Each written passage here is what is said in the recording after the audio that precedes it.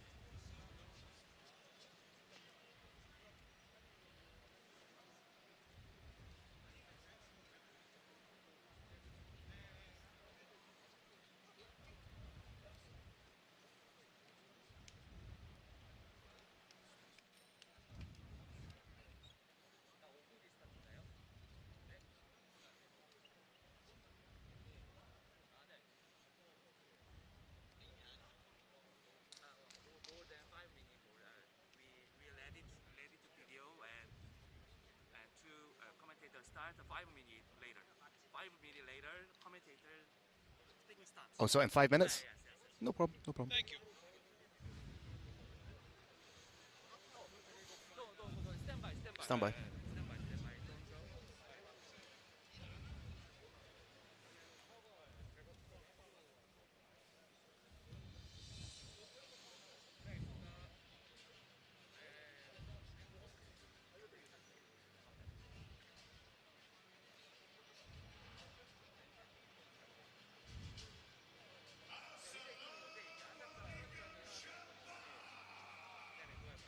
I want you to be loud. I want you to be proud. It's time to be brave.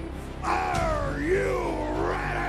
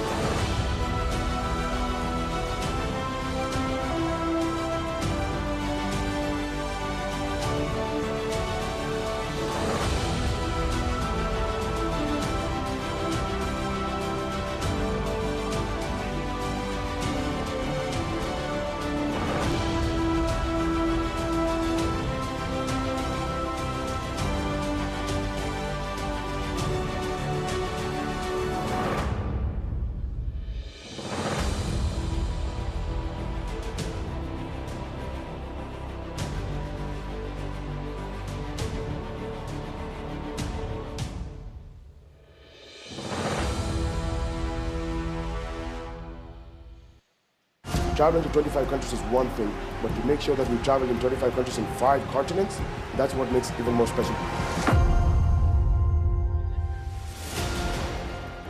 Tonight, Brave CF breaks new ground as the biggest proving ground in world MMA is set in Korea. Witness history in the making with an epic fight night featuring exceptional fighters from all around the world taking on Korea's finest talents. Brave CF 58. Live from Incheon, Korea.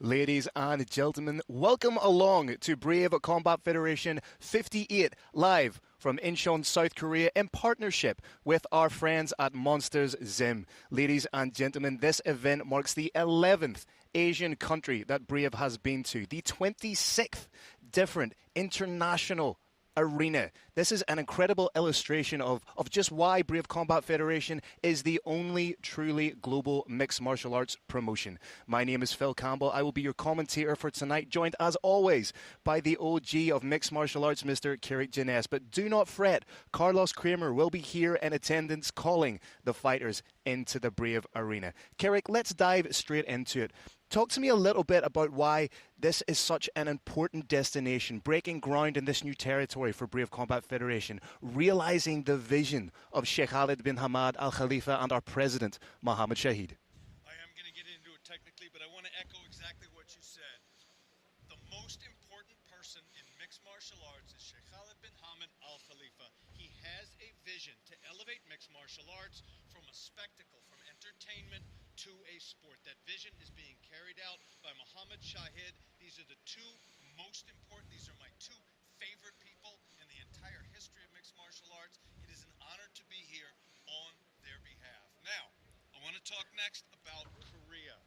We are in an incredible nation. The character of a nation is often revealed by their performance in the Olympic Games. And if you look at the medals that have been won by Korea since the founding of the Olympic Games, since say after 1945, they are almost all for warrior arts. There's a smattering of badminton, maybe a tiny bit of gymnastics, but 90+% of the athletes that reach the Olympic level here are in Taekwondo, they're in boxing, they're in wrestling, they're in judo, and they're in more ancient warrior arts that you might not think of initially.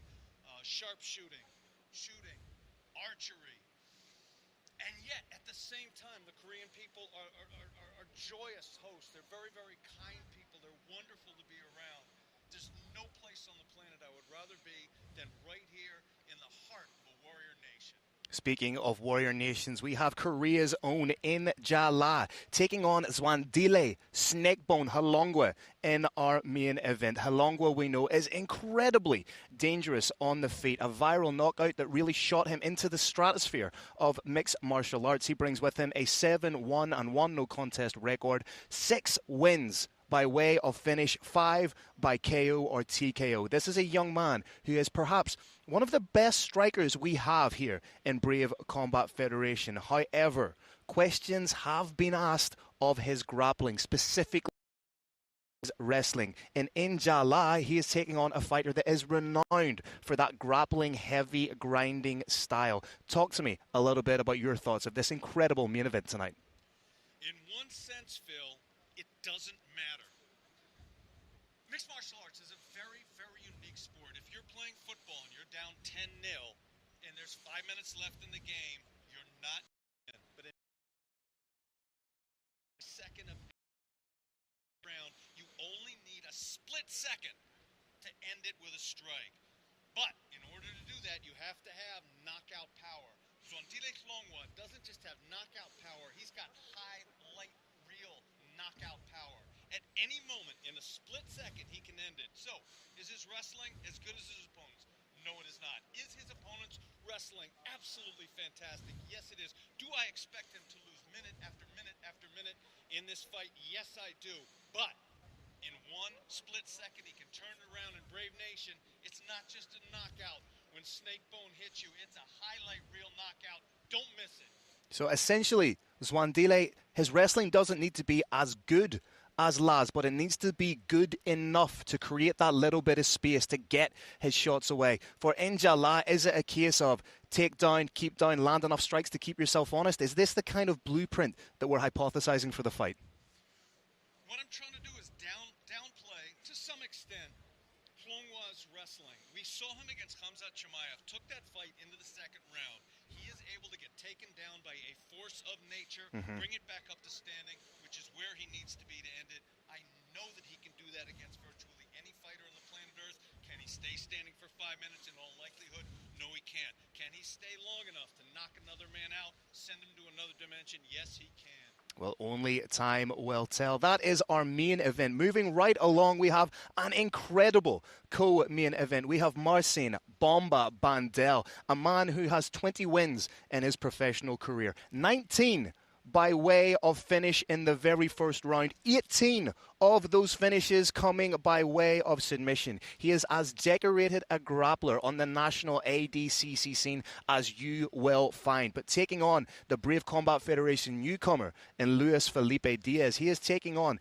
a 14-3 veteran. Of those 14 wins, 13 have come by way of finish, 7 by way of KO or TKO, 6 by way of submission. We have 2 high-level Brazilian Jiu-Jitsu black belts. Does that mean we will see them mix it up on the ground, or does that mean that their jiu-jitsu may in fact cancel one another out and we see a stand-up war tonight? Phil, I am praying to all that's holy that we see jiu-jitsu versus jiu-jitsu on the ground. And here, Brave Nation, here is why.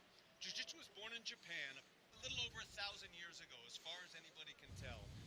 It evolved and evolved and evolved, and then Jigoro Kano added the concept of randori. You didn't just practice the moves, you practiced them on each other. He created from that judo.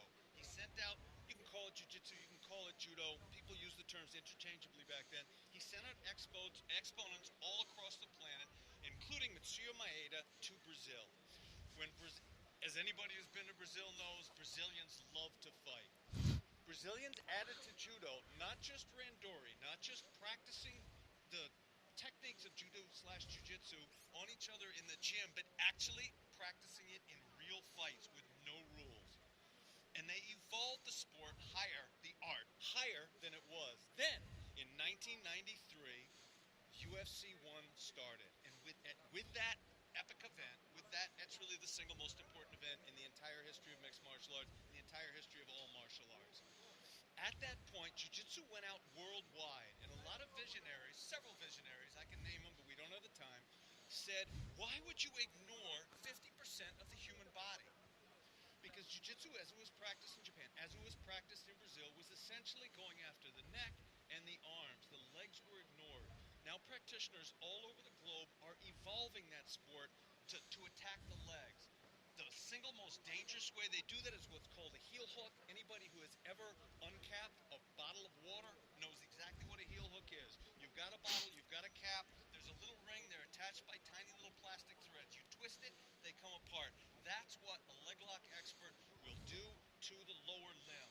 And Bomba can do it literally as well, if not better, than any fighter on the planet. So what I want to see is the new school jiu-jitsu from Poland in this case versus the new school jiu-jitsu from Brazil. As we've said, you've alluded to it perfectly there. A perfect little caveat to this fight is the fact that Bomba, yes, he has those 18 first-round submissions. 9 of them have come via lower limb submissions. We are talking 7 heel hooks, 2 knee bars. I would not be surprised if you saw a quick Berimbolo, a quick Imanari to get into that position when the fighters are both dry. Something that you see the great Imanari, he did that ad nauseum, the likes of a Shinya Aoki style. Dive in, get the leg, take it home, rip it, dip it in bronze, stick it on your mantelpiece. But it must be said, an interesting wrinkle to this fight is the fact that Luis Felipe Diaz is a former national Muay Thai champion in his native Brazil. So let's see if that plays in to the fight. Striker versus grappler, perhaps it may turn into, but as you say, both these guys incredibly decorated Brazilian Jiu-Jitsu black belts. Moving right along to the fight, and I'll be honest, this is the fight I I'm most excited about. We have the Magic Man making his return after a year. Maciej Gorszewski taking on Isa Isakov. I'm going to let you take the lead on this one because I am ever so slightly biased for good reason. We've got a little story here, Brave Nation. We're still in the middle of the global pandemic, and for fairly complex reasons, none of Maciej's cornermen could make it here. And so who is going to step in? This man right here is going to be stepping in and cornering. He's going to be replaced by none other than Carlos Kramer. Carlos Kramer and I are going to be taking that fight. This is an absolutely incredible fight. And just as we were talking about with Snakebone, a man with one-touch power, Maciej possesses that to an even greater extent. We were talking earlier about the sound his strikes make, the concussive noise that his hands make when they land. MMA, very visual sport. You can turn the sound off. You can see almost everything that's going on. But you do not want to turn the sound off when Maciej fights because he can be moving backwards. His hand moves out in an almost herky-jerky fashion. And boom, there's a concussive noise. Sweat flies. The face snaps so quickly it blurs, and it's lights out. Yeah, 8 wins by way of concussive KO for Maciej Gorszewski. Can he add another highlight reel knockout to his impressive resume? But Isa Isakov, a fantastic grappler in his own right. We've seen what he can do against the likes of Rami Ahmed. Tore on a picture-perfect armbar. Dominated Jamil Chan in a fantastic fight. Again, I'm ever so slightly biased as Maciej is my teammate. I've been training with him in the lead-up to this fight. The way he hits pads is near unfathomably dangerous. A fight that we are very much looking forward to. Moving right along in the card, we have the veteran himself, Rolando D, taking on local fighter Ho Tek O. Always great to see Rolando D with that wealth of experience. A veteran of almost 30 mixed martial arts bouts. Coming in, getting it done. An interesting wrinkle to this fight is the fact that Rolando D doesn't cut a lot of weight anymore. Is he potentially undersized for the weight class? Did cut a fair amount of weight for this one, but it was under far less than ideal conditions. Ladies and gentlemen of Brave Nation, weight cutting is the fight before the fight. It's literally harder often. In many cases, it's harder than fighting. Rolando D is a warrior. He did a big portion of his weight cut on an airplane. They were, as I said, we're in the middle of the global pandemic. It's much, much harder to travel than it used to be. He did his cut on the plane. That is not ideal. I do agree he's a little bit undersized, but the single one thing you need to know about Rolando D, Incredible D, is that he is a warrior. He said before this fight, I am out there to kill or be killed, and that is not hyperbole. People use that word all the time. I'm going to kill him in there in the ring. I'm going to kill him in the cage. He means it. He is stepping into the Brave Combat Federation cage to kill or be killed. We also have to give a shout out to Team KHK, Bahrain's very own Axel Sola, coming in undefeated at 2-0 as a professional, taking on Korea's Yoon Sung Chang. Chang 1-0 as a professional, but at only 19 years old, having only been a professional since January of 2022. Is Chang perhaps biting off a little more than he can chew? This is an incredibly telling moment for this young prospect. He's a fighter that could go all the way. But there's a moment in every fighter's career where they find out where they are really going to go. Here's the deal. Fighting is like a diamond. Diamonds are formed under incredible pressure. There are some fighters who destroy everyone in the gym. There are countless fighters out there, Brave Nation, that can beat almost anybody you can think of, any name you can think of. You put them in the gym, they can beat that guy. There are fighters in the gym, maybe most notably Muhammad Ali, did terribly in the gym, but you put him under pressure and he turns into a diamond.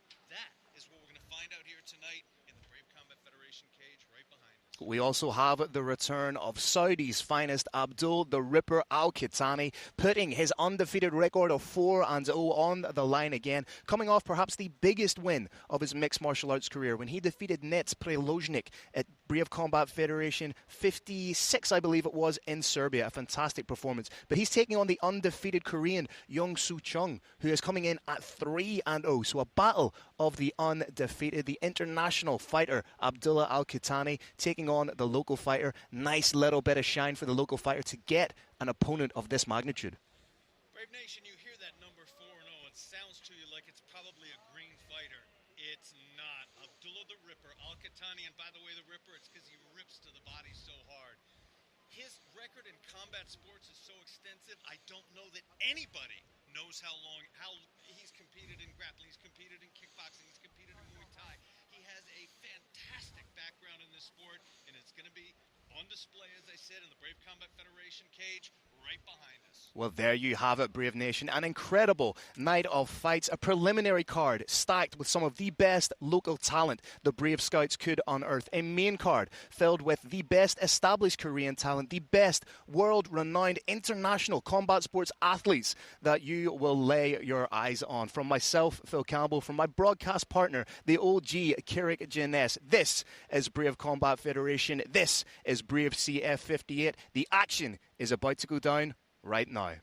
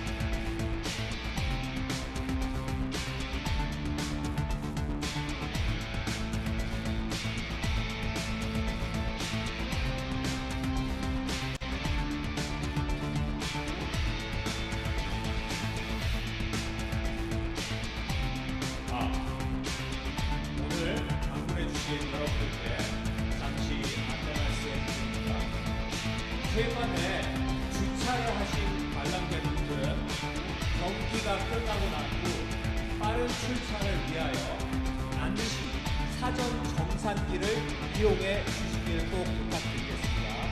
다시 한번 알려드립니다. 체육관에 주차를 하신 관람객분들은 경기가 끝나고 빠른 출차를 위해서 반드시 사전 정산기를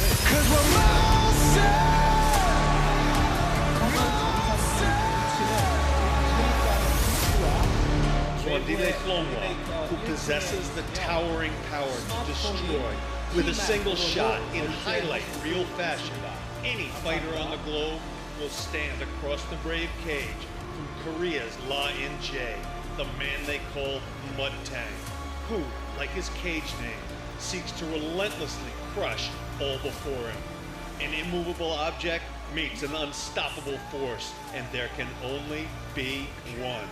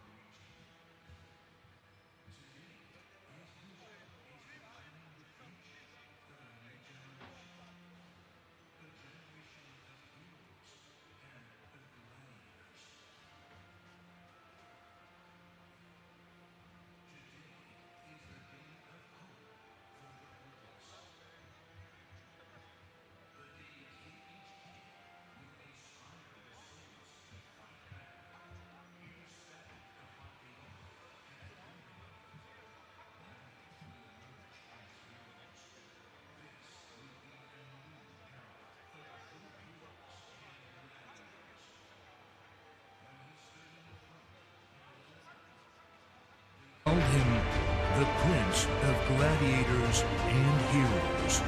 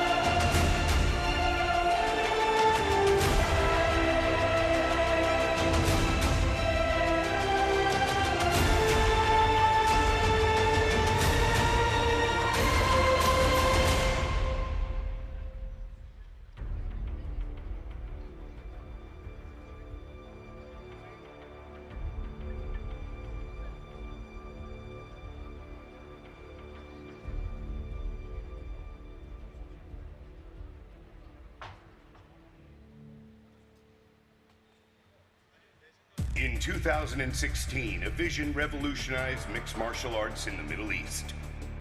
It all started with the evolution of MMA in a small island in the Middle East. The magnificent Kingdom of Bahrain, a land of ancient glory and bravery, thriving under great leaders and visionaries. The country is now home to the largest MMA promotion in the region, Brave Combat Federation. And the kingdom became the first ever country outside of the United States that featured the IMF World Championships. His Highness Sheikh Khalid bin Hamad Al Khalifa and his true warrior spirit envisioned the growth of MMA in the region. He believed in the glory of the sport of mixed martial arts and facilitated the best MMA facility in the land. Along with brave President the Hawk, Mohammed Shahid, in the shortest span of time, we grew stronger. We grew bigger. This is the story of the fastest growing MMA promotion in the world. This is the story of Brave Combat Federation.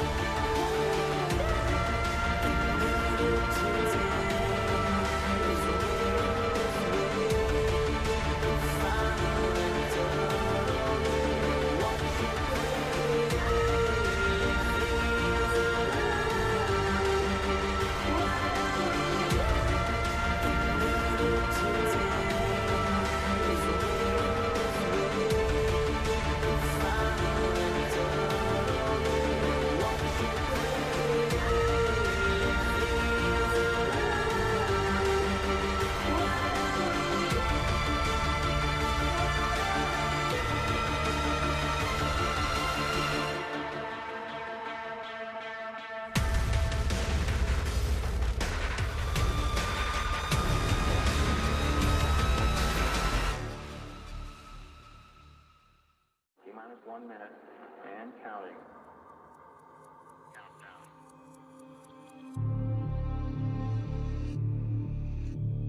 T-minus 50 seconds. As we command the T-minus 50 second mark, the power transfer takes place. First stage, second stage, third stage. 40 seconds and counting. T-minus 37 seconds, and our count continues to go well. T-minus 30. 25 seconds and counting. 20 seconds. T-minus 20 seconds and counting. 17 seconds and counting.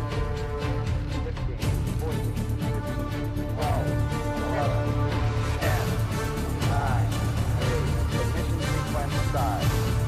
5, 4, 3, 2, 1.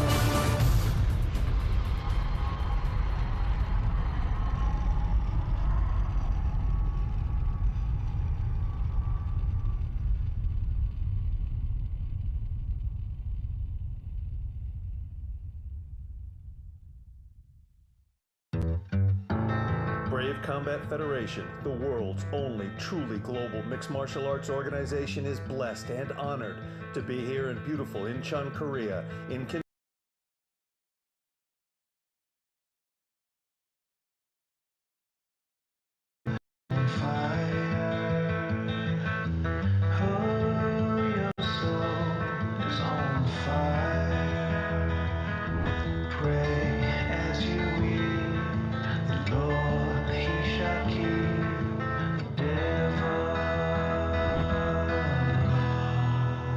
Devil never sleeps.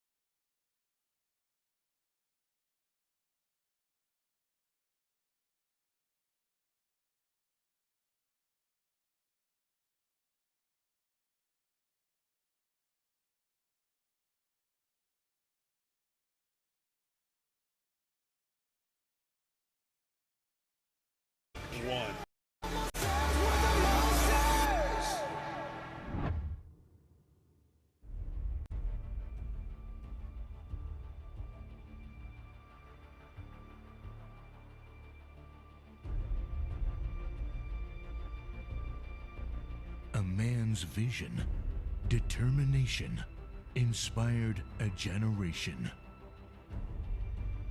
It gave a new dream for the youth of his homeland. It created a groundbreaking revolution in the sports. When a vision is strongest, nothing can stop its far-reaching impact. And the vision was 3 powerful letters: KHK. And today, his vision is far-reaching.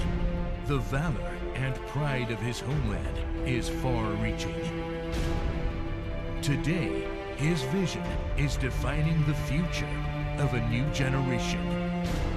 A generation of heroes and of gladiators. Today is the day of hope for the hopeless. The day KHK will inspire the souls to fight back, irrespective of what they are and who they are. Many will emerge as heroes. This will be a new era of true heroes and gladiators. When he stood in the front and led them, they called him the Prince of Gladiators and Heroes.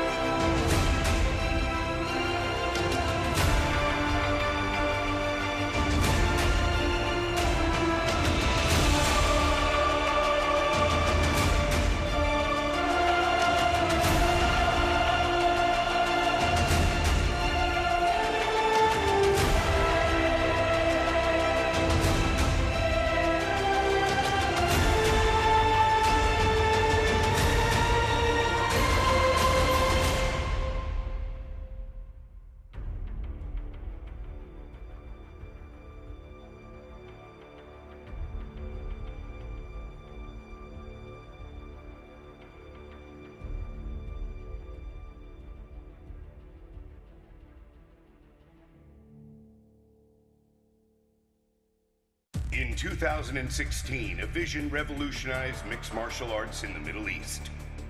It all started with the evolution of MMA in a small island in the Middle East. The magnificent Kingdom of Bahrain, a land of ancient glory and bravery, thriving under great leaders and visionaries. The country is now home to the largest MMA promotion in the region, Brave Combat Federation. And the kingdom became the first ever country outside of the United States that featured the IMF World Championships. His Highness Sheikh Khalid bin Hamad Al Khalifa and his true warrior spirit envisioned the growth of MMA in the region. He believed in the glory of the sport of mixed martial arts and facilitated the best MMA facility in the land. Along with brave President the Hawk, Mohammed Shahid, in the shortest span of time, we grew stronger. We grew bigger. This is a story of the fastest growing MMA promotion in the world. This is the story of Brave Combat Federation.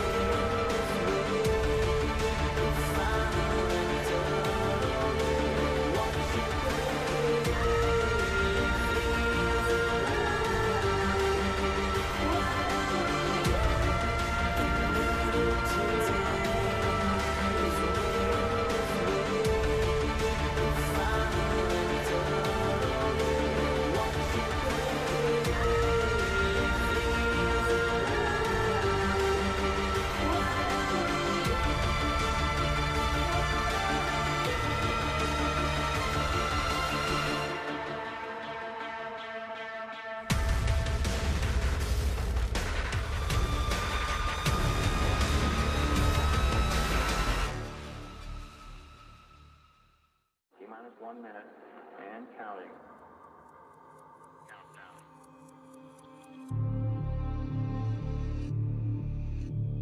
T-minus 50 seconds. We command the T-minus 50 second mark. The power transfer takes place. First stage, second stage, third stage. 40 seconds and counting. T-minus 37 seconds, and our count continues to go well. T-minus 30. T-minus 25 seconds and counting. T-minus 20 seconds. T-minus 20 seconds and counting. 17 seconds and counting. 15, 14, 12, 11, 10, 9, 8. Ignition sequence start. 5, 4, 3, 2, 1.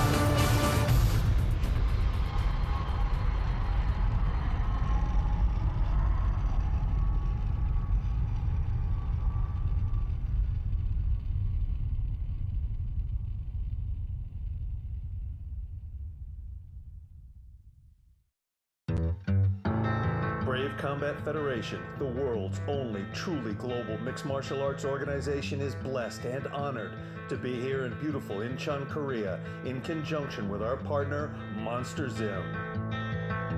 Oh, your soul is on fire. Oh, your soul is on fire. Pray as you weep, the Lord, He shall keep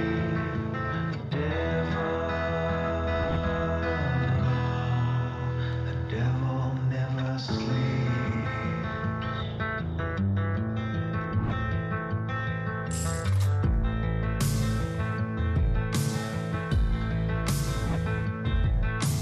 Oh, your heart is on fire. Oh, your heart is on fire. Oh, as you breathe, the Lord shall receive the devil. The devil never sleeps.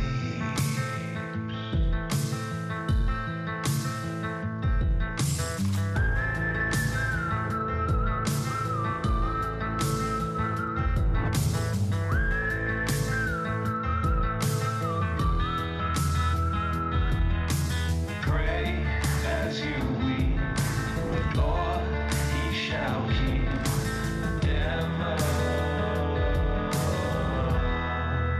The devil never sleeps.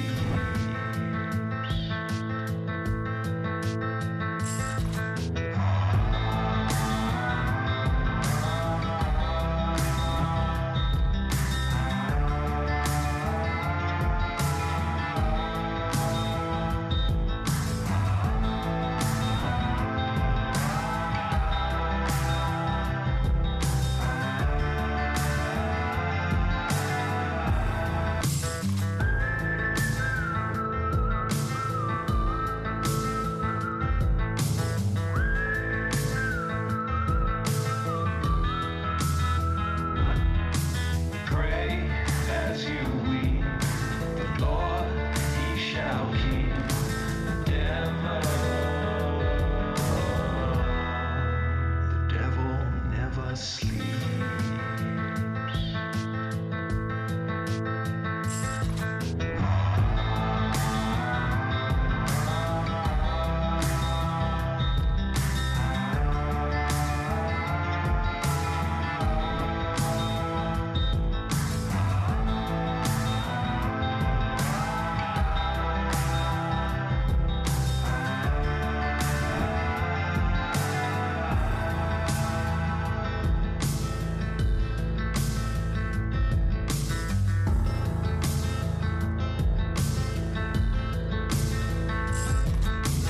Oh, your soul is on fire. Oh, your soul is on fire. Pray as you weep, the Lord, He shall keep. Hope as you breathe,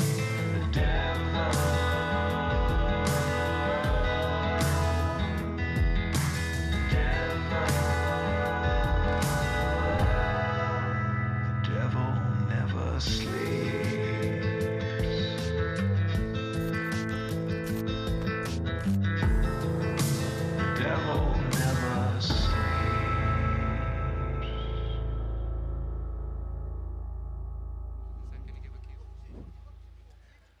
Ladies and gentlemen, once again, welcome along to Brave Combat Federation 58 live from beautiful Incheon, South Korea. This marks our first voyage into the new territory of South Korea. My name is Phil Campbell, and tonight I am joined by the OG of the mixed martial arts game, the one and only Mr. Kirik Jines. Kirik, we have an incredible night of fights here for Brave Nation.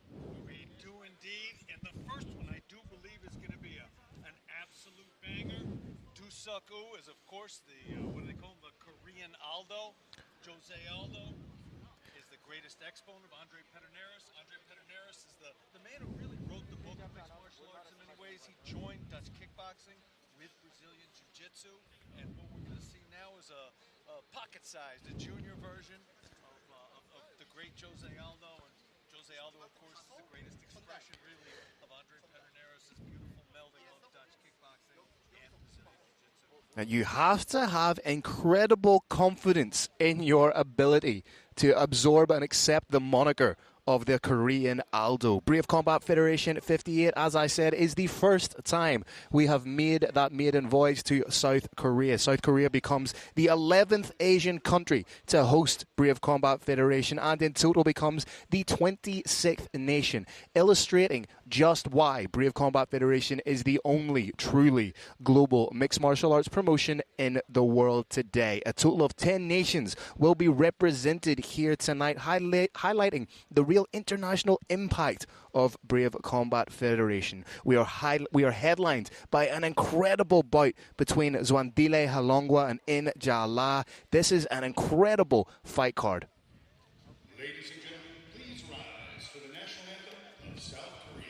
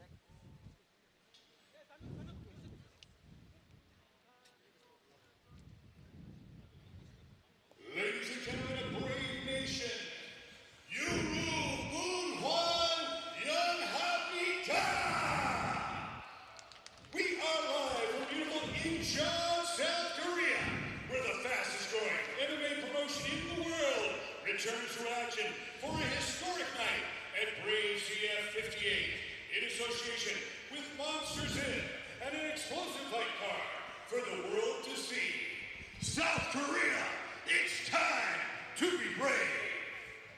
Brave Combat Federation 58 is live right now. First off, we'd like to send our best regards to His Royal Highness Sheikh Khalid bin Hamad Al Khalifa. We're all grateful for the incredible things you've done, changing the landscape of mixed martial arts worldwide and making the Kingdom of Bahrain the epicenter of combat sports. Your Highness, you're a true life changer and dream maker, and we're blessed and honored to carry out your vision. Also, I'd like to send a shout out to Brave CF President, the Hawk, Mohammed Shahid, the leader of Brave Combat Federation, and the man who turns His Highness's vision into reality. Ladies and gentlemen, before we begin, I have one question for you and one question only. For all those watching in beautiful Incheon, South Korea, and the millions watching around the world, Brave Nation, are you ready?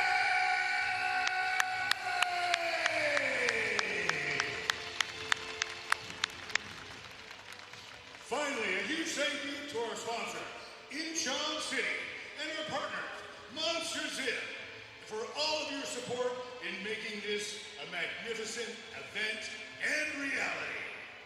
I'd like to introduce a very special guest, ladies and gentlemen. This is the Vice Mayor of Incheon. Please welcome Sir An Young-kyu. It's an absolute honor, sir. Here's the mic with anything you'd like to say. 2022 브레이브 CF 코리아를 위해 인천을 찾아주신 여러분을 진심으로 환영합니다. 인천광역시 행정부시장 안영규입니다. Welcome to Incheon City for Brave CF Korea 2022. My name is An Young-kyu, the Vice Mayor and the Acting Mayor of Incheon City simultaneously. 이제 곧 58번째 브레이브 CF 코리아가 인천에서 막을 올립니다. The 58th Brave Combat Federation is about to begin in Incheon. 22명의 출전 선수와 현장을 찾아주신 관중 여러분, 그리고 종합 격투기를 사랑하는 모든 분들께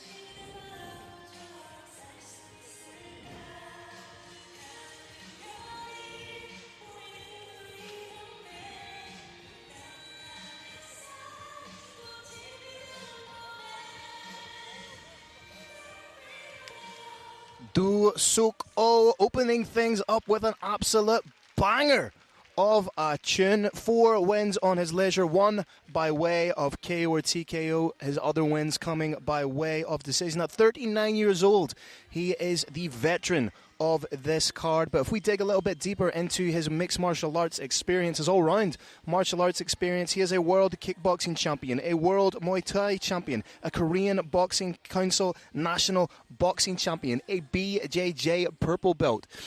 And speaking of purple belt, he's really starting to hit a little bit of a purple patch in his mixed martial arts career at 39 years old. Will that experience that he has in other combative disciplines be to his advantage here tonight, Carrick? No one can escape time, and we all know that. However, the last thing to go is power. And this is not an old man for this sport, particularly given that his background is in striking. Strikers tend to last at a high level.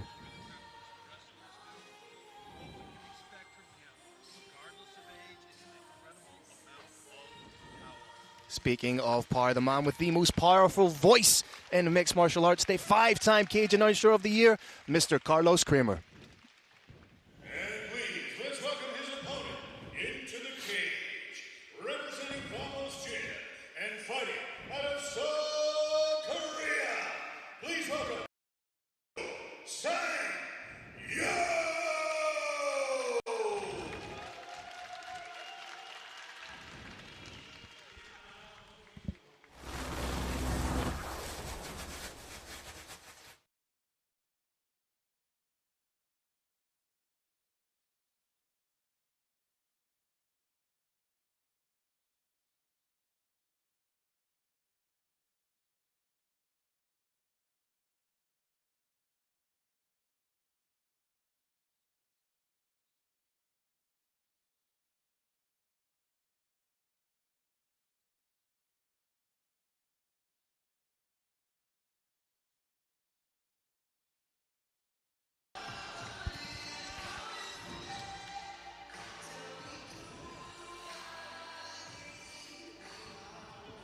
Cho Sang-Yo making the walk for his Brave Combat Federation, drinking in the applause of the fervent South Korean fans here. 28 years old, he brings with him a record of 2-0.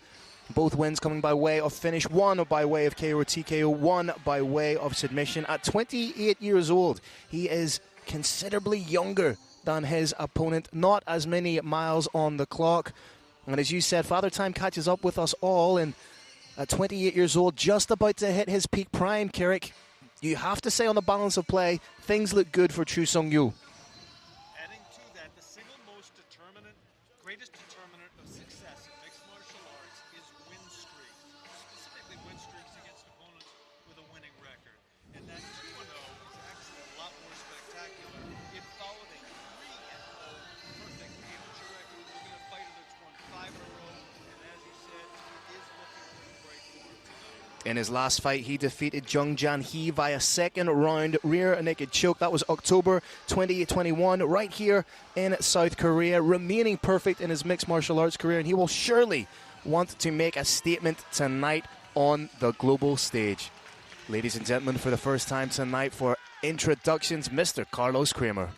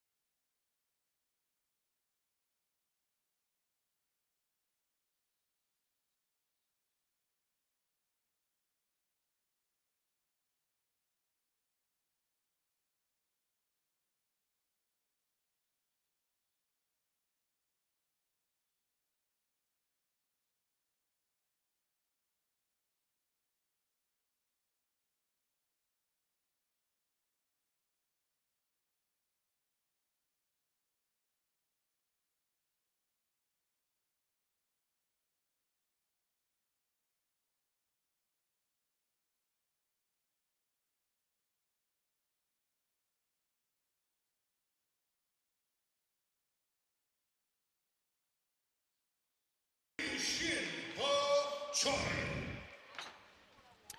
Shin Ho Choi draws the assignment tonight for our first fight, bringing the fighters in, reminding them of their obligations to themselves and one another inside the Brave Arena.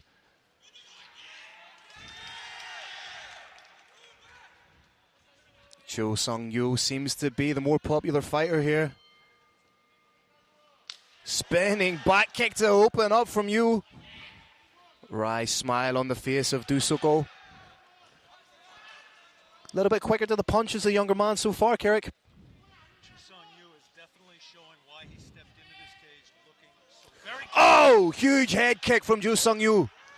And then works to the body. This is a beautiful striking display thus far. And then the calf fill, very adroit footwork. Second spin kick wasn't successful. Let's see how it is on his takedown. Oh, big elbows. They're perfectly legal shots. And this could be it. Momentarily, the equilibrium of Do Suk-oh seemed to go. Hey, that rhymed. But he's in on that single leg. Not just a decorated striker, as we said, does have that BJJ purple belt, does Do Suk-oh. But he's leaving the head exposed here for elbows. Should Cho Sung-yu choose to use it?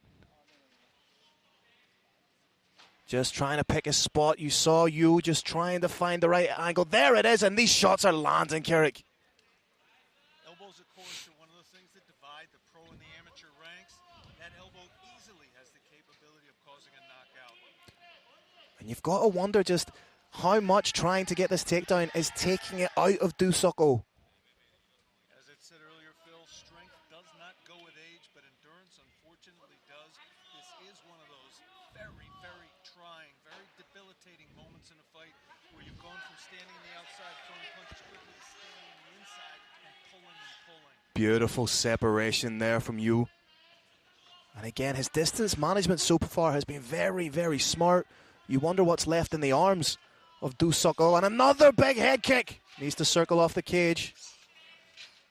Smart work from Cho Sung-yu. Cho Sung-yu, Phil, has landed 2 high kicks right behind the ear. I think he's going to try and set up a third one. May set it up with a hook, a jab. Well, he has been working well to the body as well. Thought about the question mark kick. Needs to get that back off the cage. And on a takedown of his own, turns the corner beautifully. And decides to let it go. Could this have been a mistake? Because now he's letting Do Suk-oh in on the takedown. It seems as if Do Suk-oh is a little bit preoccupied with the single leg. Surely in situations like that, you'd like to see him mix up the diversity of his strikes. Try and switch up to the double, maybe upper body tie-ups. There's some choices people make in mixed martial arts. Some people are specialists. Friend of Brave Combat Federation, Conor McGregor is a specialist. He focuses on his straight left hand. Other fighters try and be generalists. They try and learn a little bit about everything. It may well be that Do Suk-oh has a great single leg takedown, and that's his go-to. Usually it works for him. Thus far tonight, it has not. Smart use of the Kimura trap, that figure 4 grip from Cho Sung-yu to defend the takedown. Is that something we're seeing more popularized in mixed martial arts? That Kimura grip, not necessarily for the purposes of looking for the submission, but a way of defending takedowns, a way of reversing positions. Very, very smart. It's one of the interesting things in mixed martial arts is taking techniques that have been around for millennia and expanding their use and expanding them. As we know, a great example, it's now used to reverse from sweeps to break takedowns. Jo Sang-yo doing a good job of just maintaining a smart distance. Suk-oh has a very interesting style, interesting set of setups. Nice stiff jab there. Jung Sang-yu really leading the dance now. Oh, right down the pipe again, turning it up as Jo Sung-yu. Oh, huge uppercut, but gets clipped from Do Suk-oh. Lead counter strike there from Do Suk-oh, showing that he's still very much dangerous and in this fight. Nice and light on the feet. Jo Sung-jo, and again, just beautiful work behind that jab. Has established the distance. It looks like he's playing a little bit.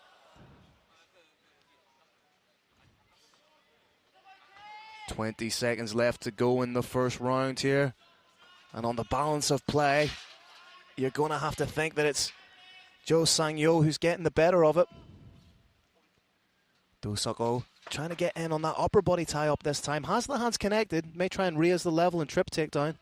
Hands connected above the hips. There's a maybe chance of a takedown below the hips, much, much higher. But these are above the hips, and that was the end of the very first round. I don't think there's any question in anyone's mind that Chu-Sung-Yu is up now 10-9. Very, very interesting first round. Do Suk-oh, what does he need to do coming out into the second round here to even just gain a little bit of respect out of the young man he's facing? The biggest thing he needs to do is avoid those kicks right behind the ear. The first one was close to a knockout, second one close to a knockout. Absolutely, when you get that close to a knockout, you pick up a little information that you need in order to complete it.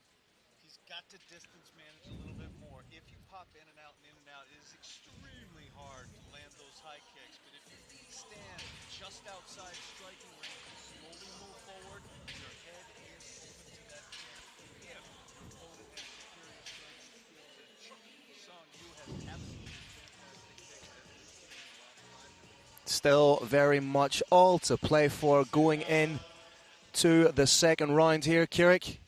Referee just clearing the cage. We are about to get underway in our second round. So I gotta say, I do kind of like Do Suk-oh's his feints, though. Moving the head, feinting the right, feinting the left. And at 2-0, Jo Sang-yo looks very, very calm in there. That jab has landed ad nauseum for him on a multiple different occasions. Able to defend the takedown. Do Suk-oh might be getting a little bit tired. Again, trying to work in for that takedown. Jo Sang-yo looking very, very calm as he defends. And right now, you have to say it's Do Suk-oh that's expelling the majority of energy here, Kirik. When he's defending, he's hurting his opponent. When he's attacking, he's hurting his opponent. Nice work from Jo Sang-yo to get in. That underhook has the base split nice and wide. Very intelligent defense thus far. And if you do Suk-oh, you need to do something to separate, change things up a little bit, give your opponent different looks.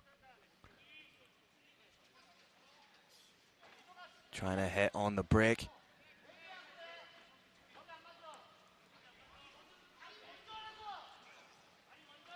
Oh, beautiful straight right down the pipe from you. Set up by a little twist of the hips that indicated there might be a spin kick coming. Instead, it was that powerful straight right. Landed several times so far in this bout. Oh. Jo Sang-yo needs to be careful when he's coming out of the pocket. The hands are down and the chin's a little bit exposed. I'm sure if I can see that, the corner of Do Suk-oh can see that as well. I'd be telling him to add an extra 2 punches onto the end of his combinations. Do you see that? Just as he's exiting the pocket, the hands are down.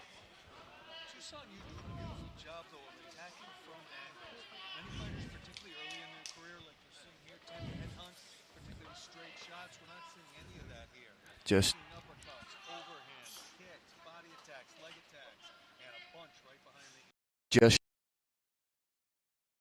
I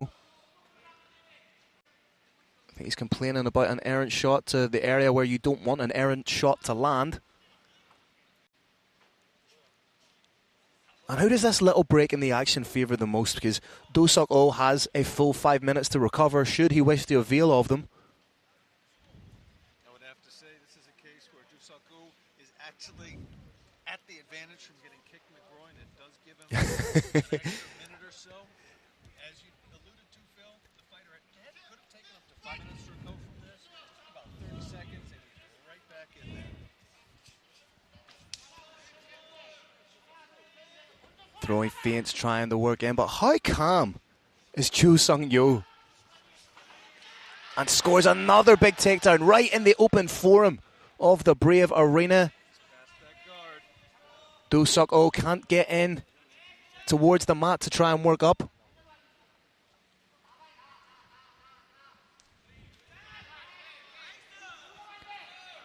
Potential for the back tech here. He's trying to sneak that arm underneath the chin. It looks like it could be underneath the chin, but doesn't have the hooks in. Close, but not quite. Just using a couple of punches now. May see a sit through here from Do Suk-oh. Right now, he's very much in defensive mode, isn't he? Needs to do something a little bit more proactive to get out of that position. Beautiful sit through, but again, like a backpack is Cho Sung-yu. Just trying to create those little pockets of space to get his hooks in. There's one hook. Brave Nation, if that second hook goes in, we could be looking at the end of this fight. Do Suk-oh trying to turn in, turns it into a takedown of his own. But this is the difference. You saw Yu get his back immediately to the cage, work his way up. And right now it's Do Suk-oh trying to get the takedown. A takedown would be absolutely huge for him with a little over a minute to go. It's a fighter who desperately wants to put those purple belt jiu-jitsu skills to work, has not been able to yet. But as you said, Phil, one takedown could turn this fight around. And it has to be said, it doesn't look like Cho Sung-yu is expending a lot of energy defending these takedowns. Now, again, that's easy for me to say sitting outside the cage. But it seems to be the greater effort, the greater energy, the economy of energy seems to be on the side of Yo Sung-yu. No small part of that, Brave Nation, is Do Suk-oh is crouched forward. He's bent forward. His diaphragm cannot fully open up. It's a very, very difficult position to continue to try and get the takedown from. He may actually be a little bit happy it didn't work there. He can raise that head up, get a belly full of air again. Trying to land that big one-hitter quitter as Do Suk-oh may have been caught there. I'm not quite sure. This could be the beginning of the end. Big shots being landed by Cho Sung-yu. Again, takes the back. Saved by the bell was Do Suk-oh. Very strong performance once again, and the difference was really illustrated in that round. When Do Suk-oh was taken down, he lay prone for the majority of the time he was there. But then, when he was able to take Cho Sung-yu down, Cho Sung-yu got his back right against the cage, popped right back up, and that, for me, that economy of energy, that urgency, has been the difference maker in the fight for me, Kirik. Greatest combat sports coach in United States history, wrestling coach Dan Gable used to say, I shoot, I score, you shoot, I score. That's what we're seeing here. Cho Sung-yu is absolutely, when he's on the defensive, he's landing shots, he's holding his opponent in half, he's winning that conditioning battle, and when he shoots, he's landing those shots, he's winning that conditioning battle. Third and final round. Conceivably, Do Suk-oh needs to get a finish to win this fight. Phil, right now I have this bout 20-18 in favor of Cho Sung-yu. I think we're very much in agreement.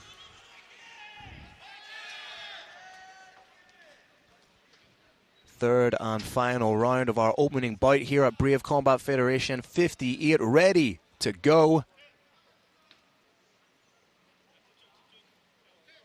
Do Suk-oh wearing the fight a little bit more on his face.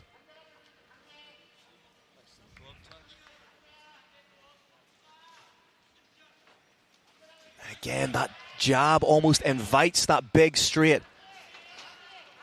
That distance management is wonderful. Attempts to fly a knee. The crowd absolutely love that. Oh, there, he got caught with a little lead hook there. That's those hands down, chin up.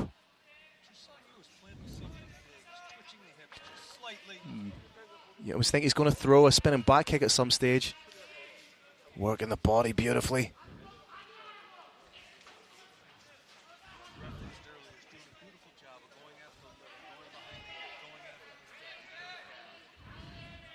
Mixing up his frequency, his strikes beautifully, constantly forcing Do Suk-oh to adjust, to bite down on the feints. And again, that jab is just absolutely peppering. Takedown attempt from Do Suk-oh. Beautiful, heavy sprawl from Yu. Maybe trying to work for a guillotine here. Phil, I gotta say, big props to Do Suk-oh. He is not winning this bout, but he is not backing off at all. His confidence is not Yeah, he may not be winning, but he's not giving up.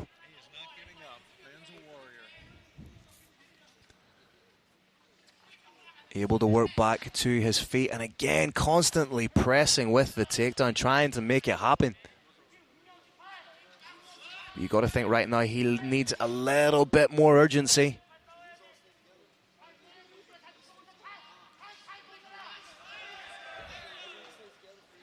Just popping the 3 jabs in a row. Do Suk-oh has no interest at all in getting that head off the center line at all, Carrick.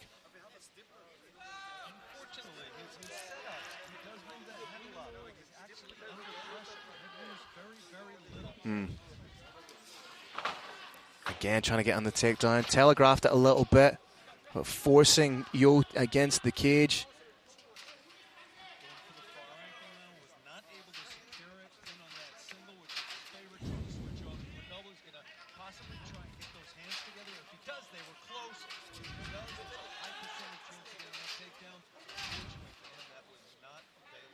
Nice little pot shot knee, and there was a strike there, bloodied up the nose of O. Nice bicep control from Yo. Separation, and this is exactly where he wants it. Again, right in the open form of the cage.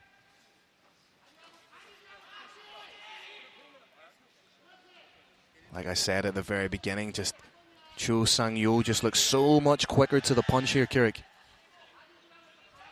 Popping that jab, nice and loose. Barely looks like he's broke a sweat in there.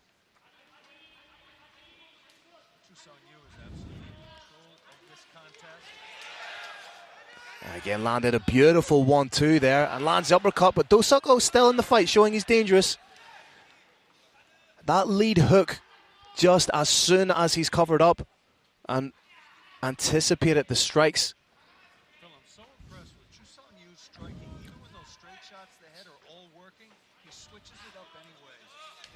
Oh! Oh, he wobbled him twice there. Beautiful 1-2. Hook to a 1-2. This could be landing strikes at nauseum. Just over a minute to go. This is where he can empty the tank. And huge shot after huge shot coming from you. And now he's just eating these shots. He's just not moving out of the way at all, just really relying on his toughness here. Can he take this kind of punishment for the full minute that's left? 50 seconds left, Brave Nation. Oh, working the body, and just the level of striking here from Yo is fantastic. Suk-oh absorbing a lot of punishment, but trying to give as good as he's getting. If you're Cho Sang-yo, you have to be thinking to yourself, what more do I need to throw to get this guy out of there? Oh, pops the head right back like a Pez dispenser. 20 seconds to go. Can he get the finish? Can he remain undefeated? Still pressing forward. Threw so much into that, he nearly slipped. 10 seconds to go. Oh, another beautiful shot right down the middle from Cho Sang-yo. What a performance.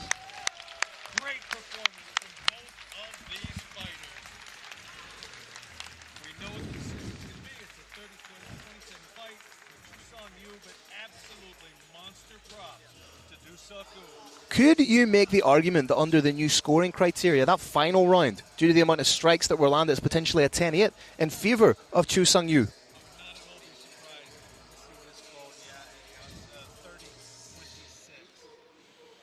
But the pace that Cho Sang-yo was able to sustain, the frequency of strikes, if anything, he seemed to get stronger as the fight progressed, and much credit to Do Suk-oh. He was able to absorb incredible punishment, but using your face as a defensive mechanism for the punches coming in is not conducive to longevity within the sport, Carrick.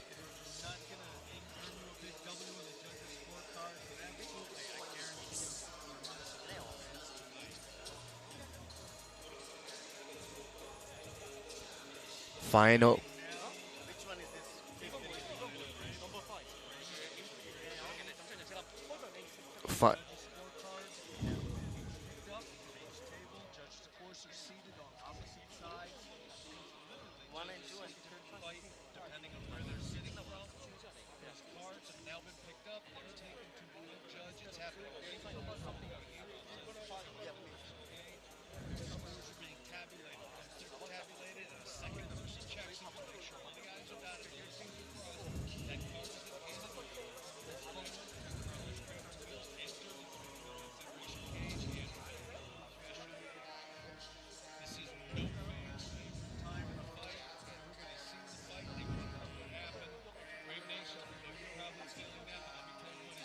tough one in this fight.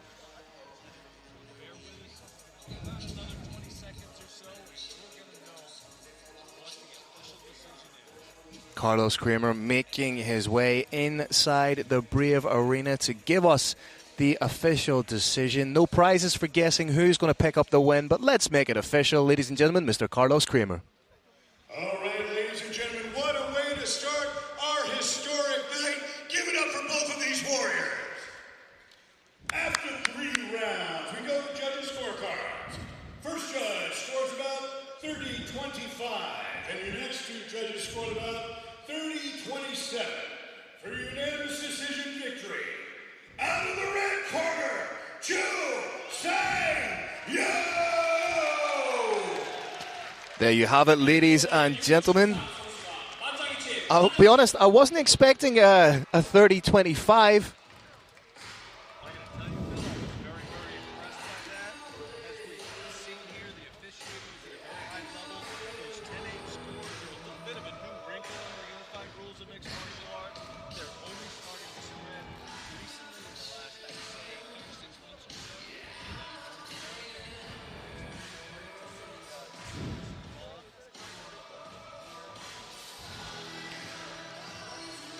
Sang-Yo gets the big win tonight, kicks things off with a bang. Masterful performance, moves the record to 3-0, going to the distance for the first time, going to the judge's decision for the first time in his professional career, and that kind of experience is going to be invaluable for him moving forward.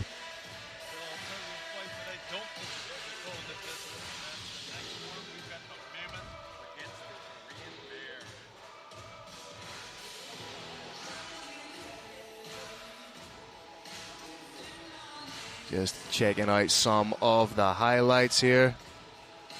Again, masterful performance from Sang-Yo. Got it done with aplomb and added a big win against a veteran here in his hometown.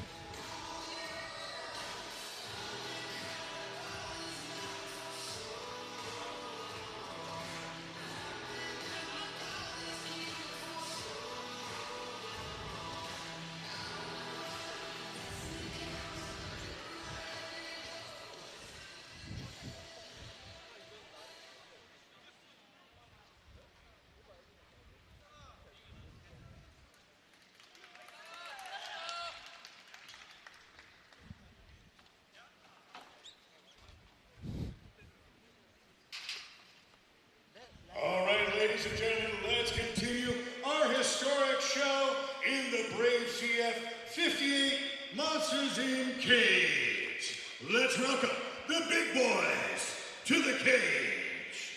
Representing Monster House and fighting out of Goyeong, Korea, please welcome Myung-Hwan, the Mammoth Kim!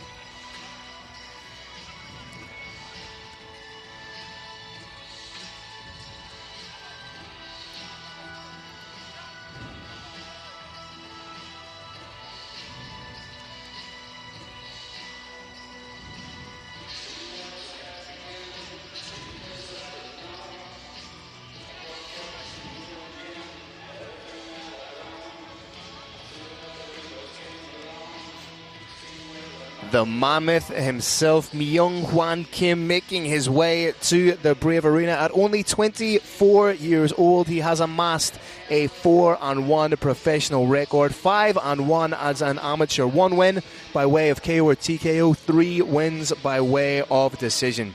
In his last fight, he defeated Chang Hee Kim via second round TKO, the first TKO of his professional career back in September of 2021 in Seoul, Korea.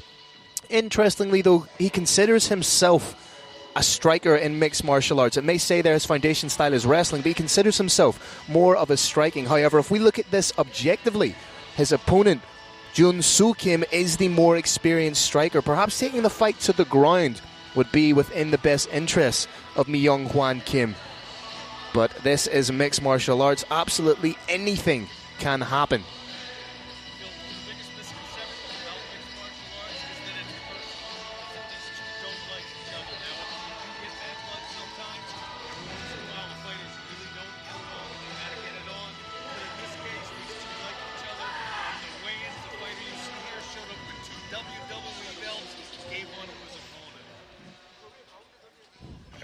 let's welcome his opponent into the cage, representing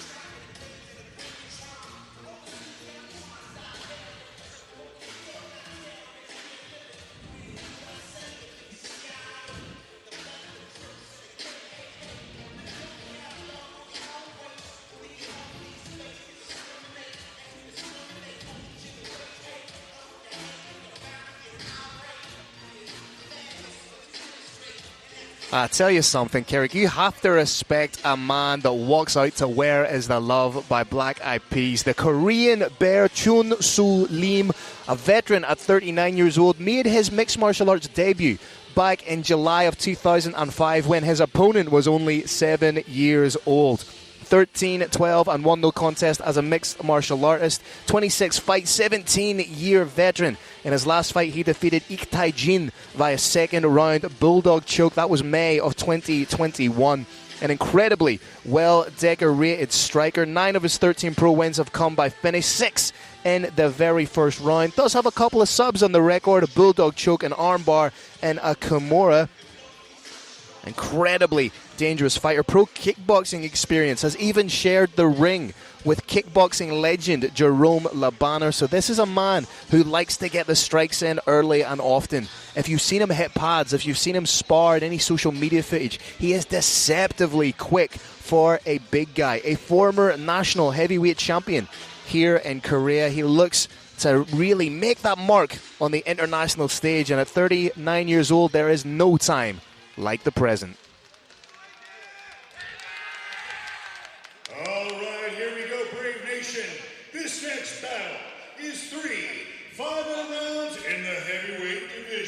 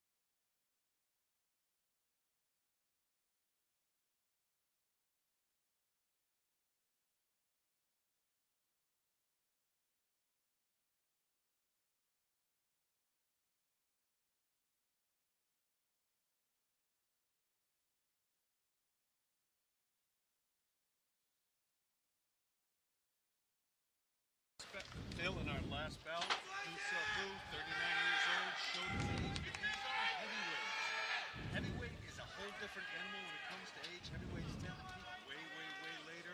I do not believe that the 39 years that the Korean bear has lived is going to affect him negatively at all. He's got a little touch of the Mark Hunt about him, both physically and his particular style. You have the Korean bear versus the mammoth. It's like something out of an old monster movie. I'm buzzing. Tentative start. Interesting choice of wearing your shorts there from Myung-Hwan Kim. And you can already see that veteran savvy from Chun Soo Lim. Just casually stalking, looking for the openings, downloading the data at this stage of the fight. Has devastating leg kicks. Just as I say that, he was trying to get a read on that lead leg.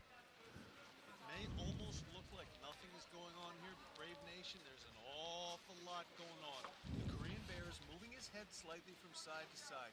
He's moving his hands closer and farther away, trying to get a little reaction, and he's stalking forward, pressing forward, trying to see if he can learn to drive his opponent at will in a certain direction. If he feels like he can do that, he'll start opening up, maybe with a big right hand or kick. Liam almost looks disinterested, but that's entirely intentional to bait Kim into something.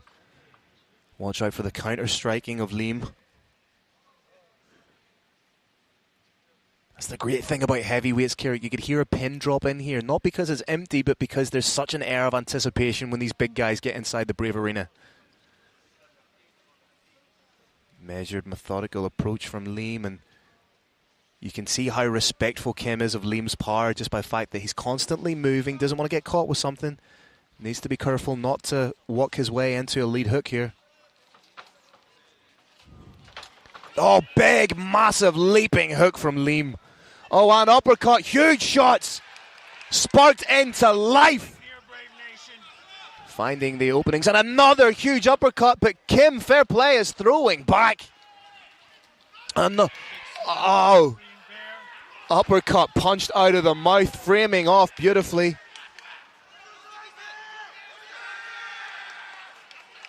Interesting time to break it up from the referee. Maybe a little bit of gamesmanship there from the 24-year-old. Got a slight reprieve.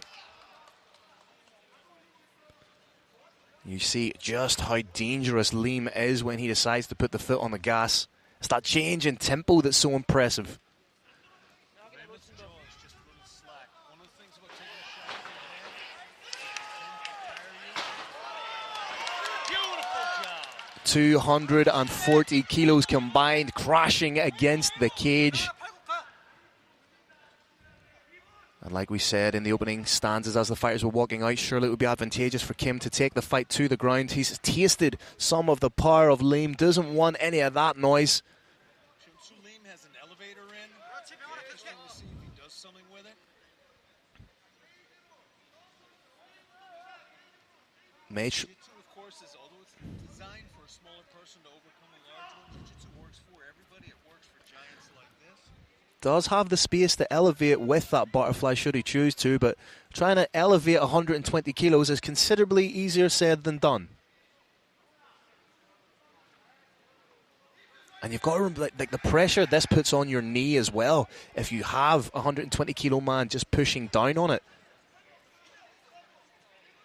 Nice little short elbows from Kim.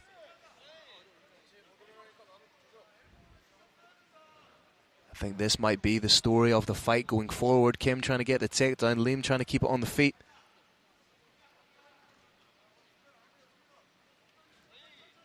For those of you not entirely aware of the intricacies of Jiu-Jitsu, this is the signature position of Jiu-Jitsu, the guard.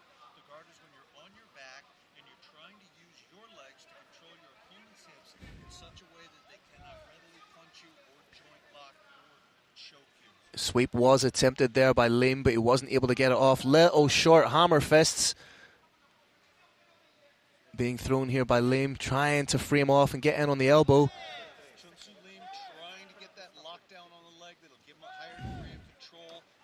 Oh! He may be looking at the beginning of the end, and it's over! What a win from Myung Hwan Kim, the biggest win of his mixed martial arts career against a huge veteran, a name in the context of Asian MMA, and look how much it means to the young man. That baby mammoth just became a man in the Brave Combat Federation cage. You could say he just became a man-mirth. I make no apologies for my terrible wordplay, ladies and gentlemen, but oh, how exciting is it, these heavyweights, and a wonderful mixed martial arts IQ from Myung Hwan Kim. He was able to observe that early punishment. He witnessed, he was able to see that moving down, getting that takedown, changing levels was his most advantageous way to the win. Landed some ground and pound, and it was really an elbow right to the eye socket, right to the orbital that signaled the beginning of the end. Ladies and gentlemen, look at some of that beautiful work, crushing the elbows into the dome of the Korean bear. We may just have a contender here at heavyweight, ladies and gentlemen. Myung Hwan Kim gets the big win. We're just waiting for Carlos Kramer to make his way inside the Brave Arena.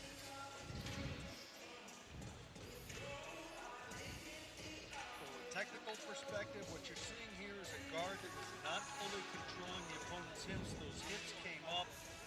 that close, elbows can land. When a giant like that lands like that, it's over, and Carlos is going to make it official. All right, ladies and gentlemen, another exciting.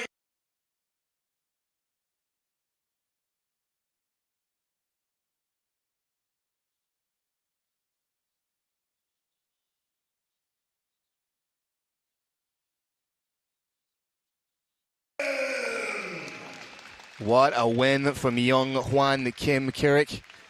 And now we go from the sublime to the ridiculous in context of sizes. You're going right from the heavyweights to the atom weights. So both of the next two fighters we'll see, both of them inside the cage, will weigh less than one of these fighters we see. Young Juan Kim. Perhaps a signal of intent here with the championship belts.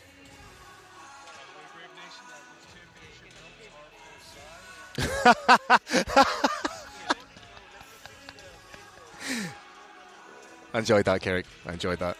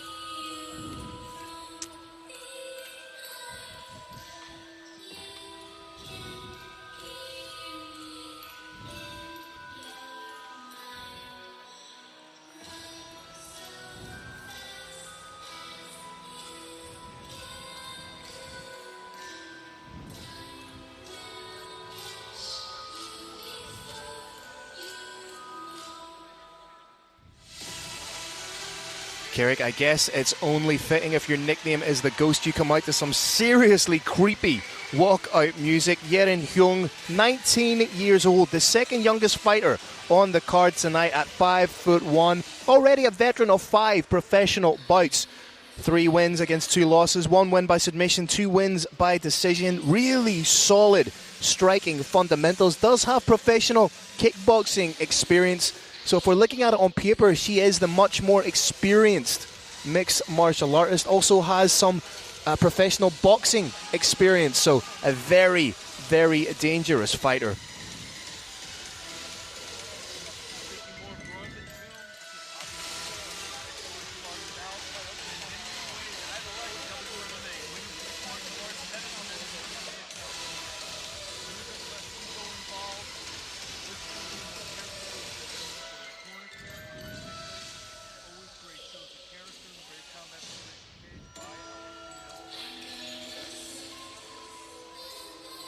The great thing about women's mixed martial arts, it's still relatively new in the context of the global stage, so they really put on a show. They always go out to live by the sword or die by the sword.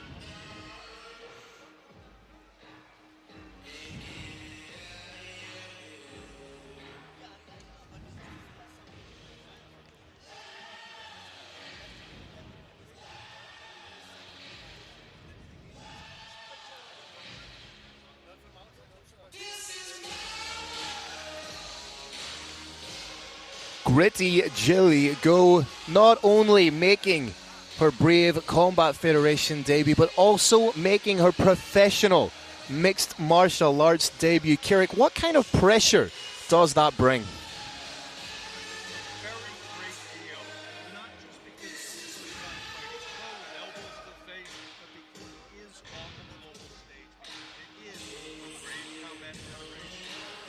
Not a complete novice to combat sports by any stretch of the imagination. She is 2-0 as an amateur. She is an amateur mixed martial artist. She is 3-0 as an amateur boxer, and she is a BJJ blue belt. So very, very well rounded. Originally from Singapore, she now calls Bali, Indonesia home. She finished up third in the IBJJF World Championships in 2016. So she does have a solid ground game. Incredible athletic pedigree. For 10 years, she represented the Singapore national netball team. So this is a woman that does have athletic experience on the big stage. Maybe just not in competitive sports, but it is do or die now, right now for Gritty Jilly. Carlos Kramer, make it official.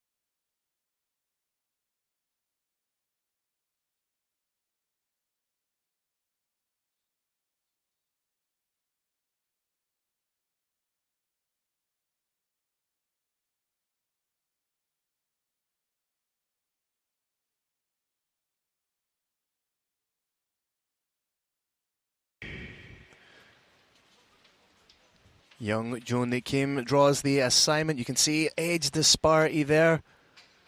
Jillian the elder, 31 years old. Yaren, 19 years old. The rest is virtually identical.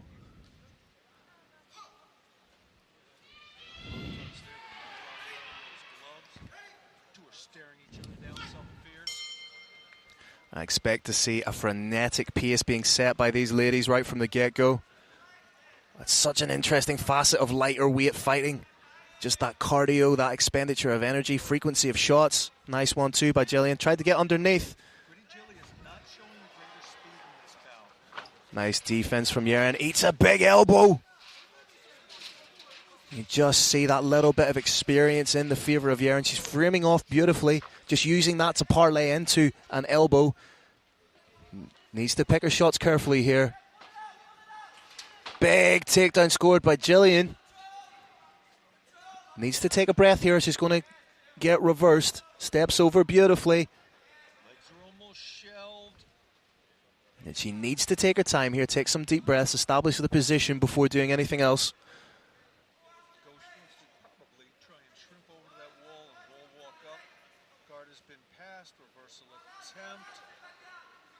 Needs to be wary of an armbar here, an inverted triangle. What beautiful dexterity by Hyung. Doesn't have the arm in for the triangle.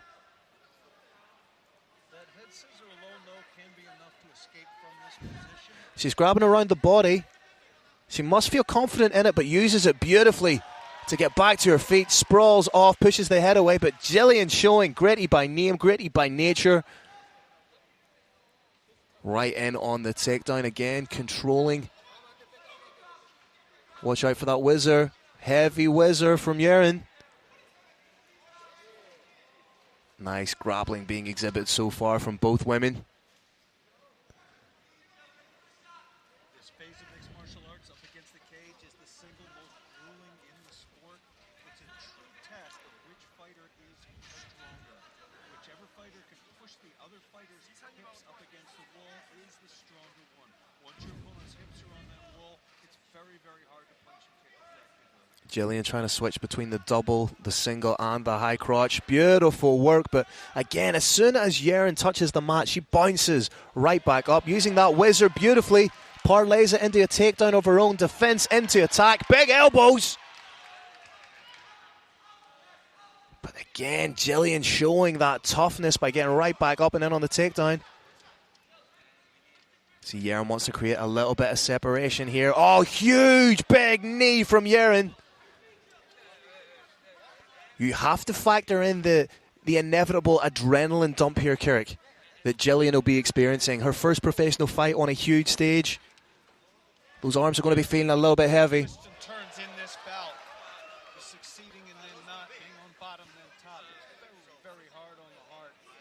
Physically and metaphorically. Again, just beautiful use of the whizzer from Hyung. Again, framing off little pot shot elbows, showing just how well-rounded an arsenal of strikes she has.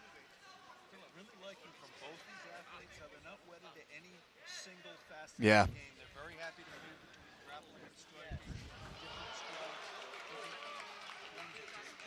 I think that little push off has maybe shown a change in the ebb and flow and momentum of this fight in favor of Yeren Hyung. Nice shot over the top from Hyung. Jillian might have had a little speed wobble there. Hyung needs to be careful of train tracking those hands after she lands her shots. Jillian seems to be setting up a big rear right hand. I think it may come from that train tracking motion that we see as Yeren exits the pocket. She drops her lead hand a little bit, creating that space for the right hand.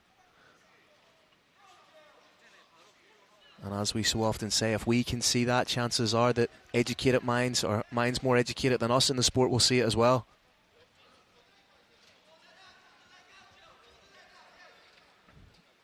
Jillian again trying to get in on that single leg. Switches to the high crotch. 30 seconds left to go. Good defense, raising the level up of Jillian is Hyung. Oh, nice elbow created the space. Needs to be wary of the guillotine here. Standing guillotine, Carrick, looks tight.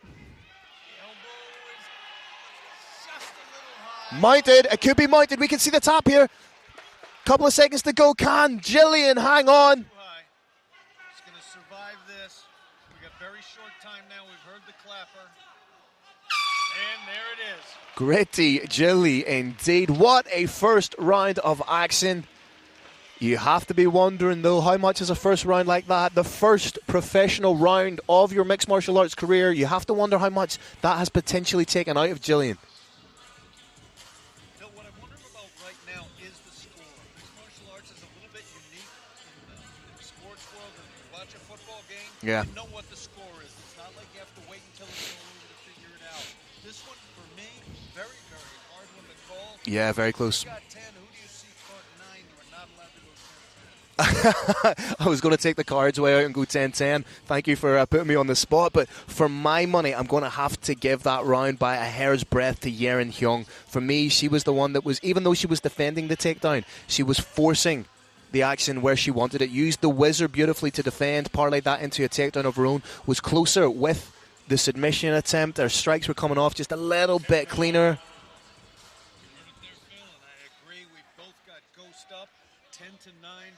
By the slimmest of margins. The corner was being a little bit naughty there. When you hear that 10 seconds to go, you got to exit.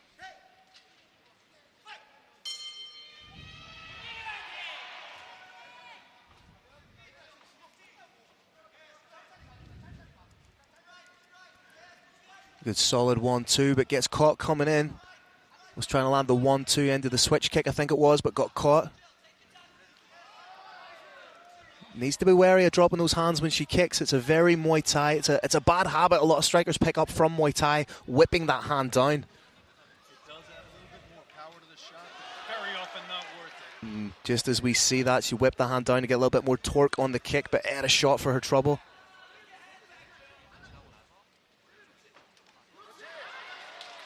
Seems to be attacking that lead leg, switching up the game plan is Jillian. Stiff jab, but met with a hook from Yeren.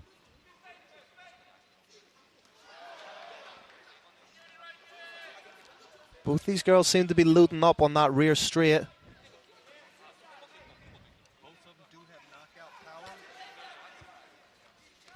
Oh, beautiful rip to the body from Hyung.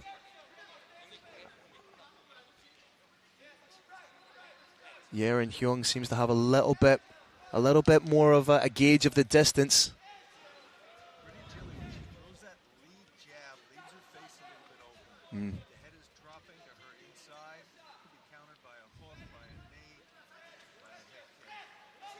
Oh, beautiful denial of the takedown from Hyung. Just popped the hips in. There's often a misinterpretation or a misnomer that you need to shoot your hips right back to defend a takedown. If you can bridge in and break, you can completely... It's almost like your opponent bounces off you. Inside the guard now. You can see Jillian trying to creep that guard up the back. May potentially try and set up the likes of an armbar triangle here if we see that guard open. It's gone bicep control. May try and shove that down for the triangle. Body, head to keep herself honest from Hyung. Brave Nation, for those of you not too well versed in jiu-jitsu, when you see the ankles crossed over the hips, that's called a closed guard. The closed guard is, in almost all cases, a very defensive position. Yep. In order to attack from that position, oh, watch out for the triangle. Seeing a triangle attempt, those feet first had to come apart. Changes to the armbar. We can see triangle armbar here. Hyung done a beautiful job of trying to step over the head there. Now in the cradle position, punishing Jillian. Jillian's still trying to hold, but Jillian needs to be wary of the armbar herself here. That arm is there for the taking if Hyung wants it. Potential for a Kimura here as well. She's thinking about taking a knee bar, can't quite see in this position. Thought about the knee bar, let it go. Jillian's still dangerous, such an entanglement here. It's pretty much 50-50 with regards to the options that are open to everybody. Tremendous flexibility and range of motion shown by these athletes. Beginnings of a heel hook attempt here. Jillian thought about the heel hook, but she's maybe doing more thinking about it. But now it's going in both directions. She looked as more looked. Jillian has. Jillian had more of a calf crush. She's now trying to roll out of it. Has her foot on the backside of Hyung, trying to push off, create a little bit of distance. And what a scramble. That's the thing with these leg entanglements. It's such a 50-50 position. Hyung again trying to get into the heel hook position. Both these ladies are very, very close. It's straight ankle lock. Again, position, our forearm position is off by just about an inch.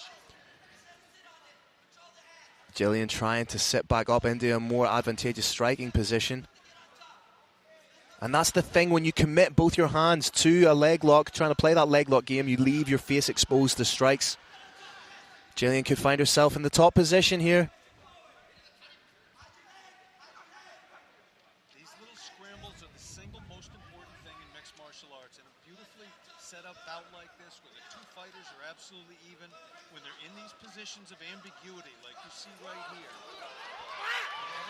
Oh, look at this. Oh, she's not trying to hit a go-go play, is she? Behave yourself, you absolute rascal. Could we potentially see the first go-go play in the history of Brave Combat Federation? Yeren Hyung showing just how dangerous she is, but right now eating big shots from Jillian, and we're going to go to a third round here, Carrick. What a scramble on the ground. And Carrick, whilst there wasn't a submission, there wasn't a tap there was still damage done by both women on the ligaments, on the ankles of one another. So going into the third round, it's going to be that cumulative damage that we may see in effect. As I referenced on the pre-show, the leg lock these women are attempting is something like taking the plastic cap, twist our cap off of a bottle of water. The cap is connected to the round ring on the tiny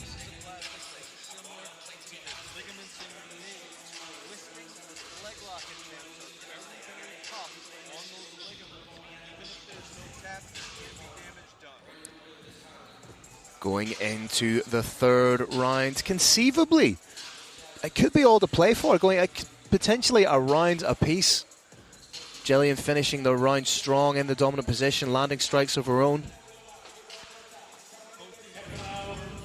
Very close. Big props to both of these women. It's entirely possible, as you said, that we're looking at 19 to 19. If that is the case, whoever wins this round wins this fight. Third and final round. Sixth fight in the professional career of Yerin Hyung. First foray into professional mixed martial arts for Jillian Go. Can Hyung get the win, or will it be go time inside the Brave Arena? Shot over the top, just shy from Hyung. Hyung looks just a little bit fresher here. Oh, clips Jillian with that lead hook. The corner of Jillian calling for the takedown. Nice footwork. That's beautiful footwork from Yerin Hyung. Just took herself completely off the center line.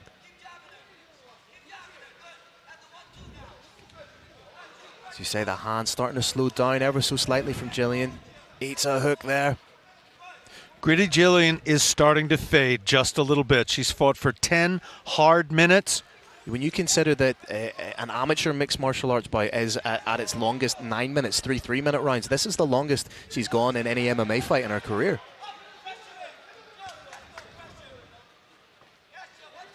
Managed to get her jab off there, but again, it's coming just ever so slightly slower. I want to qualify what I said, Phil, by saying I'm not talking about her heart. Her heart is still in here 100%. No, she's an absolute savage. Absolute savage. Saying, man. But human physiology does slow down under extreme pressure, and that's what we're seeing here to a slight degree.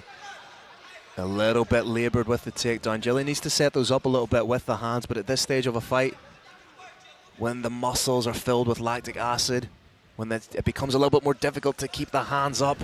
Yerin Hyung bouncing around on those legs. Beautiful takedown defense, but Jillian, again, dog with a bone, trying to get in on that takedown. And like you say, Carrick, one thing you cannot question is the heart of Jillian Go.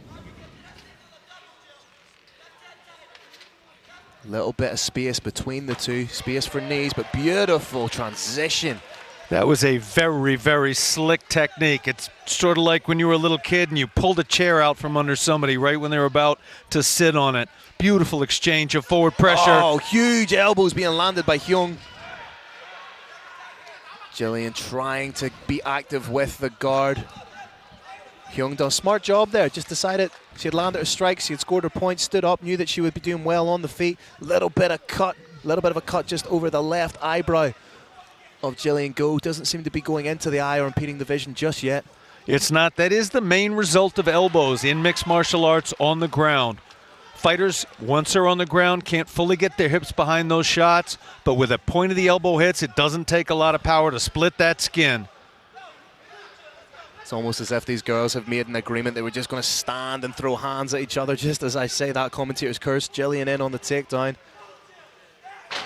Or was that a takedown, or was that pulling guard? Again, we see those feet locked in a closed guard. Once they open up, as just happened, that's when some kind of an attack will start. Right now, this is where Jillian needs to go to work, needs to score points. But triangle set up. The triangle. Is Hyung impeded by the cage to get full extension on the triangle? She's pressed right up against the cage, and that could be the saving grace for Jillian here. And right now, she's landing elbows of her own, trying to claw back a little bit of the fight. Gritty Jilly did a nice job of landing some shots from top. One of the signature aspects of this sport is when you have, it's a lot different than grappling. When you have a point of control, you are duty bound to either further that control or strike. When you try to strike, you lose that control to some degree and you can get a reversal, which I do believe we're going to see here shortly. She's very high up on the back, may try and turn this into an arm bar, but it could end up being an advantageous position for Hyung. She may go belly down on the arm if she can get extension, but again, that cage is causing an impediment.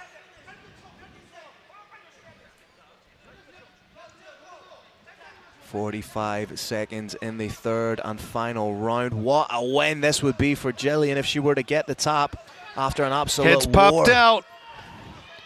There is a degree of danger here now. Is Hyung going to try and step over the head? There's one leg over, but ends up on her back. Needs to bicep grip her arms and stack into Jillian. I think she's safe. I think she's past the point of the elbow, but throws herself deeper into it. She may just choose to compress and stay here for the duration. But she needs to keep herself... 10 seconds now. Player on top needs to sink those shoulders down, possibly reach around the head if possible. She's defending well, realizes that she just needs to survive. And what a fight, what a finish to the third and final round. And Kerrick, how do you separate the two of them? I can tell you, Phil, the fans won that fight. Terrific show of heart, of conditioning, and of technique. You see Jillian getting in on the takedown. There she is, eating some huge elbows, but still very much staying in the fight, trying to be as proactive as possible. And what a way to make your debut in professional mixed martial arts from Jillian Go. I do think Yureen Hyung probably won this bout, but I do know both these fighters put on a terrific show for Brave Nation. Now that goes without saying. And you can see just how much it's taken out of Yureen Hyung, who resembles a question mark right now in her physiology.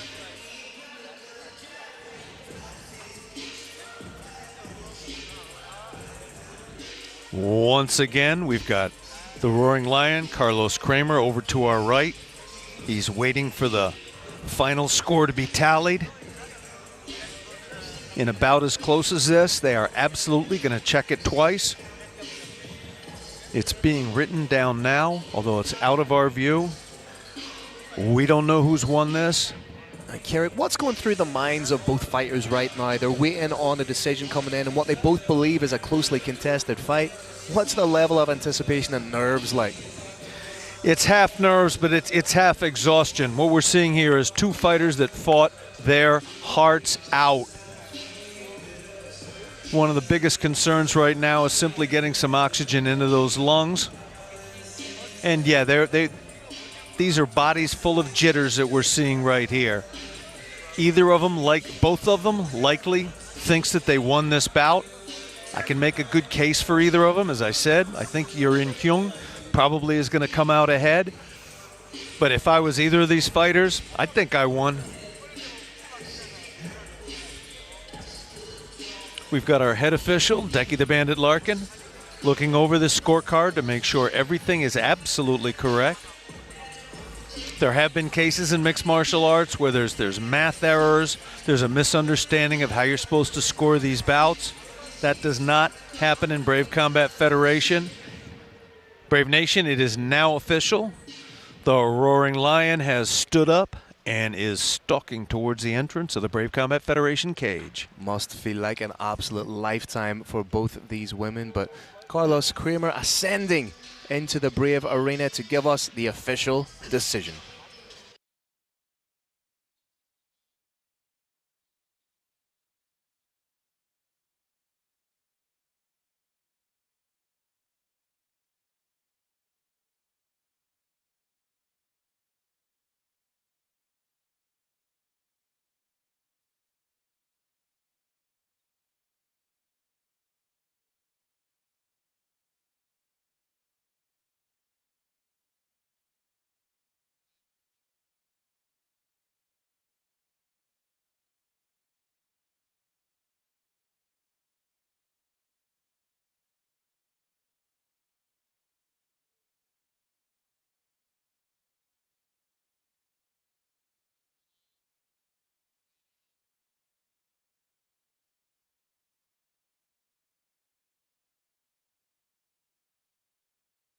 There you have it, Kerrick. You called it. Two judges seen it 30-27. One judge saw it 29-28.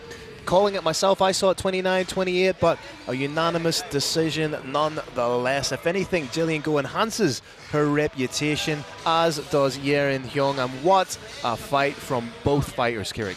Gritty Jilly has absolutely nothing to feel bad about. She fought her heart out. She showed absolutely tremendous skill. She showed tremendous talent. I, for one, am absolutely looking forward to her next fight in the Brave Combat Federation cage. Just see some of the action there. Heavy leather being exchanged. Huge shots landed by both women. Jillian proving she's got a serious chin as well. Big thanks to our brilliant sponsor, Monster Zim. They're bringing this replay to us and so much more. There's that triangle. Foot now needs to get underneath the knee. Never quite got there thanks to some very adroit defensive work. And then this was the prelude to the leg entanglement that we found so fascinating. Again, just huge shots being fired off by one another. Jillian trying desperately to get that takedown. Showed the level of determination you expect to see from a professional.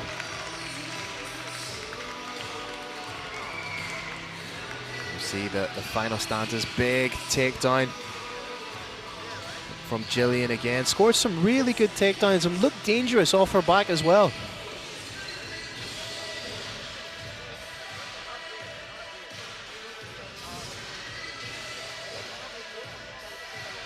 Let's keep the train rolling along and send it up to Carlos Kramer for our next bout here at Brave 58. Only the best to power your best effort. Fortune favors the brave. Undefeated as a professional and equally adept at grappling and striking, Kai Tseung Sim makes his promotional debut, taking on Chang Ho Lee, who also hasn't tasted defeat as a pro and is one of the rising stars of Korean MMA. Coming up next, Kai Tseung Sim takes on Chang Ho Lee in a flyweight bout.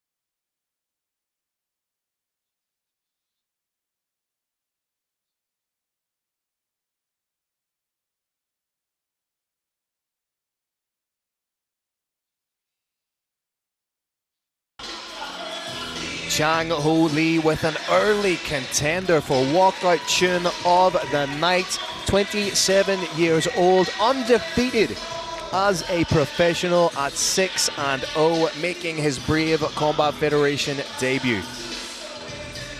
As I said, 6 wins total in his mixed martial arts career, 2 by way of KO or TKO, 1 by submission, 3 coming via decision.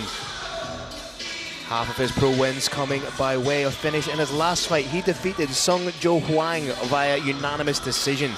Now that was January of 2020, so a little bit of a gap in competition from the young man. His lone submission win coming by a second round Kimura in his second professional fight in July of 2017. He is a main training partner of Brave featherweight #1 contender Tai Kyun Kim. So training with someone like Tai Kyun Kim on the regulars, if anything, that's just going to, you have to get better. That will force you to get better. Iron sharpens iron. A rising tide lifts all ships, and any other cliche you can think of. Phil, you'd reference his last bout as being in January 11th of 2020. That's a gap of over 2 years. There is a thing called cage rust. That's a long time to not have fought. Training in the gym, even sparring hard in the gym, is not the same thing as what you're seeing here. Now, even a rusty fighter, by the end of that first round, it tends to work all that rust out. Look at this first round. It's going to be very, very telling. If Chang Ho Lee ends up winning this first round, it's going to be looking very, very good for him. Like you say, Carrick, it's something that you just cannot replicate, that cage time. That's why you often see the most successful fighters are the fighters that compete on the regular.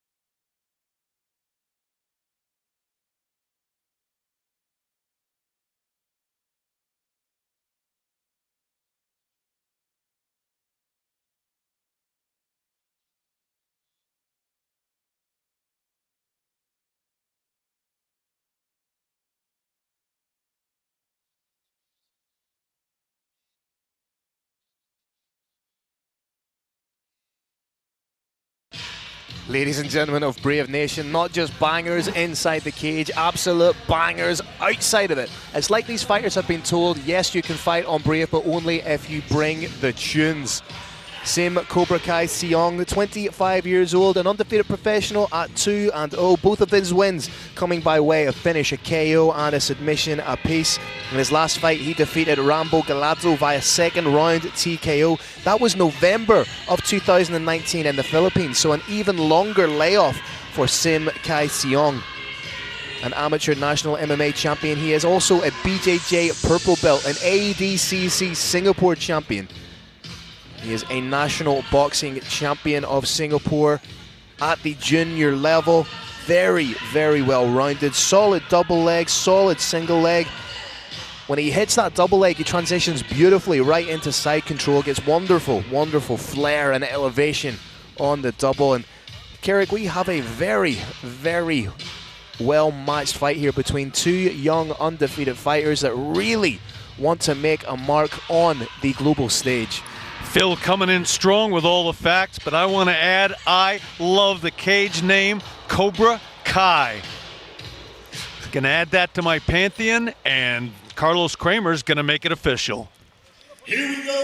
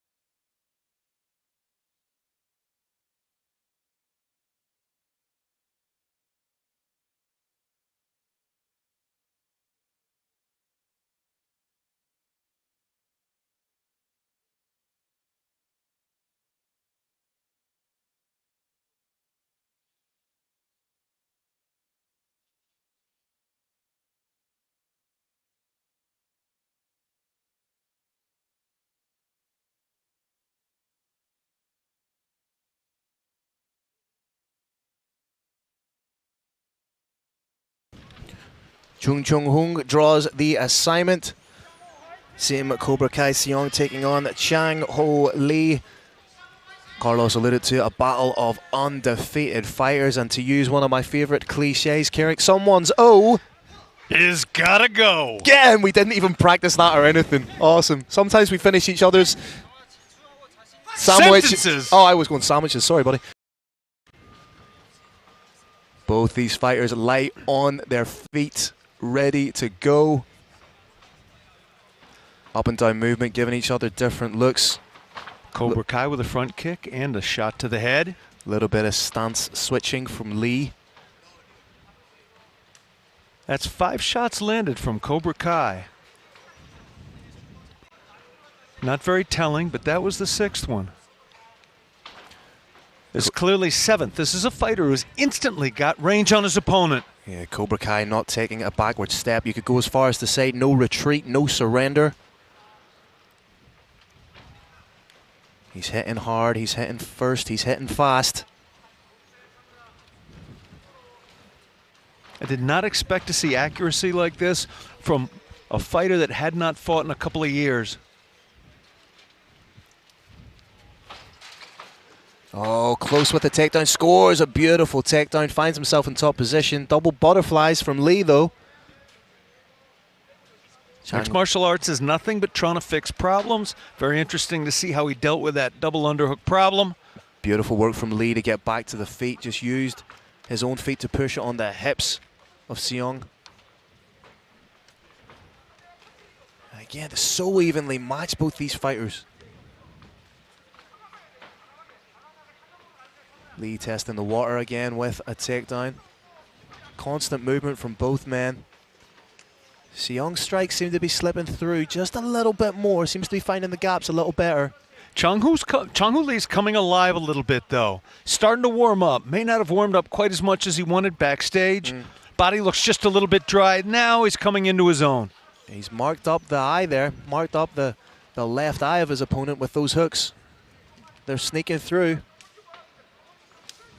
Oh, big shot. Lovely jab just as Lee was kicking.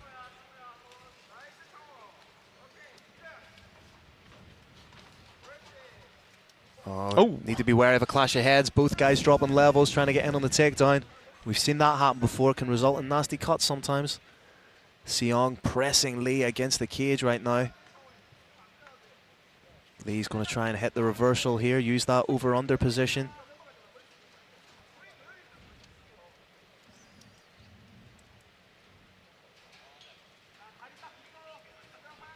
We say it so often, great job from Lee to hit the reversal, but Seong puts him right back where he had him. And Carrick, we say it every show, but it's because it's something that needs to be stressed. This may look to the uninitiated like not a lot is going on, but it is the most draining aspect of mixed martial arts. Yeah, in many ways, it's everything. Certainly, yeah. Once you're up against the cage, it's everything. Who can put whose hips up against the wall? Once your opponent's hips are on the cage, they cannot strike fully. They cannot strike effectively, and you can get some nasty shots in. We saw one earlier with that knee, and you can attempt the takedown. Once that takedown happens, then you can start landing those big elbows. Lee trying to elevate the leg there, but nice split base. Seong in defensive mode right now, trying to dig in for his own underhooks to reverse the position. Cobra Kai on the defensive now a little bit. Reversed. In addition to those hands being used to get the ideal leverage to reverse the position, they're also used defensively. Oh, big shot landed by Lee. Oh, flying knee from Seong. That's got the opponent rattled. Should stay on the head. Without a shadow of a doubt, and then drops him to the mat. He may have spiked his own head, dropping down. Needs a big take. He's holding on to the cage. Referee hasn't seen it. Cobra Kai needs to stay on those headshots. Trying to work in on the rear naked choke, but they are. Doesn't have the hooks in yet. Because he didn't have those hooks, Lee was able to stand up. You wonder, have the cobwebs cleared from Lee just yet? Not quite. Lee is still just a couple degrees off center. Another big shot from Seong. Cobra Kai is doing a great job to stay on those headshots. Oh, beautiful head kick. But is there a tendency of him to load up too much and go a little bit head hunting? But he rocked him again. He's doing exactly what he should do. He's got to stay on that head. If he stays on that head, he's going to win in this round. Oh, and Lee just eating shot after shot. Here's Zhang taking his time. Don't wrestle. Don't leg kick. Don't butt. And the round ends. Just another 10 seconds or so, and you may have seen the finish. A serious output at the end of the round there from Zhang, and you have to give credit to Lee for being able to hang in there. He's absolutely showing that level of toughness that you need to have in the Brave Combat Federation cage. That said, fantastic round for Cobra Kai. There you see that flying knee landed right on the neck, and that was really the beginning of the point where Lee was compromised. When you get hit to the body, it can linger. It can linger for 30 seconds, 45 seconds. When you get hit to the head, it lasts for 5 to 10 seconds, then it completely clears. But if the opponent stays on those headshots, you can drag that 10-second or 5-second window out until the very end of the fight. That's what we saw here, but this was literally a case of saved by the bell. Seconds out.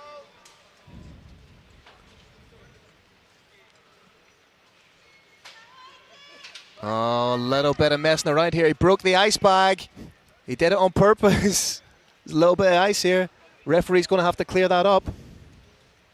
Ref, there's water all over the place, ref. Referee, there's water everywhere. Referee letting it go. There's ice in the corner right now. The referee hasn't seen it. That's going to be a hazard should they get into it. We're going to hope these two fighters stay out of that corner. Naturally, back straight into it.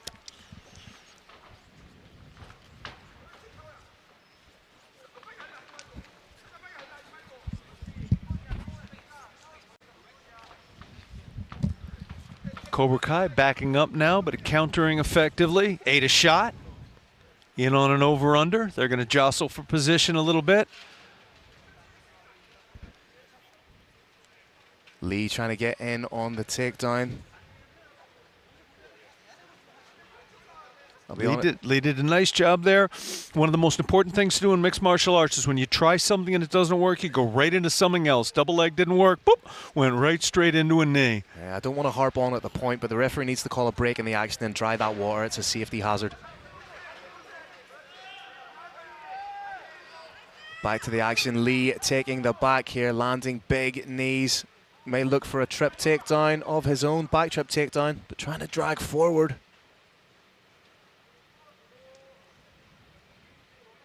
Xiong trying to turn in towards his opponent. Xiong doing a good job of staying upright here. He is taking little shots to the legs. He's purely on the defensive right now. And he's in Slippery City.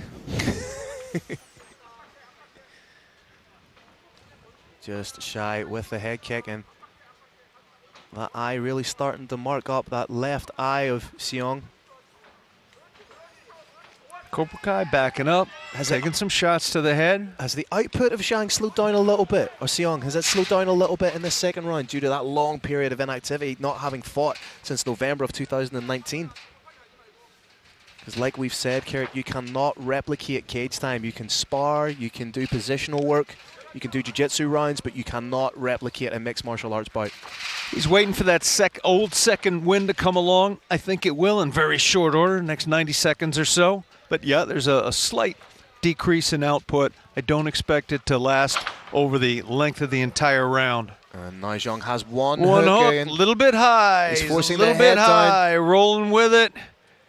He's not quite underneath the chin, but he switches to the was thinking about switching to the body triangle. Figure four's in. And may use this to flatten out the body. Lee doing the right thing by trying to roll to the side that the body triangle is locked on.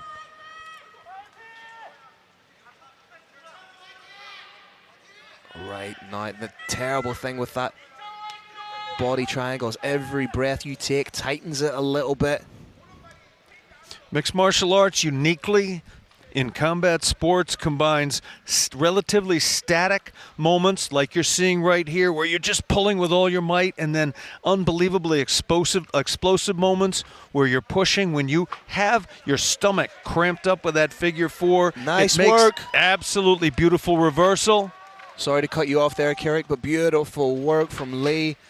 Was able to ride out the position, waited until Xiong was trying to change and advance his own position, and right now he ends up on the back. He may even be looking for a standing figure four, which is highly unusual. Xiong trying to create that little bit of separation needed. Trip takedown. Lands right into the half guard or the anchor position that we've seen popularized in mixed martial arts recently.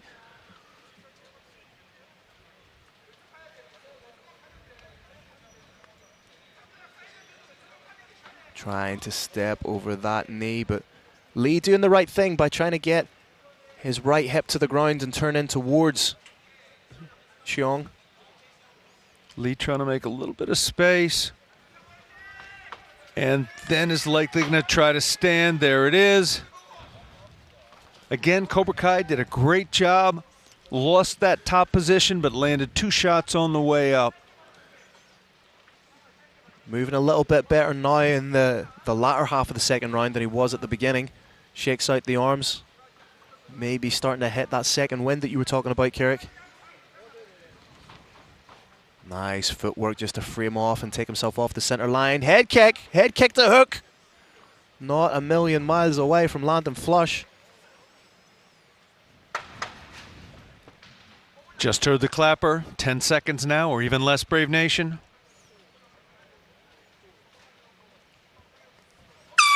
You have to think, Carrick, a much better round for Lee. He was threatening with instances in the fight. However, the biggest threat, I think, was coming from Xiong in that fight when he took the back. And one of the things about both these men that impresses me so much is most things in mixed martial arts fail. And the better fighters, the ones that are going to move up and up and up, are the ones that take advantage of their own failures. They don't just take advantage of their success. Your opponent down on the ground. Okay, great. Now I can start landing shots. When things don't work, there is a huge opportunity in this sport. We saw both of these fighters doing it, and we've got Decky Larkin in the cage, getting rid of that water, so it will not be, mercifully, it will not be a safety issue in the next round. If you want, when it comes to regulatory affairs, if you want a job done correctly, go straight to the guy with the greatest knowledge. That, for me, ladies and gentlemen, is Decky the Bandit Larkin. Amen.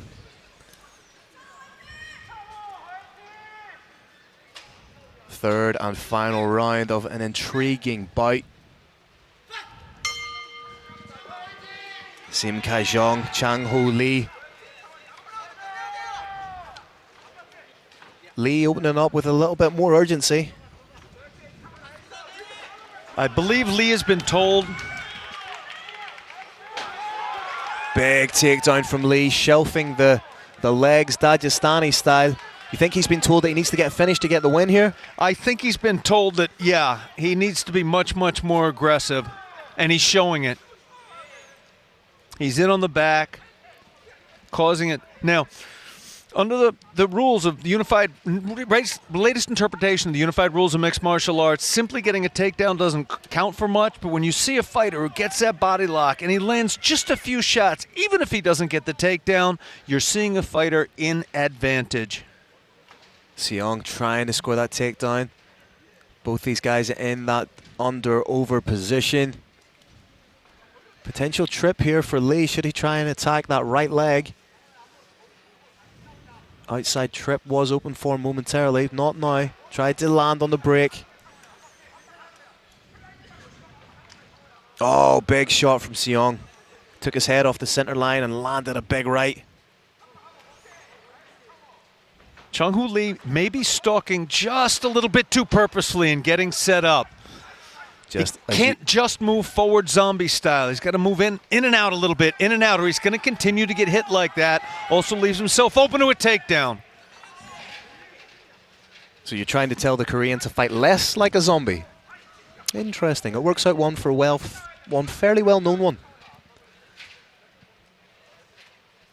Landing knees against the cage is Lee. 3 minutes to go in the third and final round. Both these guys feeling the effects of a hard-fought battle.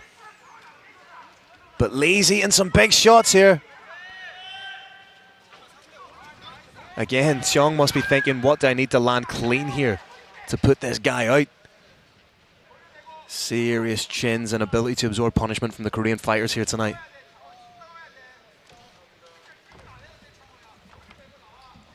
Chung Hoo Lee needs to reverse, separate, and then go back to the game he's trying to play here, which is moving forward, striking with the momentum of that forward movement behind them.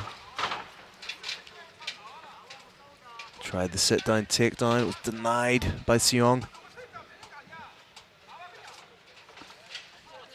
There's the separation, and there's that forward movement. Seong had to get his back off the cage, does so beautifully. This is where he wants the fight to take place. Expect to see Seong try and march him down, land his strikes to pressure against the cage and take down. Chung-Hoo Lee moving forward, landing the majority of shots.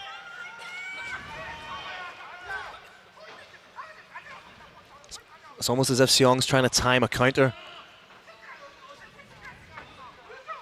Nice head movement, just ducks under, but Lee again closing the distance, trying to get in on a takedown of his own.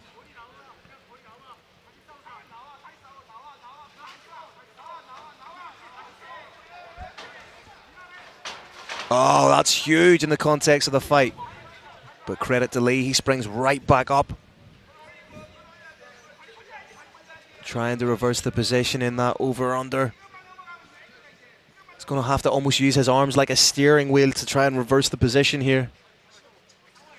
Cobra Kai needs to strike a little bit more from here.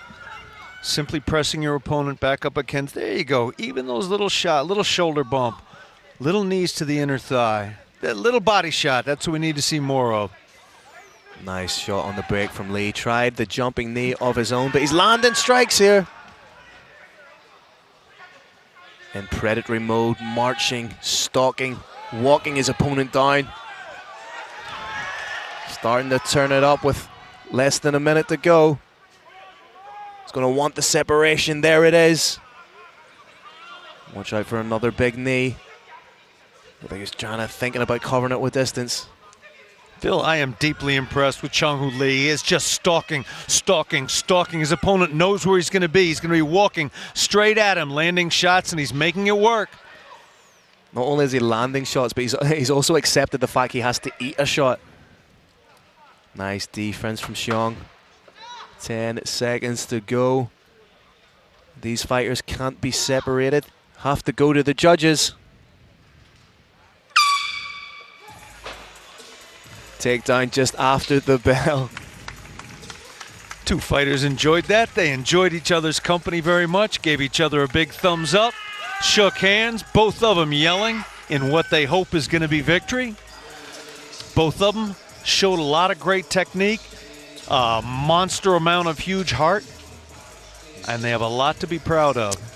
Both fighters clearly believe they have done enough to win here.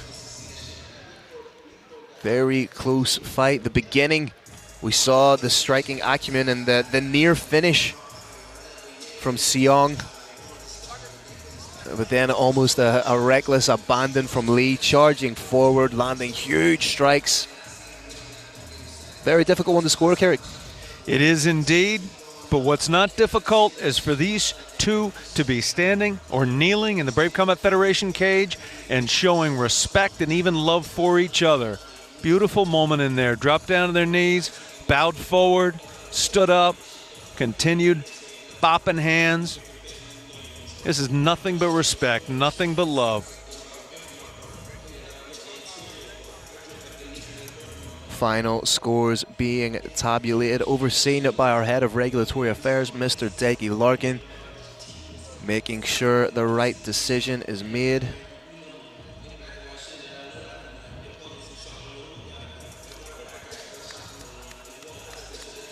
We get fights sometimes, Phil, where some fighter made a clear mistake. They didn't do enough conditioning. They weren't keeping their hands up. This was not one of those fights. This was a fight where both fighters showed excellent skills.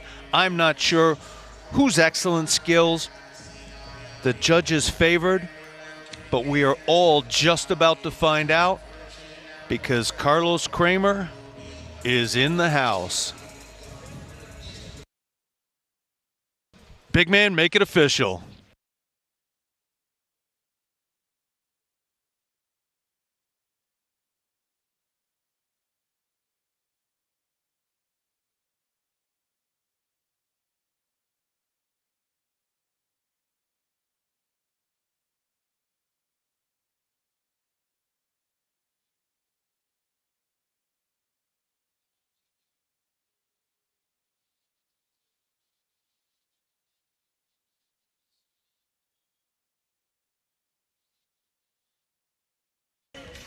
There you have it, ladies and gentlemen. Unanimous decision in favour of Sim Cobra Kai Seong. A huge win, remains undefeated at 3-0 after going to the judges for the first time in his professional mixed martial arts career.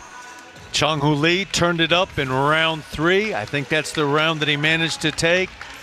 Bet he wished he had 1 or 2 more rounds. We're getting a little bit of that action again, little action replay, courtesy of Monster Zim. And you have to say that performance was made all the more impressive by virtue of the fact that he hadn't competed since November of 2019, practically 2.5 years outside of the cage. Very, very impressive showing.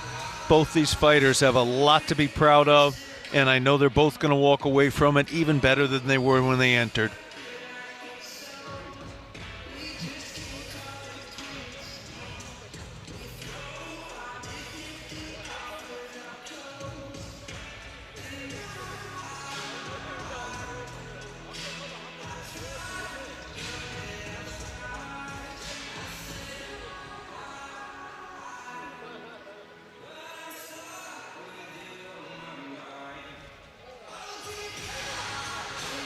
Traveling to 25 countries is one thing, but to make sure that we travel in 25 countries in 5 continents, that's what makes it even more special.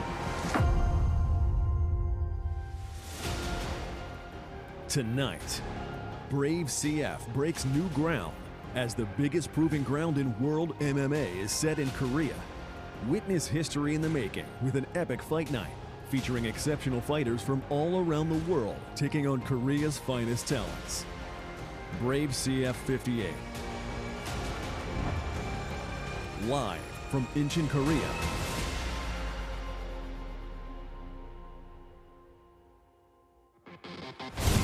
This bout is presented by Brave Nutrition. Behind the athlete, there are hours of training. Behind every hard training is Brave Nutrition. The former #1 amateur fighter in the world, Axel Sola, has continued his dominance in the pro ranks as he looks to maintain his undefeated record against Yoon Sung Jang, who is coming off a 4-fight win streak including amateur and professional bouts.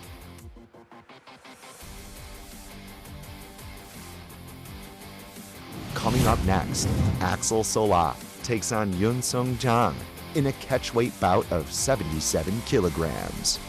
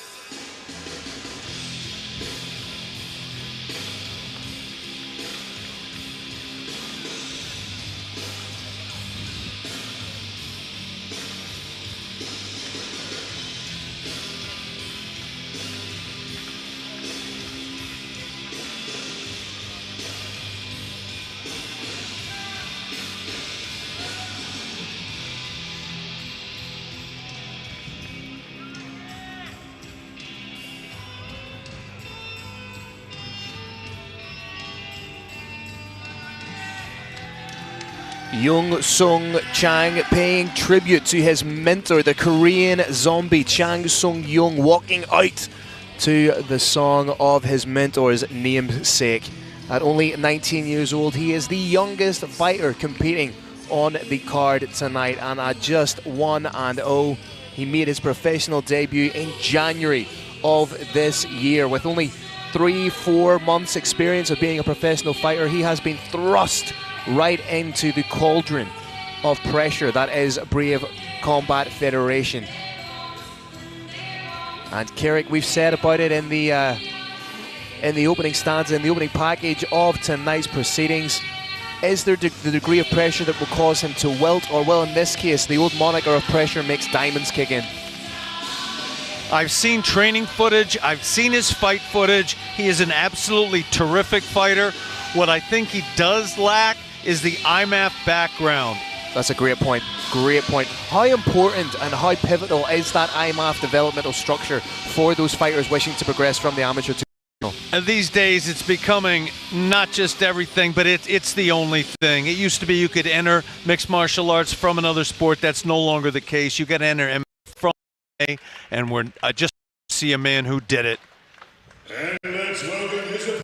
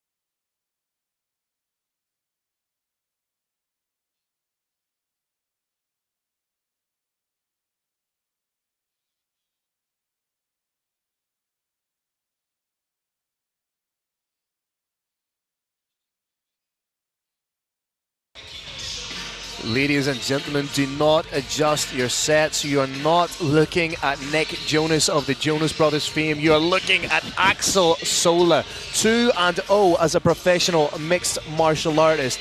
Undefeated, largely untested. But Kirik, as you said, the most pivotal point, the most interesting point of this young man's development as a mixed martial artist is that IMAF background. 19-5 as an amateur, a European gold medalist, a world silver medalist. There you see he is the former pound for pound #1 amateur fighter in the world. In 2017, he picked up IMAF World Championship silver, dropping a close split decision to Benjamin Bennett in the final. 2018, he won IMAF European gold, beating Jan Lias in the semi-final and beating Isa Isakov in the final of that competition.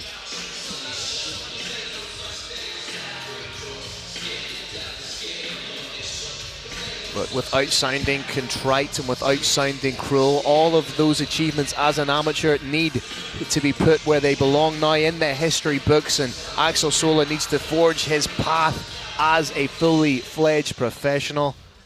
Ladies and gentlemen, Carlos Kramer is about to make it official.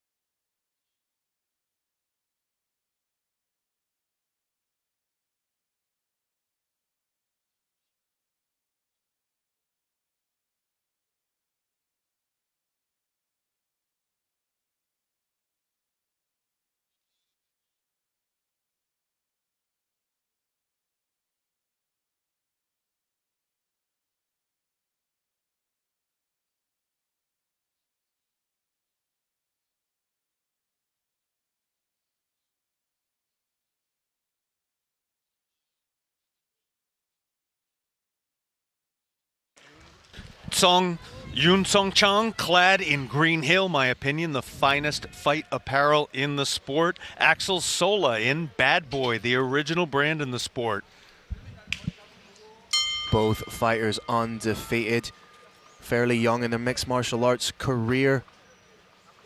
Not even 6 months for Yoon Sung Jang, just over a year for Axel Sola. Nice leg kick from the Korean. Nice leg kick, but an incredible recovery. That drop forward actually powered the hands of Axel Sola. Very wide base from the southpaw, Axel Sola. A little bit of a wide base from both fighters means they're both planning on setting down, letting those hands go.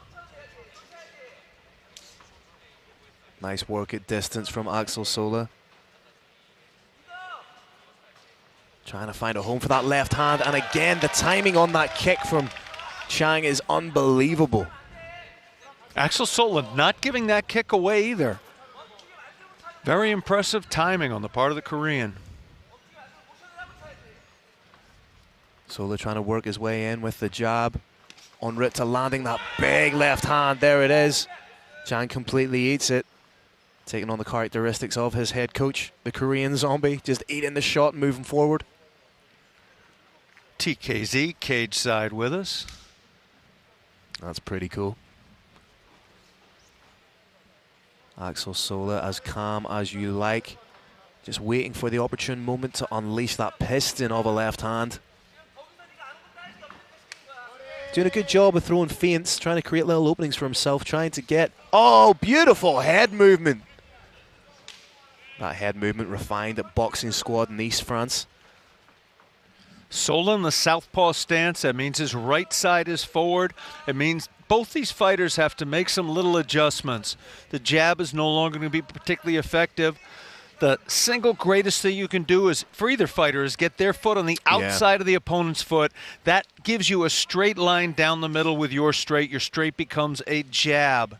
And I was going to say it's more advantageous for Axel Sola in the opening stanzas of a fight because southpaws are very rare in any combative sport. So it'll take your opponent just that little bit to get accustomed to the punches coming from strange, unorthodox angles. The entries into the takedowns, which we haven't seen so far, to be fair, come at unorthodox angles. Sola just threw a kick high. I'm expecting to see him, once he gets a better sense of his opponent's defense, to throw that kick to the liver.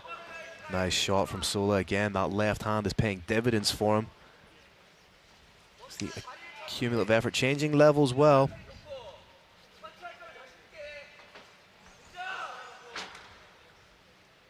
Axel Sola representing KHK, Team Bahrain. Trying to work that counter left, trying to absorb a little bit from Chang.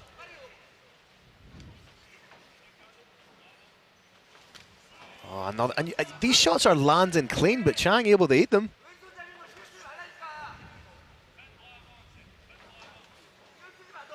This fight is mostly being contested in kickboxing range. Neither man's threatened with a takedown so far.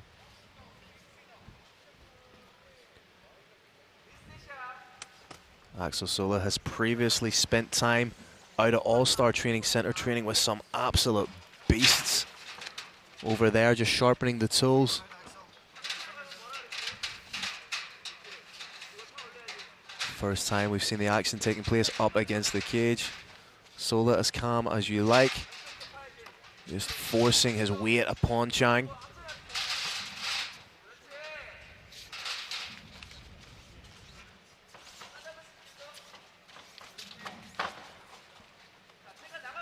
Very subtle battle going on here, but Axel Sola is winning it. He's putting his head where he wants it offensively, keeping his head where he needs it to be defensively, landing a couple little shots in there. Very, very smart to continue to strike like that in what's essentially a neutral position. Tried the spinning back elbow. You have to respect that from such a young fighter to be willing to allow himself to be that creative in only his third professional fight. 30 seconds to go in the first round here.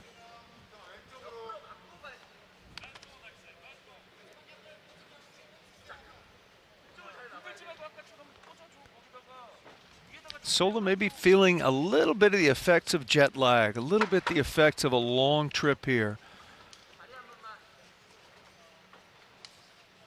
He's still able to get some decent offense off. It's just I get the feeling that both these fighters are predominantly counter strikers. So what happens a lot of the time is when you get two counter strikers facing off against one each other, they're waiting for their opponent to pull the trigger. So there can be slight periods of what look like inactivity where it's really both fighters trying to anticipate what their opponent's going to do. Yeah, Muay Thai, of course, one of the major backgrounds for striking in mixed martial arts. For complicated reasons, Muay Thai very, very much a counter-striking art. And you do see that in mixed martial arts, maybe a little bit more often than you would want to see to impress the judges, to make the judges' job easy for them. What you may see is an upturn in activity now that they've had that one round to settle into the fight, to kind of get a gauge of one another, to see how one another moves. And two fighters have taken the measure of each other. They've downloaded a bunch of important information as to how quick their opponent reacts, how well their opponent can distance manage, what way the hand goes when a kick goes up to the head. They're now given further advice from their corner. They've got a minute to rest, rinse that mouth out, and we are going to see improved fighters in this round. Both fighters looking fresh and ready to go. Touch of gloves, and we are right after it from the get-go.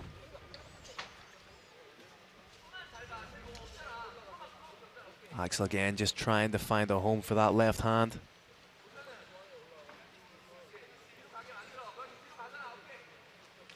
Chang trying to work his way inside with that jab.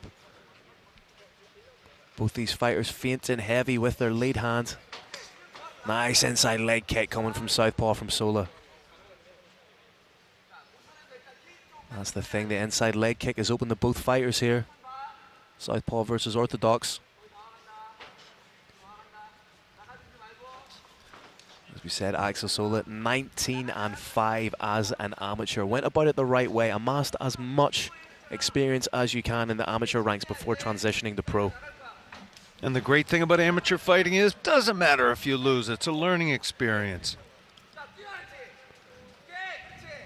Now all that experience is being put to use for money. As the great and powerful John Kavanagh often says, win or learn. Oh, nice shot from both men, landed simultaneously.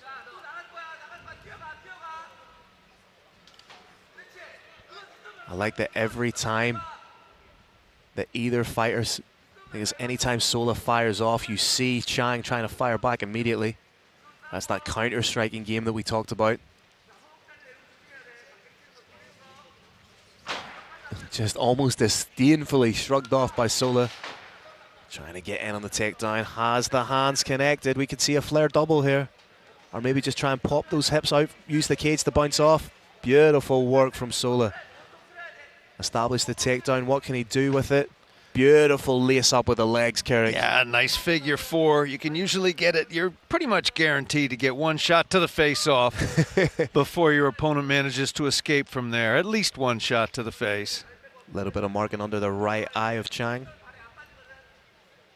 Very impressed by Sola's giraffe fighting, the use of his head to gain advantageous position, advantageous leverage.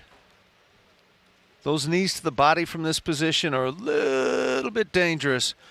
If the head drops, that knee inadvertently goes up and hits the head, there can be a disqualification.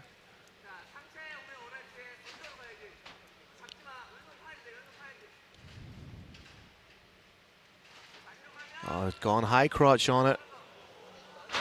Thought about the big dump takedown. Chang was able to break his fall a little bit, but a lot of the time you see people try and break their fall. Oh, back of the head. That is an illegal. Elbow did not cause any damage.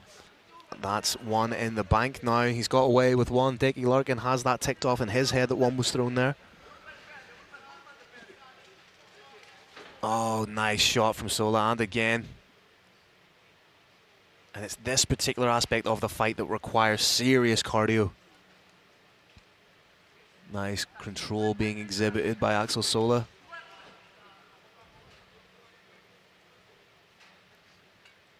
Chang trying to create the break, just trying to break that grip of Axel Sola.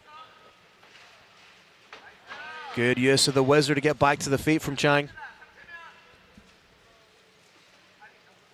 And you forget that just how big a test this is for Chang. Good heavy sprawl, only 19 years old, 1-0 in your second professional fight in your first year as a pro. This is a huge test.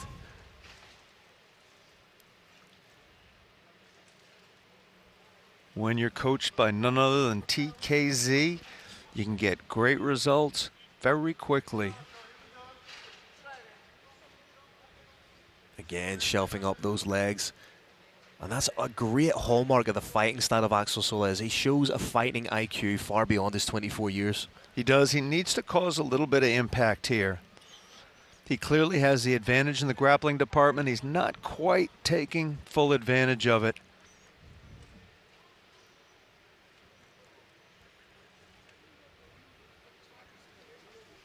There we go. Boom, boom, boom. Incredibly durable is Axel Sola. Never been finished as a professional or as an amateur. Again, thinking about that high crotch takedown. Maybe trying to put an exclamation point on the round.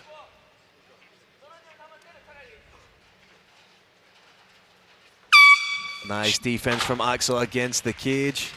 The shots aren't huge, but Axel Sola's constant rain of knees, of short little hooks to the head, of small little uppercuts, those are absolutely telling on the judges' scorecard, and telling on the face of the opponent as well. It's all little wins within the fight that Axel's accumulating. It's the takedown, it's the landing strikes, it's the frustrating your opponent.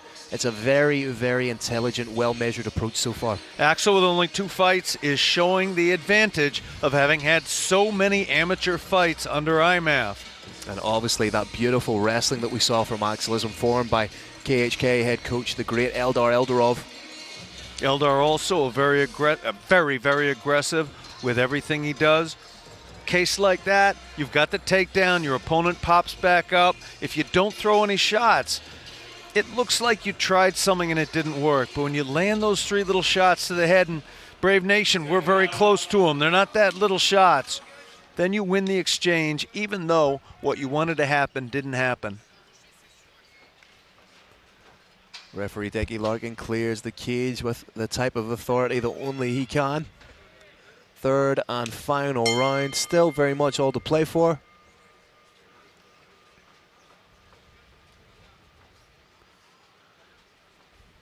Both men just trying to find those little openings for one another. Trying to find those little shots. Just graze the chin to Chang. Axel Sola, I believe, is up 20-18. No reason for him really to change his game plan up very much. No, if it ain't broke. Yunsung Chang, I think, wants to go for broke a little bit more.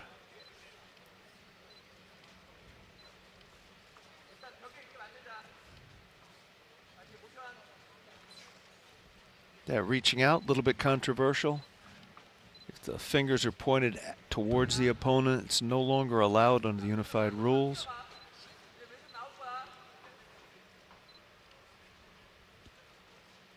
Again, Axel just trying to land his shots, get in and out of the pocket nice and quick. Always fail with that southpaw left hand. There's scope to land that huge big shot right down the middle. Both these fighters are coiled to explode with a huge punch.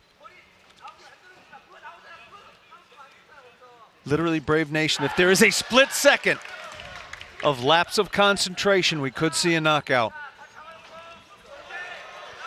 Nice head movement again from Sola, but Chang putting the pressure on a little bit more.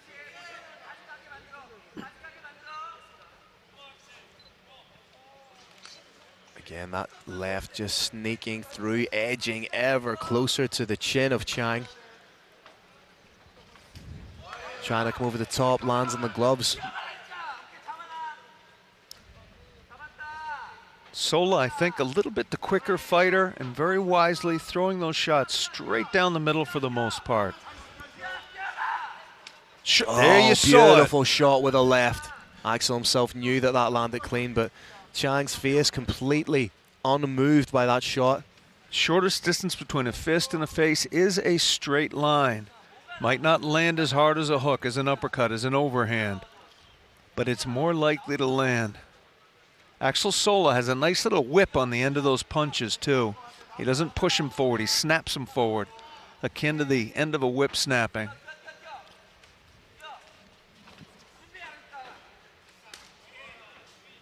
Trying to take out that lead leg. Axel Sola diversifying now with the leg kicks, not just the hands. I was very, very impressed about a minute ago when Sola had he had about 6 punches thrown at him, and he managed to very adroitly avoid each of them with his head movement. You saw a little bit of the head movement right here. I think it's giving him a huge amount of confidence in this fight. Defending the takedown now is Axel Sola. Chang trying to get in on that single leg. Oh, beautiful takedown defense from Sola. Now switches the position, pressing Chang up against the cage. Pretty soon we'll see a little... Oh, and then the trip takedown, and this has really been the story of the fight. Here comes a shelf, and then there comes a punch in the face. With 90 seconds left in the round, Sola doesn't need to take any unnecessary chances. Solidify the position, land your strikes, force your opponent into a mistake. Chang needs to be wary of giving up the back, but great work to isolate the arm. Chang was trying to use that as a post. Sola takes it right away from him. Momentarily looked like he was going to try and work for the Dagestani handcuff.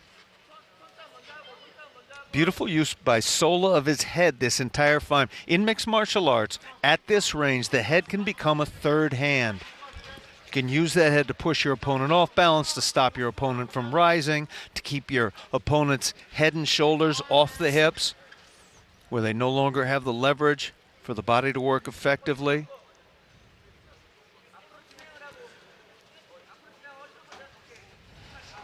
Straight into another takedown.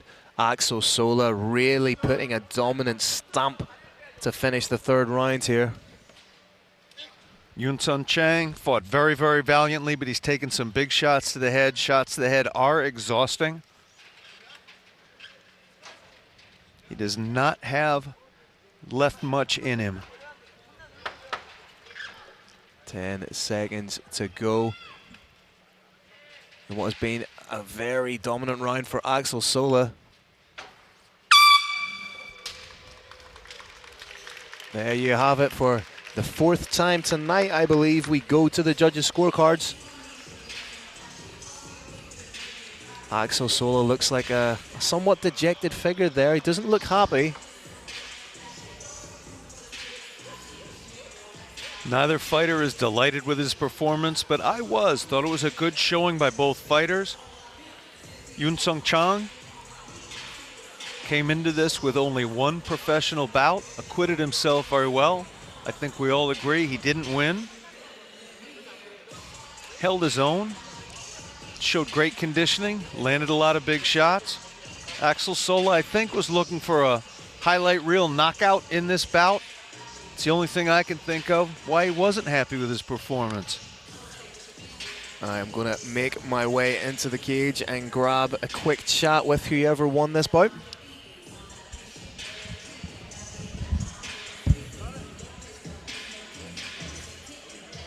That little replay was courtesy of Monster Zim. We've now got the overhead camera taking us inside the Brave Combat Federation cage. There's a tradition in mixed martial, you see TKZ in the cage. There's a tradition in mixed martial arts where both fighters go and talk, not to their own corner, but they go extend thanks and congratulations to their opponent's corner. That's what we're seeing here. It's one of the many great little traditions in mixed martial arts. Coaches also touching fists with Decky Larkin, acknowledging another perfectly regulated bout. Once again, Carlos Kramer, Roaring Lion, is over to my right. He's standing up, heading towards Brave Combat Federation cage entrance. He has with him a card on which I believe the following score is written: 30-27 times 3.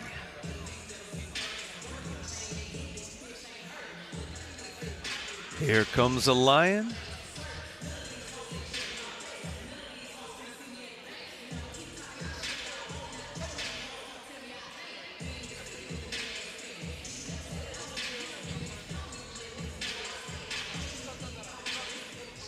And the lion is ready to roar.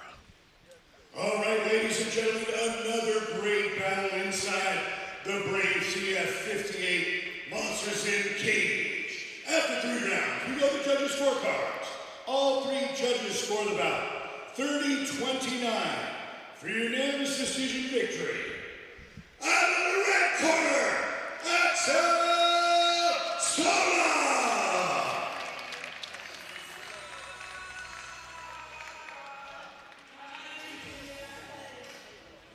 All right, ladies and gentlemen, I'm here with the victorious Axel Sola. Axel, 30-27, a dominant performance, but when the fight was over, you looked in the corner, shrugged your shoulders. You didn't look happy, but it was a very dominant performance. Give me your thoughts on the performance. I would like to do better. I would like to have a finish. But it was tough opponent, even if I'm more experienced and older. You know, he's only 19 years old, to take me as a fight, you know. It's not easy. And yeah, it's definitely a fighter to look at. 오늘 굉장한 퍼포먼스였습니다. 오늘 30대 27로 완벽하게 경기를 지배하는데 오늘 느낌이 어땠는지 물었고 오늘 스트라이킹과 그래플링을 적절하게 섞어서 전략을 준비하고 오늘 상대가 19살의 아주 젊은 선수인데 오늘 미래가 기대되는 선수고 아주 준비를 잘 해온 것 같습니다. Your left hand, every time you threw the left hand, it seemed to land. Were you surprised at just how tough he was and how much he was able to absorb that type of punishment? 오늘 레프트핸드를 많이 썼는데 오늘 많이 맞은 것 같은데 어떻게 경기를 진행하셨습니까? I mean, no, I'm not surprised that he was able to take it because I was only landing the left alone. So if I want to do more damage and get a knockout, I need to follow. Yeah, it's 27.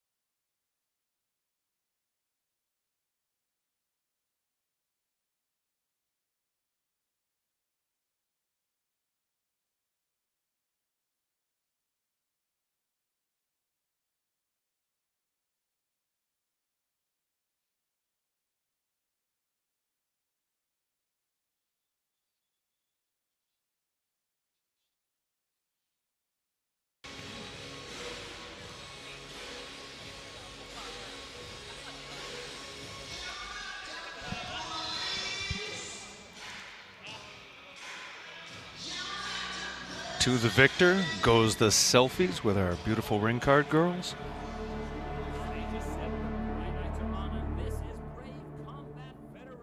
Are you watching closely? What captures your eyes? What elevates your mind? This is why you love Brave, and now you know why Brave Combat Federation is the... Can you feel it?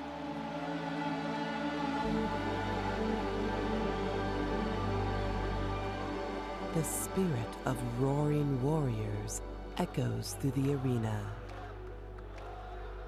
This sport is not easy. It's very difficult. It takes a lot.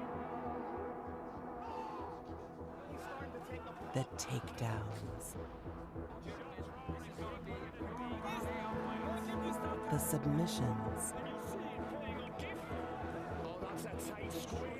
the knockouts.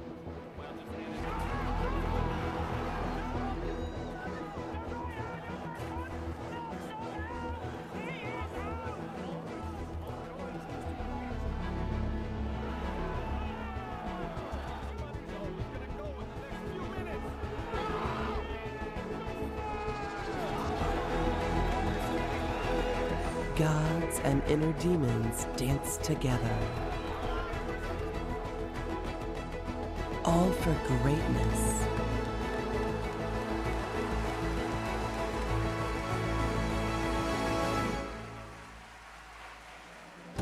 A sport that is the ultimate pursuit of mental and physical prowess.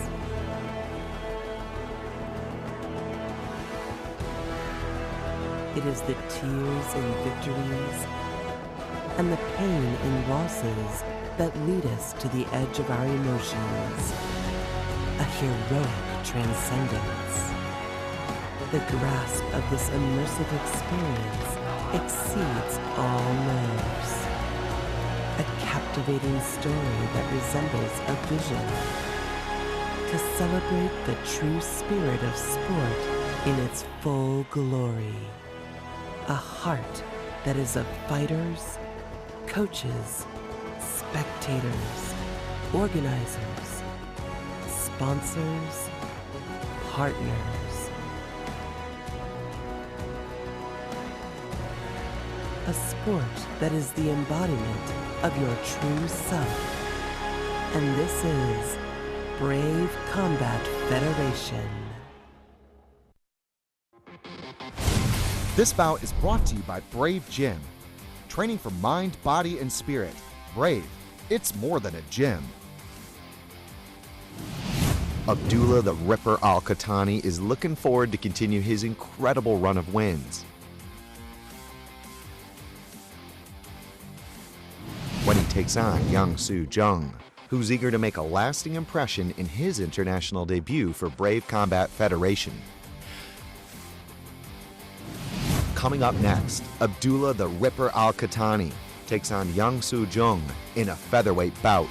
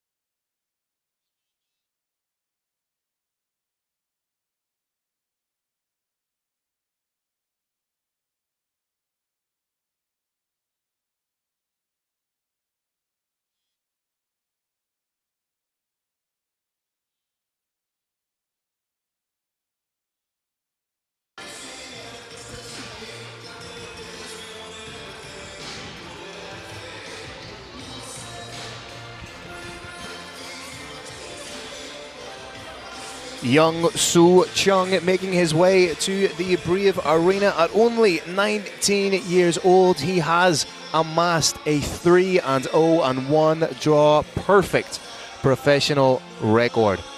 2 wins by way of submission, 1 win by decision. In his last fight, he defeated Sung Hyun Choi via unanimous decision. That was back in January of 2022 in Seoul, South Korea, in the wonderfully named Gentleman Flyer Fighting Championship. Need to get that on a t-shirt. Both his career finishes coming via first round submission, one armbar, one rear naked choke. This is his 5th professional fight in less than 12 months, making his debut back in May of 2021. And that's what we like to see, a young fighter in the professional ranks fighting with that kind of frequency. And the good thing about a young fighter fighting with that kind of frequency is every time you see him, he has evolved. He's added a new wrinkle to his game. You've seen the next evolutionary step in his progression.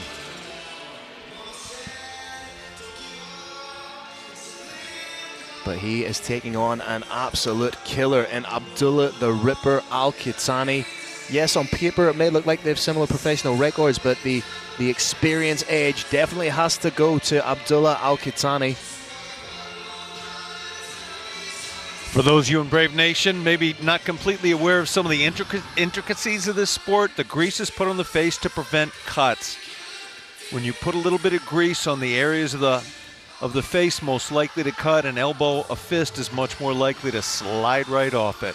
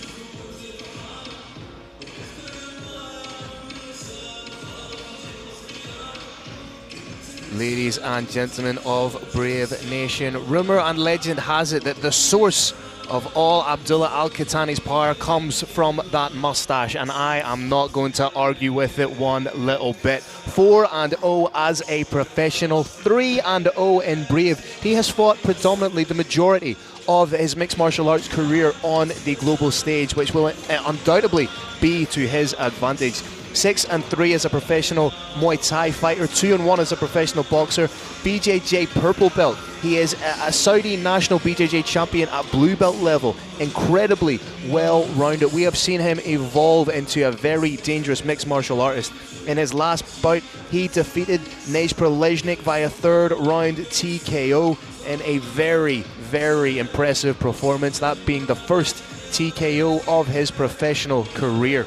And just a week before that, he was competing at the World Muay Thai Championships where he picked up a bronze. This is a very dangerous fighter who we've seen evolve and develop from predominantly a striker into a very, very well-rounded athlete.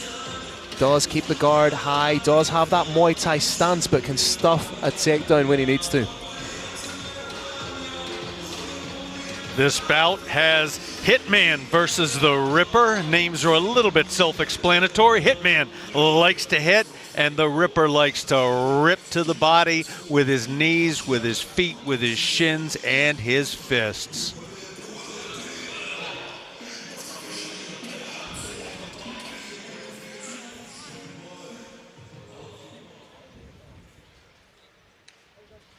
Here we go, bro.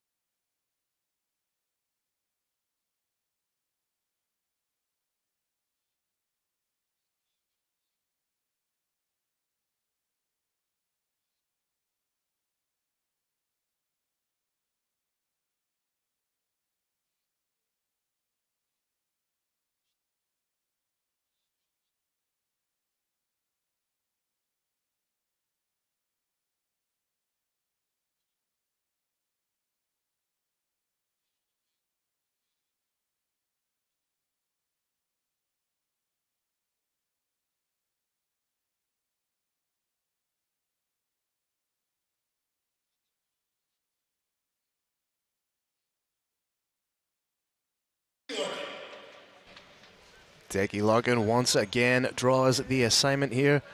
Brings both fighters into the middle, makes them aware of their responsibilities to themselves and one another. 24-year-old Ripper versus the 19-year-old Hitman. We are ready to go. You can see that Muay Thai background straight away from the stance of Abdullah Al-Qahtani. Just predatory, following his opponent, hands very high. That circling footwork that we're seeing from Hitman absolutely is not characteristic of Muay Thai, leaving as it does the legs open to a low kick.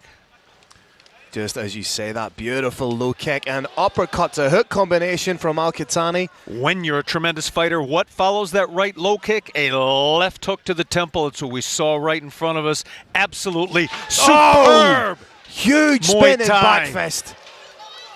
Abdullah Al-Qahtani just absolutely throwing everything at Young Soo Chung here. Young Soo Chung doing the right thing, initiating the clinch, trying to weather the storm, trying to get his faculties about him again. Abdullah Al-Qahtani offering a little seminar in mixed martial arts striking. Showed beautiful Muay Thai.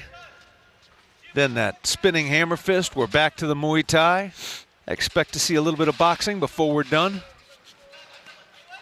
Nice little pot shot from Al-Qahtani in the clinch.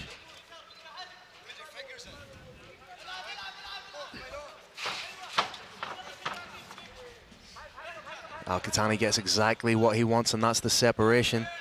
Just those kicks, they're not so much a slapping kick, but a thudding kick. You know, usually the less sound that a kick makes, the more damage it does, and automatically you can already see the marking up of that lead leg of Sung. Low kicks are thrown for various reasons in mixed martial arts. It can be to impede your opponent's movement. It can be to judge distance, or it can be to try to break that leg. That's what we're seeing from Abdullah Al-Qahtani. Boom! And there you saw it. Huge leg down. kick. And that movement is eventually going to be very much impeded by Chung. There's only so many of those leg kicks you can take. And it's really smart from Al-Qahtani. Completely take away the movement and popping the step away from your opponent with those leg kicks.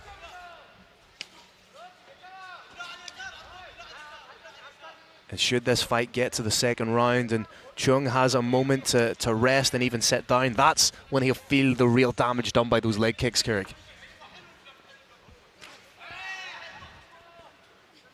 Oh, another huge rear shot. That rear right sneaking through for Al-Qahtani.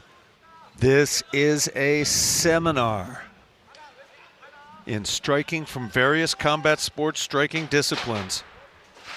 Again, showing just how well-rounded he is by trying to get in on this takedown. Has the hands connected. He's in the perfect position and scores a beautiful flare double, but gets reversed. And a scramble, and they're up. Does a good job to get back to the feet. Ironically, the one thing we're not seeing yet from the Ripper is the body shots that give him his name. Again, he's loving that uppercut to hook combination.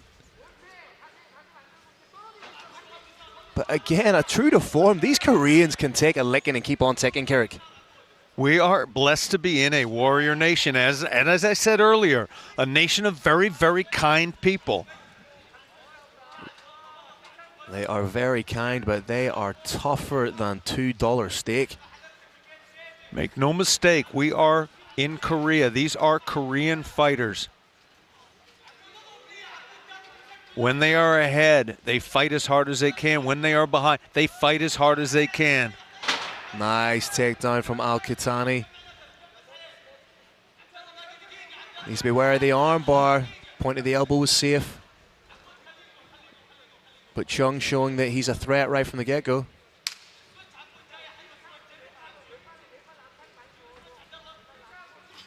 If you notice, when Chung is throwing that jab, he dips his head ever so slightly, and that's where Al-Qahtani's trying to get that read for the uppercut. There's a rip to the body. And for someone that's never absorbed a body shot, they are absolutely horrible. So debilitating, and you're fully conscious and acutely aware of just how horrible they are.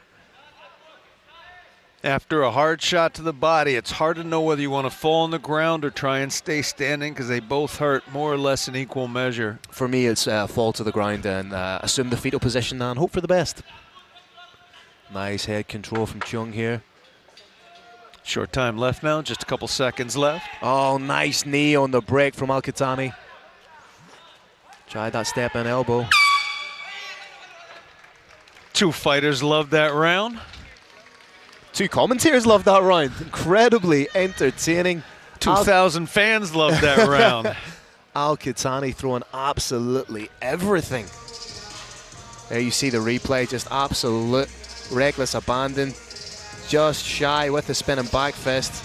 Little different approach we can see in the corner. In one case, you've got the fighter legs elevated, getting massaged, sitting in a chair. On the other side, a la George Foreman, you're seeing Abdullah the Ripper just standing there, eye to eye with his coach, receiving some sage advice. As that's going on, we're getting a terrific look at some of the action in that round. Beautiful takedown, went down a little bit too hard, was reversed, but only momentarily. Thank you, Monster Zim, for that replay.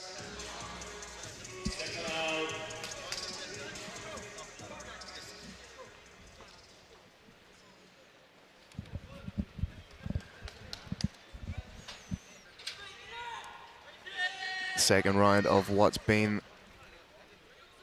a really entertaining bout so far. Let's see, can they maintain this type of a pace? I know what's going to happen in the second round, Phil. More of the same. Strikes. And look how chewed up that lead leg is of Chung. Still seems to be moving well on it though.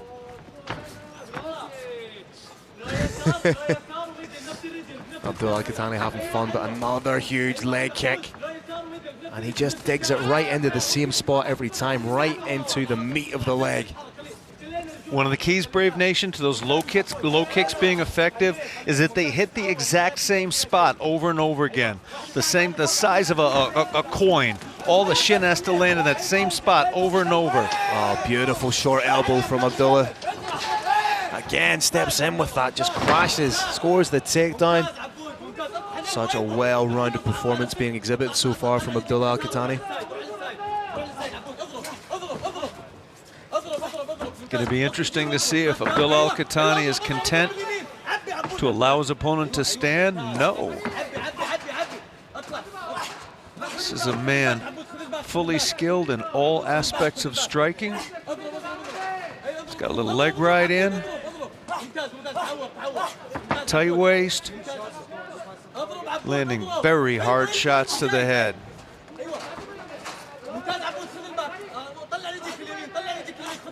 In 4 fights, he has yet to pick up a submission win. Phil, when you hit that hard and your hit shots are that nasty, why bother? Well, as we said during his walkout, he is a national champion of Saudi Arabia at the blue belt level, currently a purple belt. Oh! Trying to switch to Dars. Rolling with it, impeded by the cage, has a leg locked up. Becky Larkin not letting Chung sneak his feet into the cage. Minded position coming up. Oh, rides it out well. Abdullah Al-Qahtani could be looking for the finish here. Big shots. Corner calling for elbows, and they are being delivered. These are all good shots being landed by Abdullah Al-Qahtani. Loud exhalation with each strike in the Thai manner. Oh, another crushing shot. Again, Chung able to absorb almost insurmountable damage. And I always like to think of the aspect of if you're punching a fighter, if you're hitting a fighter with everything you have and they remain largely unmoved, it's bound to be demoralizing. When you're in Korea, you got to get used to it.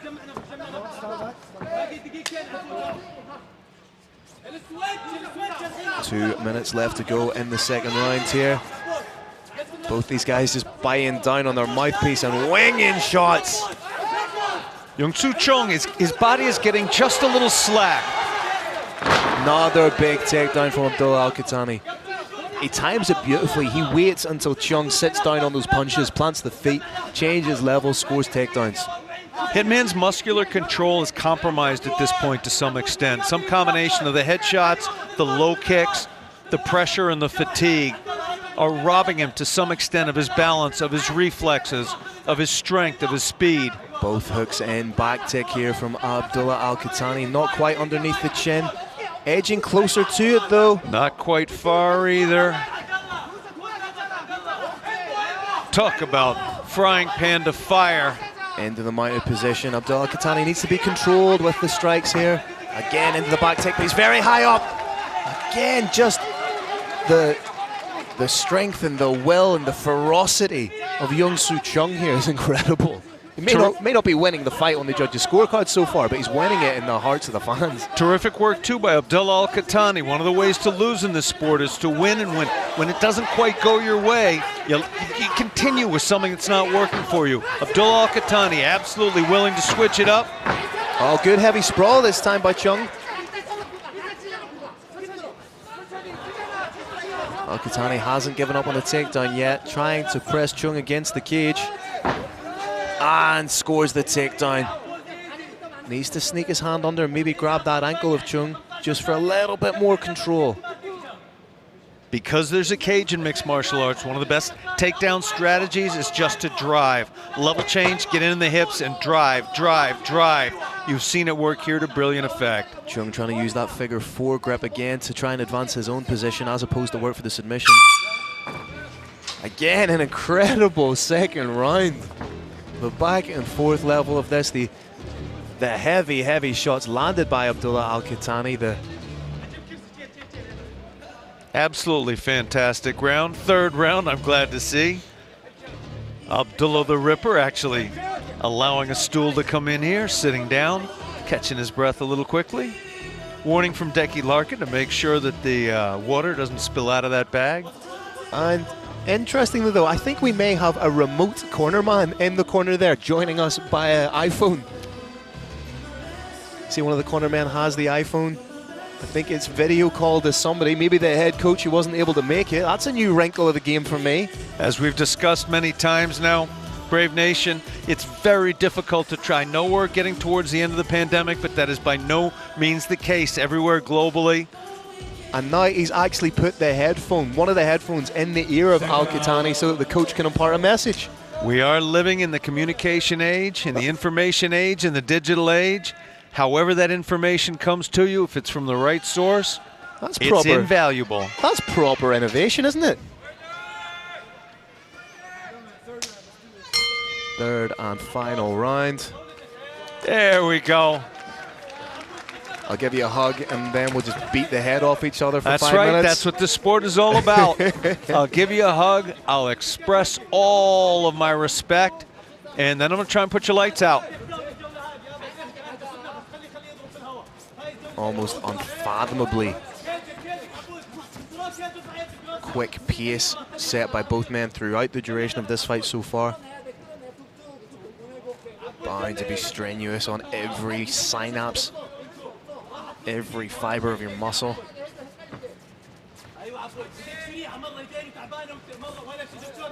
Young-Soo Chung's ability to take all those cumulative low kicks is very, very impressive to me. Yeah, it's almost as if his movement and his stance haven't been impeded at all, but he's bound to be feeling it. Now it's Chung trying to summon a late rally, pressing Al-Qahtani against the cage.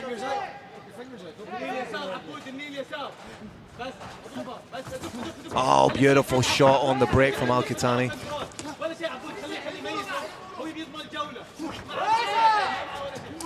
Oh, that step-in Tamala style elbow. And if anything, that just seems to energize Chung.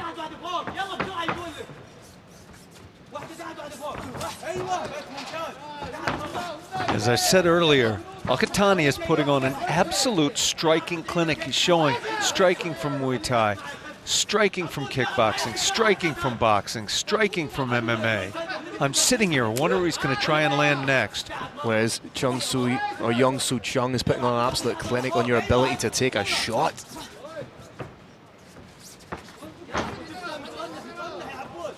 Little speed wobble there from Chung. Perhaps the movement is starting to, the body's giving up before the mind's giving up. Takedown scored by Chung. What a level change. What a corner take. Needs to be wary of the power guillotine here. Abdullah Al-Qahtani trying to work that guillotine. It is underneath the chin. Doesn't have the hands connected though.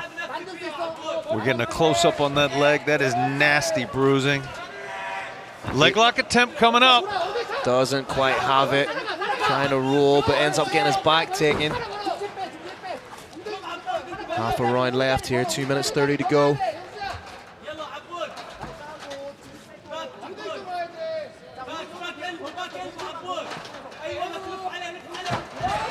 Oh, beautiful transitionary work. Abdullah Al-Qahtani now trying to change that momentum into a takedown of his own. Heavy hips by Chung. Trying to lock up a submission here. Trying to switch. Trying to roll to the doors. Al-Qahtani is not in danger yet. As long as he can keep his back facing towards the mat, he is not going to get put out. Oh, it's just slipping by the bicep. The grip is just down. leaving He's okay too.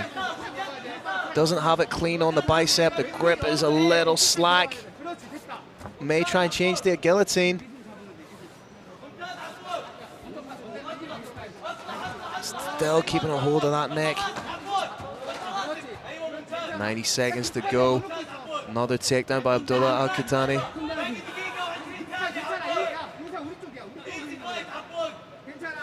Abdullah Al-Qahtani has his fingers together below the hips. He's likely to try and suck those legs back a little bit so he can rise up above.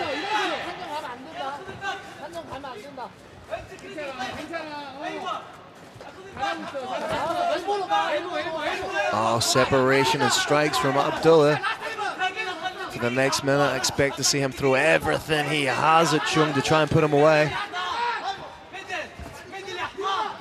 Both these guys starting to look a little bit fatigued. Beautiful shot to the body from Abdullah. 40 seconds left, Brave Nation. I think so far, Carrick, we are looking at fight of the night. Both these guys throwing heavy, both these guys landing shots. Abdullah scoring big takedowns. And that may have been everything he needed to do right now. Stay in this position and he's en route to perhaps a 30-27. Good posture and awareness from Abdullah. Just cuts right through into side control. Elbow after elbow careering off the head now of Chung.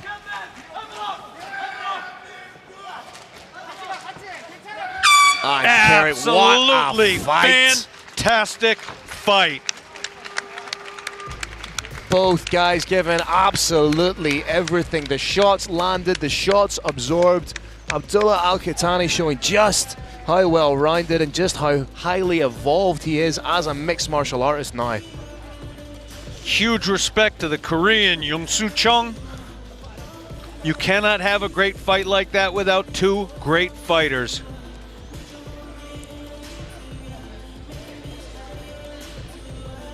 Little disappointment on Hitman's face. He has nothing to be ashamed of. Fought every second of every minute of every round. I don't believe it was enough in this fight. I think we're looking at a 30-27. You just see some of the action there. You see Abdullah Al-Qahtani threatening with the guillotine. Turning the corner beautifully is Chung to get the takedown on Abdullah Al-Qahtani.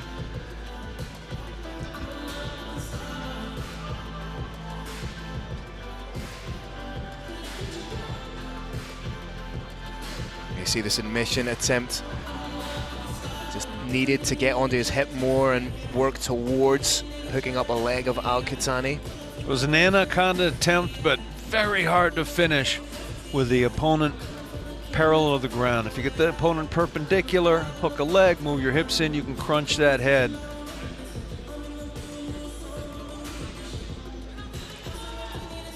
Carlos Kramer has composed himself. He is making his way into the Brave Arena. Ladies and gentlemen, we have an official decision. Let's throw it up to Mr. Carlos Kramer. An official decision in this, the last fight on the Brave Combat Federation 58 prelims. All right, ladies and gentlemen, another epic battle inside the Brave CF 58 Monsters in Cage.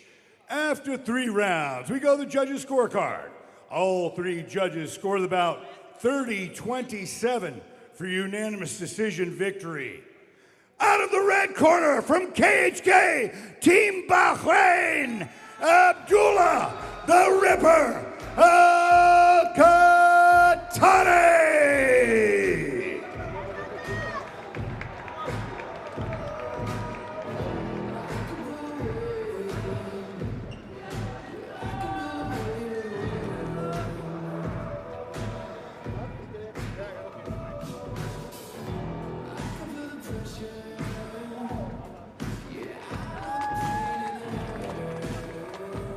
All right, ladies and gentlemen, I am here with a victorious Abdullah Al-Qatani. Abdullah, unbelievable fight that had everything. It had big shots, takedowns, submissions. Give me your thoughts on the fight. 오늘 굉장한 퍼포먼스를 보여줬습니다. 아주 큰 샷과 테이크다운과 그래플링 싸움. 오늘 느낌이 어떻습니까? Hello, 사람 알레이쿰. 클라문 좀 해. I want to thank all my coach Faraz, Coach Mahdi, all my coach. I want to thank Sheikh Khalid bin Hamad, Team KHK for this amazing brave. I like it. And I want to thank Saudi MMA Federation, Abdullah Hazzah, and Uthman, and all my friends, my family. Thanks, Mom. I do it. 모든 팀메이트와 동료들과 운동을 도와줄 팀 멤버들과 운동 같이 한 분들 도와주신 후원자분들께 감사드립니다. Now you've made the move, you're a member of Team KHK. Just how important has that been to your development as a professional? 팀 KHK의 멤버로서 자신의 운동 능력 성장에 대해서 얼만큼 중요했습니까? Thanks Team KHK. I'm very excited to do this, and inshallah the next is we will be better than this, and thanks Team KHK.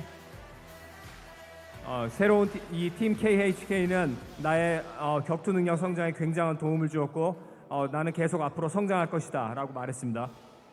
Still undefeated, now 5-0. What's next for the Ripper?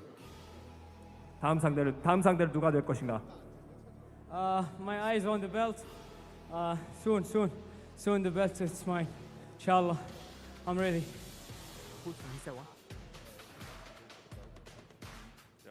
다음은 바로 챔피언 벨트로 가고 싶다. 누구는 붙여도 상관없다라고 말했습니다. Well, congratulations on a fantastic performance, sir. We look forward to seeing you again. Ladies and gentlemen, one more time. Yeah, thanks for everyone. Thanks Korea. Thanks Saudi Arabia. Thanks Team KHK. And I love you. 한국 팬들 감사합니다. 사랑합니다. Well, congratulations on a fantastic performance. Congratulations on a fantastic moustache. Ladies and gentlemen, Abdullah Al-Qatani.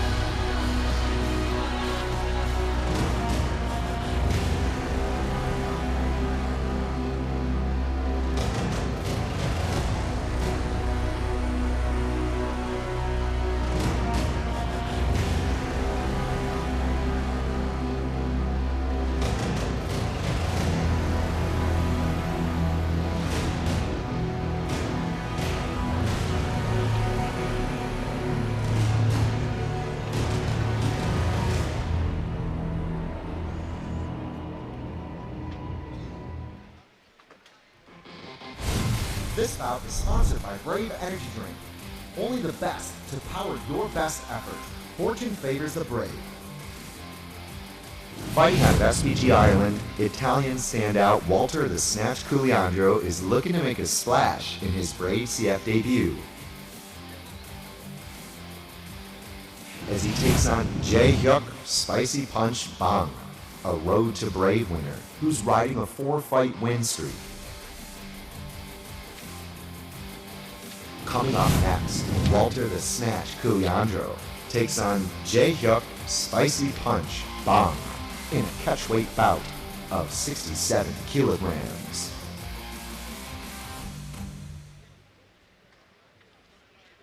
You are amazing, South Korea, and we are just heating up. What an incredible night in the Brave CF 58 Monsters in Cage.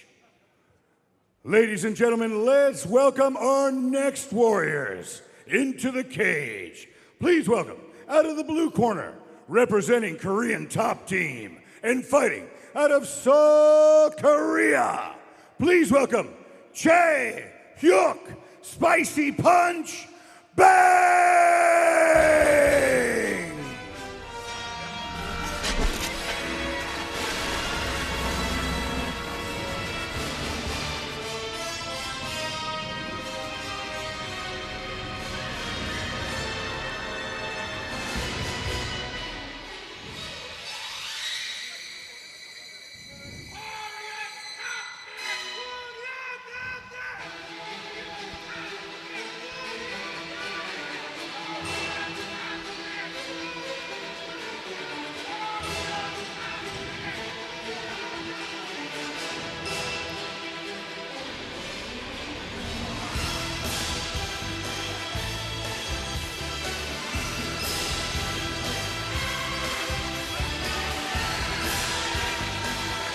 Quite possibly my favorite nickname of the night, Spicy Punch.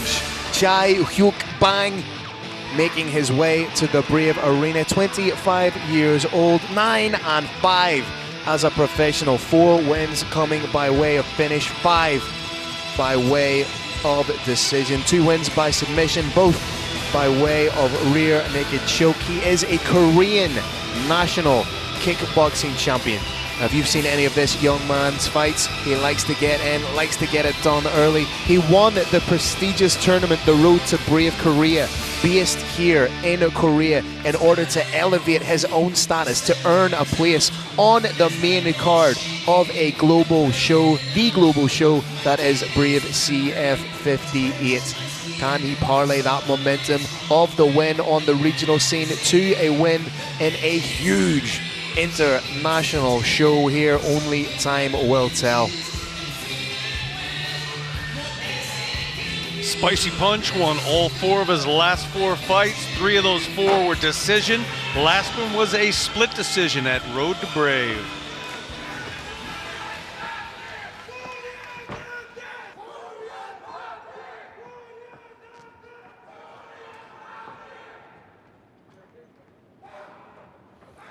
And let's meet his opponent, out of the red corner, representing SBG Ireland and fighting out of Dublin, Ireland, by way of Italy. Please welcome Walter the Snatch Culiandro.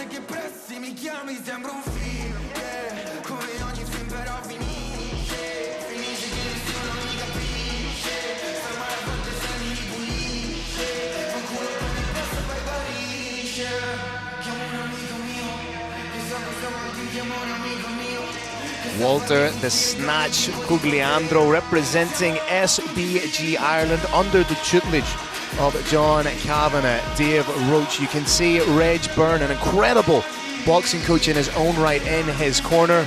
30 years old, brings with him an 11-2-1 professional record, 5 wins by way of KO or TKO, 1 win by decision, 1 win by submission, 5 wins by decision. His last fight, he defeated Sven Sarame via split decision on the 5th of March of this year in Helsinki, Finland. An absolute war in which he was able to really test out his boxing and his striking.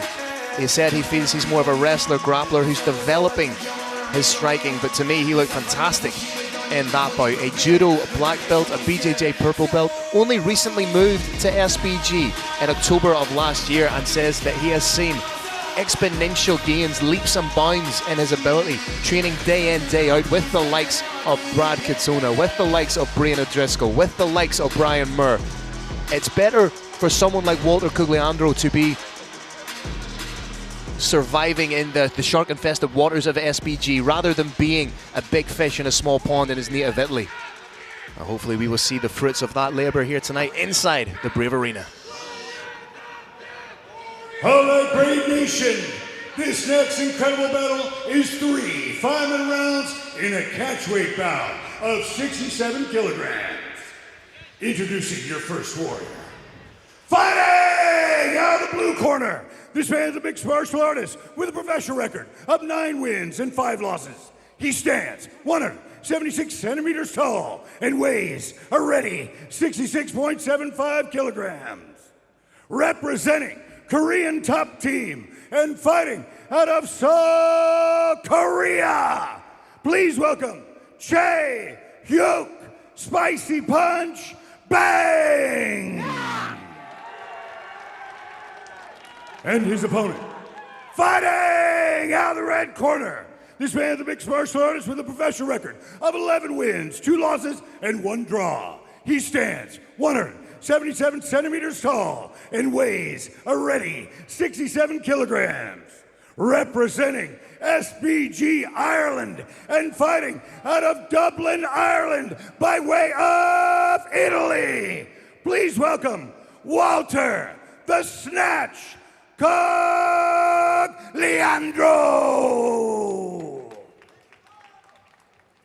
Your referee is Ho Chul Shin. Part of this event, part of this great event, Brave Combat Federation 58 is Korea versus the world. So far we've seen Korea versus Indonesia versus Singapore versus France versus Saudi Arabia, and now Korea versus Italy. Spicy Punch opening up straight away, but Walter Cugliandro, you can see, happy to work the boxing a little bit. I think if anyone's going to take it to the ground, it's going to be Walter.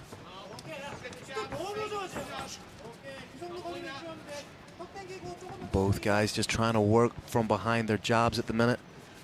Spicy Punch keeping it out a little bit more. Cugliandro maybe reaching out just a little bit too far with that parry. May leave his face open to a hook. One thing I do enjoy about watching Cugliandro is as soon as he feels a punch land, he replies straight away. Doesn't give his opponent any time to settle back into the rhythm, to settle back into their own flow or cadence. That's part of the methodology behind the judging in Muay Thai. In Muay Thai, you get a point when you hit somebody and they don't hit you back. If you hit somebody and they hit you back, it's neutral. So when you see an excellent Muay Thai-based fighter like this, they've spent a lifetime in the sport where when you get hit, you have to hit him back, and then it doesn't count. Walter began his career going a perfect 8-0, took a few losses and realized that he needed to change something up, and you have to respect that commitment to your sport, to the craft, by making such a change, moving to an entirely different country.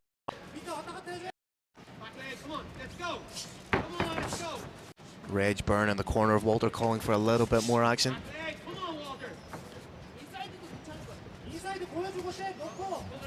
Spicy Punch not quite living up to his name yet. Nice low kick from Walter Cugliandro. Smart jab. Trying to find a home for that lead hook as Walter. There it is. Just bringing that around the gloves, around the guard of Spicy Punch.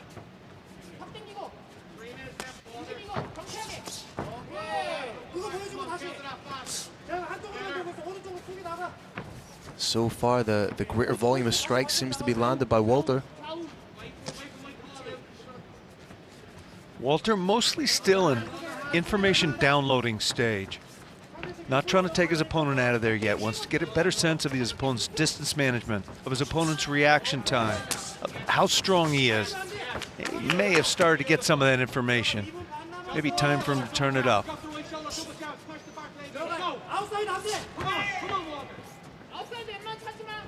As we have seen, if anything that we've learned tonight about Korean fighters is that they are tough as nails. They can take some serious shots and stay in until the very end. May have just been a kick to the knee there. Made a slightly unusual noise.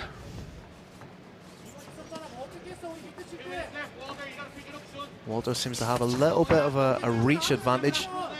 He's trying to keep bang at the end of his punches.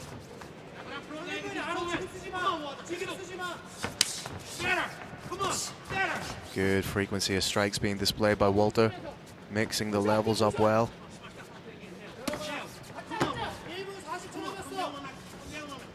Needs, as you say, Kerry, he needs to be careful of pulling off and biting on that feint from the jab, exposing the chin.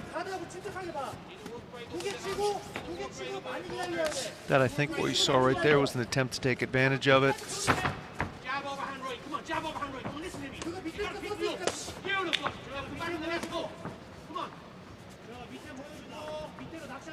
Walter just trying to, both these fighters really just trying to fill the space between one another right now. Walter Cogliandro's great coach is calling very fervently for him to put together combinations now, not just a single shot. Throw one, follow up with two, maybe an overhand two. Throw two, follow up with a hook.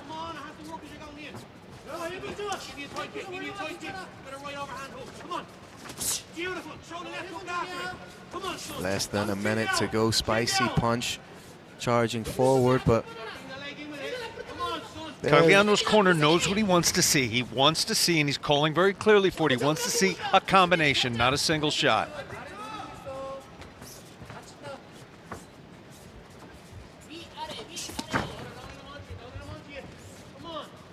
The punches of Walter are sneaking through, whereas the punches of Pang don't really seem to be connecting flush. Very tentative round from both men so far, Carrick. Nice low leg kick from Walter. That low leg kick might just be enough to steal a round. I am entirely unofficial, but I did have that round. 10-9 for Walter Cogliandro. That said, he is not showing us what he can do. Oh yeah, there's definitely more in the tank here. Walter definitely has more to show, as does Chai Hook Bang. I definitely think both these fighters are very, very respectful of one another and one another's punching power and ability. Interestingly, Phil, both of these fighters' corners are telling them the exact same thing. No more single shots. Up the frequency, combinations. Up the frequency of the combinations. Set them up and moving around a little bit, and then pop, come in with combinations. These are both excellent fighters. I do believe they are both going to listen to their corner. I do believe the next round's going to be better still. They seem to have settled into a rhythm of, I'll throw 3 punches, you'll move 3 steps back. Then I'll throw 3 punches, you'll move 3 steps back. If you were to even throw a 4 or 5 punch combination, keep it going when your opponent's used to stopping. You might catch them prone on the chin.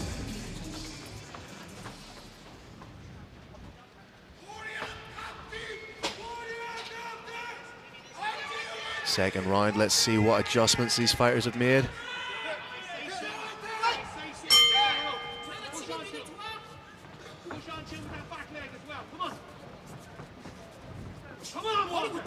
Cogliandro taking the center of the cage.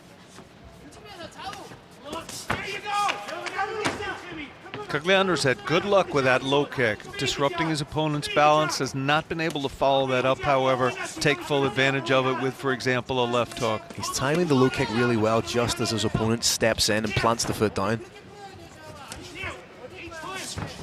There we go. There's the shot. Combination. That's what the coach has been looking for, and the fighter is now delivering. Push that jab onto Walter and work. Chin down now. Chin down. Come on. No, get that back. Get that back. Get that back.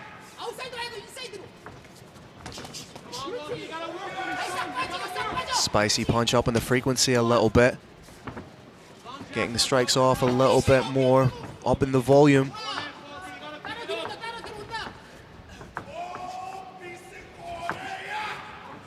Walter needs to take the fight to his opponent a little bit more. Oh, he landed a nice shot there. Again, it comes down to that ethos of being proactive as opposed to being reactive, taking the fight to your opponent, putting your hands in their face, forcing them into retreat.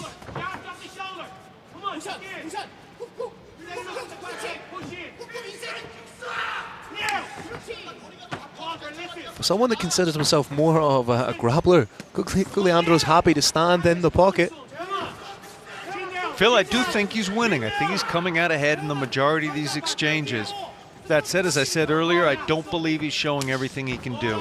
Just how important is it for a fighter to take the center in the eyes of the judges, to take the center of the cage? If there's not a lot happening, if they're fairly even for strikes landed, how important is your position within the cage? In a completely even fight, one of the things that judges look for is pace, place, and position. One of those three, of course, is position, and that refers to who is dictating the position on the floor, even if it's absolutely even.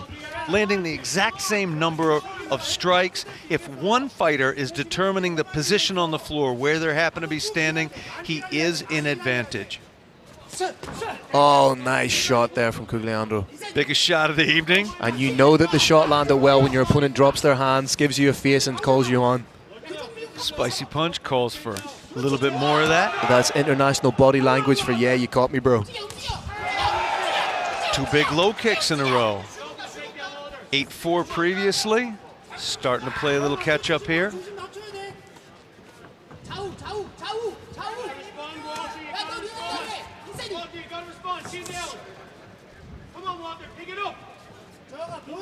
Redburn in the corner of Walter, calling for a little bit more action, a little bit more output.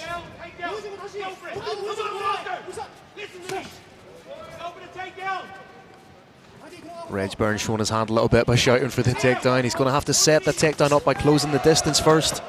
Set it up, close the distance, bring the hands of your opponent up.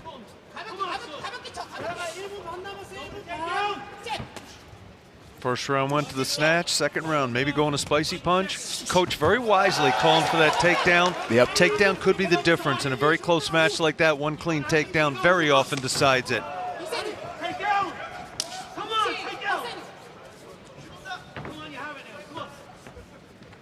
Again, he needs to set that takedown up with the hands. Can't go shooting in blind and from distance. He's going to have to land sort of three-punch combination, get in, close the distance. Occupy the upper half when you shoot in on the lower half. 1 minute to go. Like you say, a takedown and doing something with it could be absolutely decisive in the flow of this fight.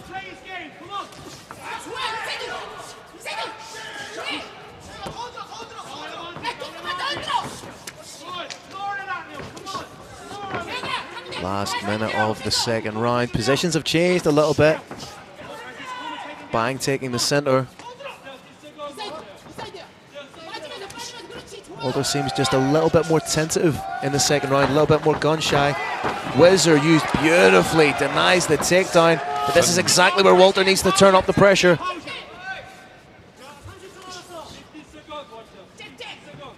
"15 seconds left, Brave Nation.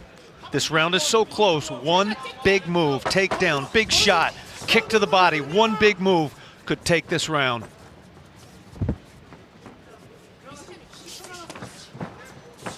Oh, good shot to the body to finish, but again, the greater urgency seemed to lie with Chai Hook Pang in that round, Kirik.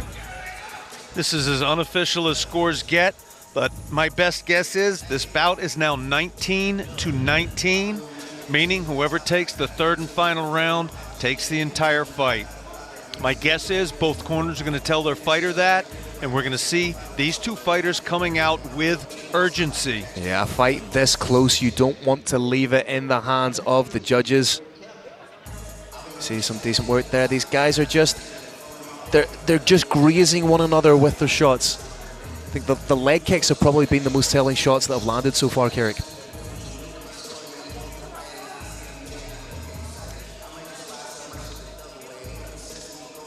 Jae-hyuk Pong's corner telling him they want more power. It's the second round in a row. They've offered a couple of different setups, but at the end of that setup, they want to see power, a power straight or a power hook. Third and final round. Who wants it more? Who's willing to take that step? Who's willing to take the fight to their opponent?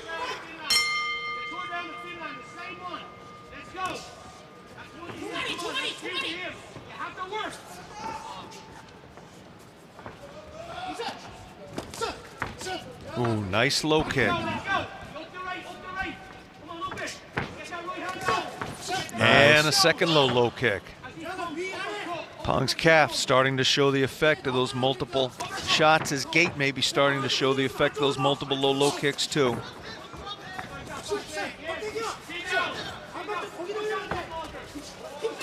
As predicted, Phil.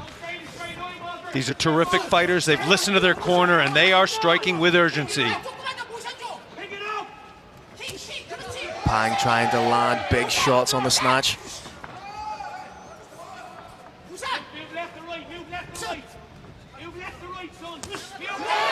Another big leg kick. You can see that wilting, or you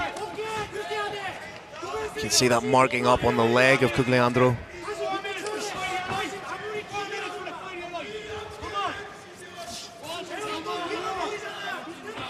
Walter really needs to pick things up. Cogliano's energy is sagging just a little bit. It's reflected in his reflex time. It's reflected in his footwork. There we go. He's just got to commit to that straight a little bit more.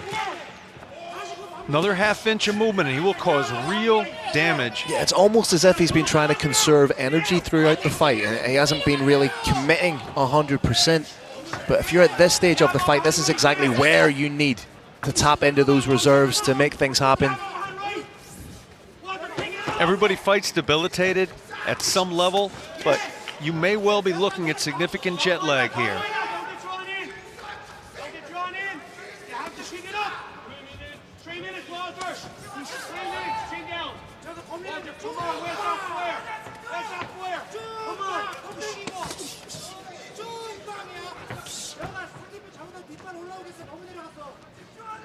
Jae-hyuk Pang just looks like the fresher fighter right now. He's a little bit lighter on the feet. He's getting in and out just that little bit more. Showing much better head movement. Feinting just a little bit more. Trying to put the combinations together a little bit more adroitly. Now he's taken away, to some extent, what has been Walter's best attack, which is that calf kick.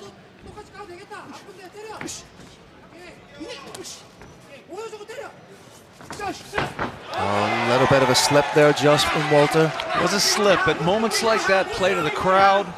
They play to the opponent's heart, and they play to the judges. And Pang is absolutely chewing up that leg of Walter.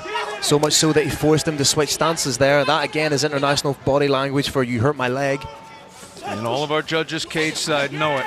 Nice shot landed there from Walter.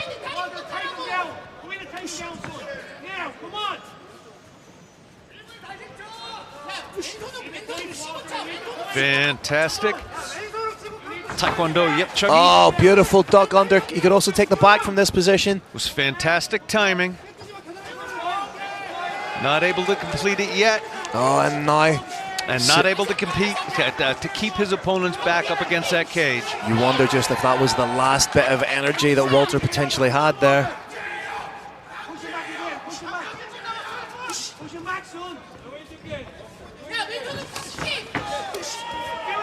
Solid kick by both fighters. An incredibly even fight so far, Kick. It just shows at this stage when we're watching fights that are this strategic, it's all about those game of inches, isn't it? Strategic can be a polite term for the two are barely touching each other. That is absolutely not the case here. There's some heavy shots being landed, particularly to the legs. Jae-hyuk Pang is definitely touching the snatch.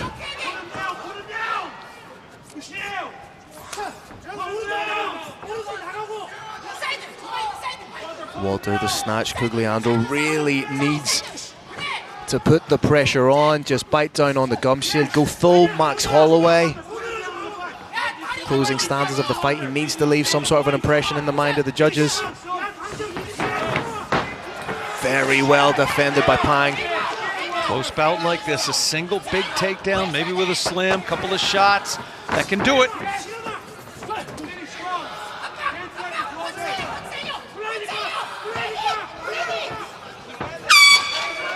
Very, very interesting fight. And for the 6th time tonight, we will go to the judges' scorecards. Super intriguing bout again. Incremental differences within that fight will render someone the winner, will render someone the loser. Very, very strategic, Kirik. Walter the Snatch Cagliandro immediately threw his hands overhead. It's actually a very smart thing to do. It shows the judges that you're absolutely confident what you did, cast you in a good light. Che Hyuk Pong did the same thing, but it took him a little while later to do it. Very, very close fight. I think I know who won this one, but I don't want to ruin it for Brave Nation because I am not one of the official judges.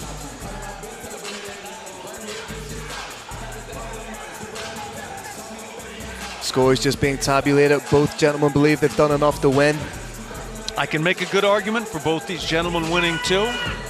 There you see some of the action, and again, the most significant strikes landed throughout the course of the fight were those leg kicks. And we know that a decision has been rendered as Carlos Kramer is on his feet. Prowling like the roaring lion, he is making his way inside the cage. A lot of psychological pressure on these fighters right now, waiting for the official score to be called, but nothing like the pressure of another human being who's trained at doing it, standing across the cage from you and trying to knock you out. Thank you, Monster Zim, for that replay, and thank you for Carlos Kramer for making it official. All right, Brave Nation, another incredible, epic battle inside the Brave CF 58 Monsters in Cage. After 3 rounds, we go to the judges' scorecards. First judge scores about 30-27. Your next judge scores about 30-27. And your last judge scores about 29-28 for unanimous decision victory. Out of the blue corner, Che Hyuk Spicy Punch Bang! Well, 30-27 times 2 was interesting. 29-28. The other judge scored a fantastic fight. I think the right decision was made. Phil, I did have that 29-28 for Che Hyuk Pong, who now is standing center cage with the beautiful ring card girls, visiting dignitaries, government and military officials, local celebrities.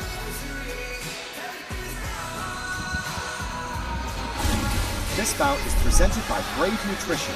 Behind the athlete, there are hours of training. Behind every hard training is Brave Nutrition. One of the most feared knockout artists in the division, Maciej Magic Man Gierszewski, is ready to make another victim when he meets Isa Determinator Isakov, a specialist grappler ready to return to the winning column for Brave Combat Federation. Coming up next, Maciej Magic Man Gierszewski takes on Isa Determinator Isakov in a super lightweight bout.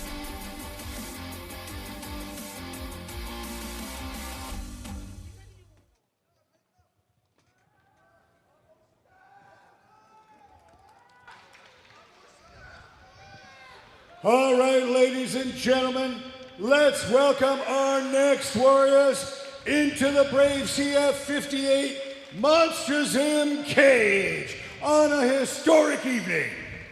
Please welcome, out of the blue corner, representing Soko Team and Bulgarian Top Team, and fighting out of Belgium. Please welcome Isa the Determinator Isakov!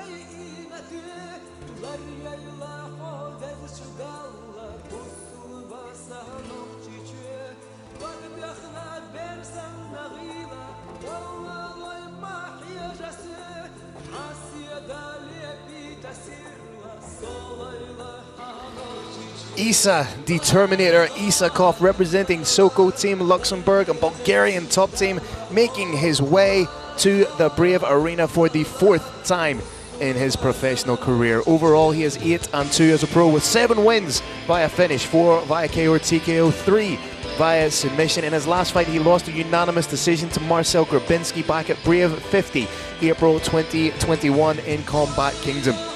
His 3 first-round finishes on his ledger, 4 second-round finishes, and 3 wins by submission that are comprised of 2 arm bars and 1 rear naked choke.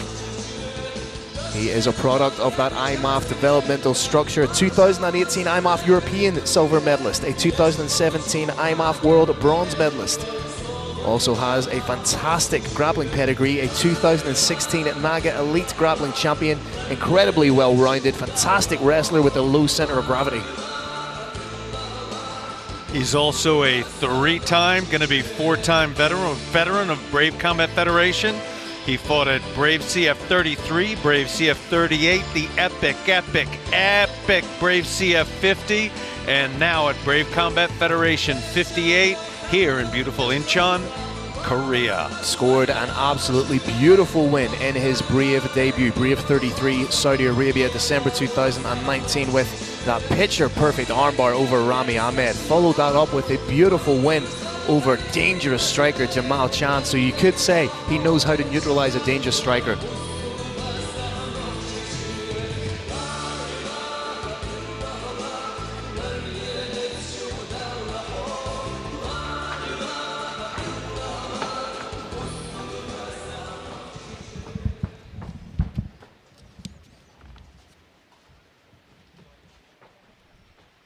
And let's welcome his opponent, fighting out of the red corner, representing IFS Belfast, and fighting out of Northern Ireland by way of Poland.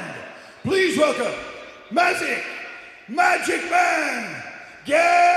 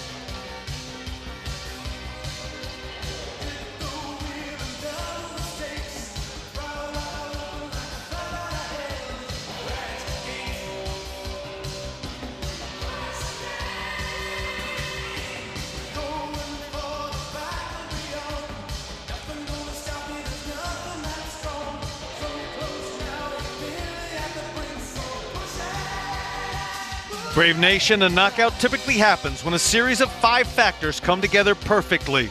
These include the possession of KO power, not everybody's got it. 2, sufficient speed created without warning, typically via rotation. 3, fatigue on the part of the opponent. 4, timing so the opponent moves into the shot, creating an actual head-on collision rather than away from it. And 5, the opponent not seeing the incoming blow. Maciej Gierszewski does not need all of that. What he needs to do is touch his opponent. He can move, very, very rare in combat sports. He can actually move backwards, and if he gets his hand to touch his opponent, that opponent will go out. We are just seconds away from seeing what I'm talking about.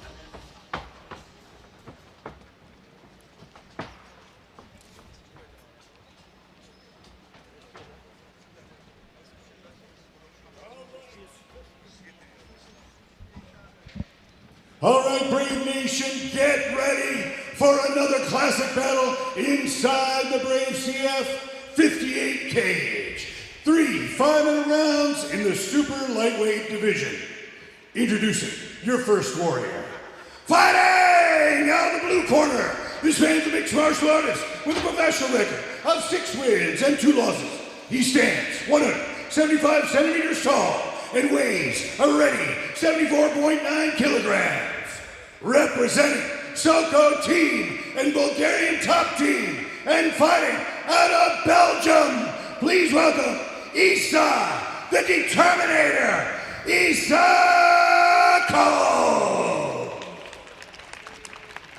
Introducing his opponent, fighting out the red corner. This man's a mixed martial artist with a professional record of 8 wins and 6 losses. He stands 182 centimeters tall and weighs a ready 70.5 kilograms. Representing IFS Belfast and fighting out of Northern Ireland by way of Poland. Give it up for Magic Man, Gierszewski.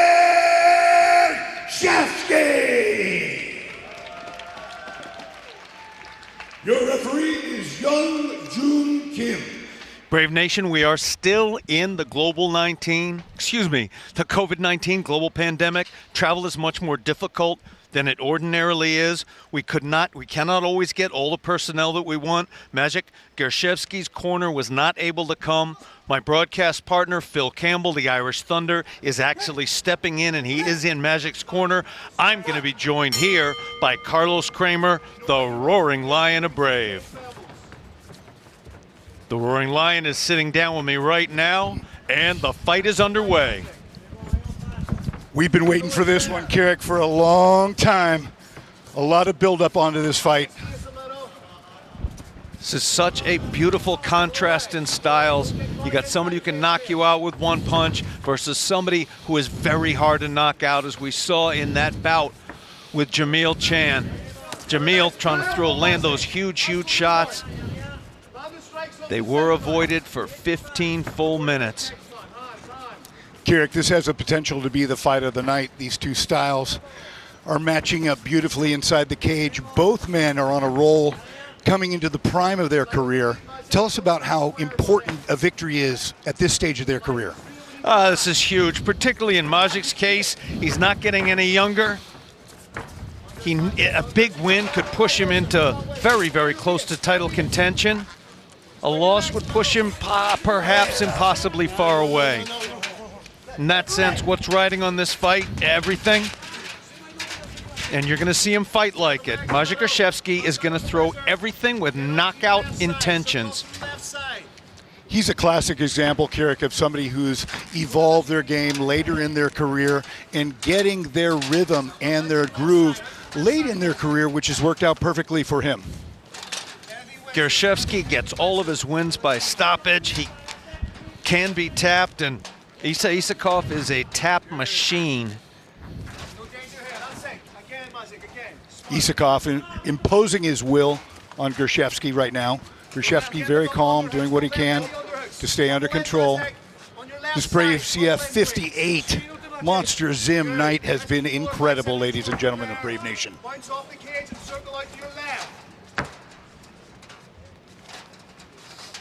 As we've discussed earlier, this is one of the great tests of strength in mixed martial arts. Requires a great deal of technique, great deal of leverage in order to get the exact position you want. Isakov got it, and then he parlayed that into a takedown. Very nice, Kirik. Controlling from the top. This has been a challenge for Magic Man. He would much rather be standing and banging. But his ground game has come a lot through lately, and he has shown a lot of well-roundedness in his game. His ground game is improving enormously, more so, by my reckoning, from the top than from the bottom. Very, very hard in mixed martial arts to develop a great offensive guard game. Gershevsky likely going to try and hold on, work defensively here. At some point, put those feet into the hips, kick off, try and get back up to standing. Isakov is well aware of that, keeping those hips tight, tight, tight to his opponent. Very effective use of the head. If Isakov can keep his head above his opponent's head, it becomes very, very hard to get off that floor. And what Isakov's doing right now is stealing the round if he can keep this up.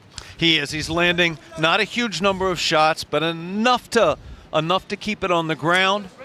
Strategically, he's probably, and you're seeing it right there, he's going to go body and then head. The headshots cause by far more damage, but if you throw those, which many fighters do, they go straight for the head, it's relatively easy to thwart. You go to the body first, get the elbows down a little bit, and then the head is right there. You can see Magic Man's ribs very red from the shots he's been taking. Isakov with a great game plan so far, Kirik. He is indeed. One of the things I try and communicate to Brave Nation is when you see something on the television screen, these little shots on the ground don't look like much, but when you see them from up close and when you hear them, you can actually feel them. You realize they're hitting hard, and then you look at the body, you see that reddened body, and you realize these are not pity pats. Incredibly tough, both men. What a night. Making history tonight with Monster Zim. Unbelievable South Korean audience. Everyone has been so hospitable. So hospitable. Phenomenal showcase for the great Korean heart. Now, when I say heart, I mean it in terms of bravery and also in terms of kindness. Isakov now trapping that arm only briefly. Gershevsky trying to throw elbows from bottom. Has worked in the history of the sport, but less than a handful of times. That was the clapper you just heard, Brave Nation. It means there's 10 seconds left. That brings us down to about 5 right now. We're just about to hear the round-ending horn, and then the fighter's going to go back to their corner. I am not a judge here tonight, but there is little question in my mind that was a 10-9 round for Isakov. That's exactly how I had it as well. We've got to talk about the fans here as well and the athletes in South Korea. Just incredible to showcase this great nation again. Our 26th country with Brave. 5 continents we've been in, just shattering records across the world. And Kirik, giving the fighters who deserve the exposure, the support, and the platform that they've never gotten before from any other promotion. But Brave will find you. Absolutely. And that's true not just on a fighter-by-fighter basis, but we're also giving the top fighters in Korea a chance not simply to fight each other, but to fight the entire world. We've got 8 Korea versus the world bouts here. This one is actually one of the exceptions that proves the rule. Here we've got England by way of Poland versus Belgium. This is a Europe versus Europe bout. But the vast majority of bouts on this card are either Korea versus Korea or Korea versus the world. Let's see how this pivotal round can go. Gershevsky trying to stay on his feet. Gershevsky able to get that single with very little trouble. He was able to keep his opponent down, again, without a great deal of trouble for the entire latter portion of round 1.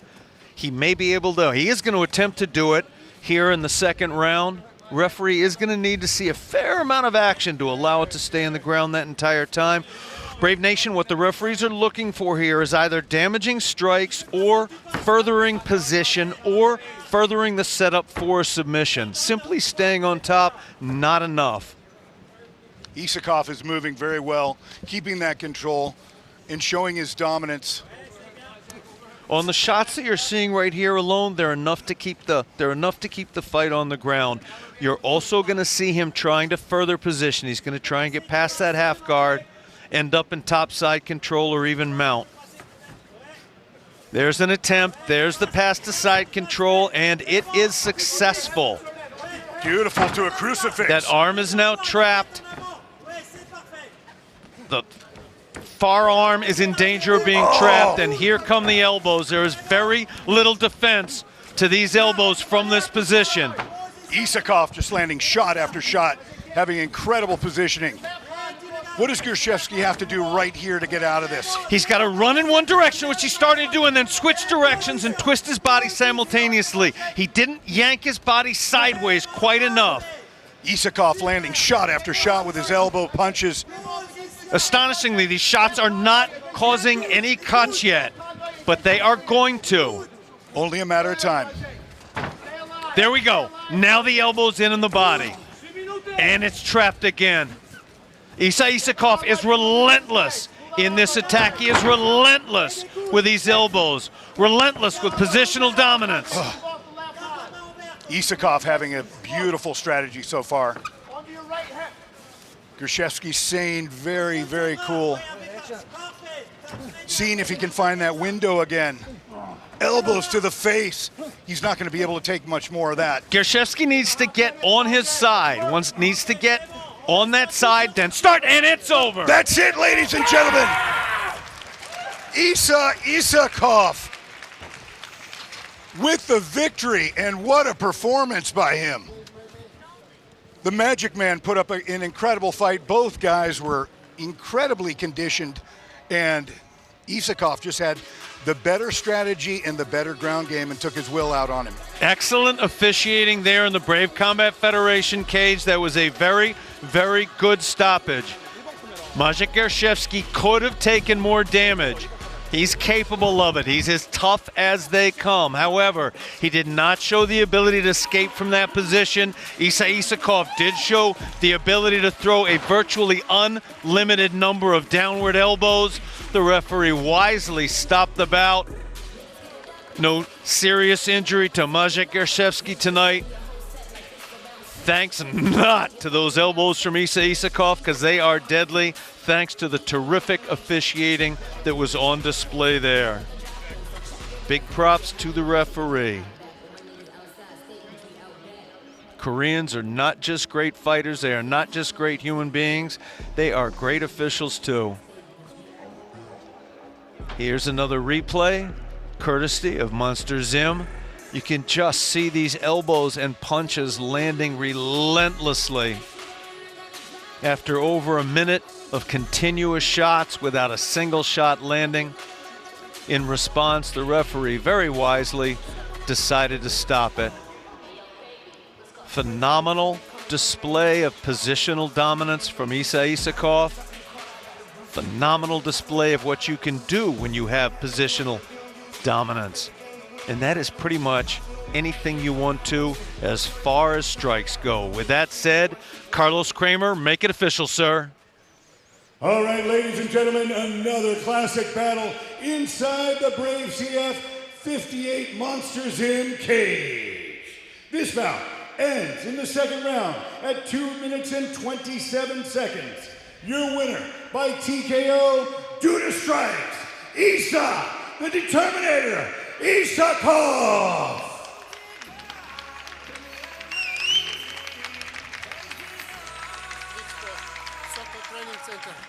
Mickey, c'est pour toi cette victoire.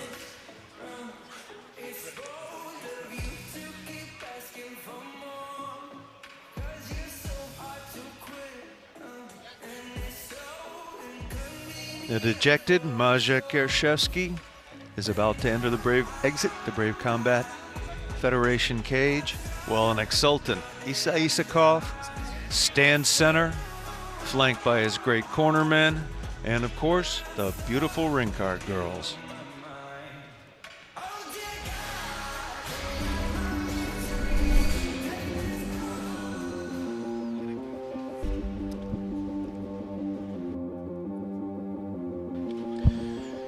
Brave Nation, you can watch Brave Combat Federation events all over the globe. As you can see on your screen here in Korea, we're on IB Sports.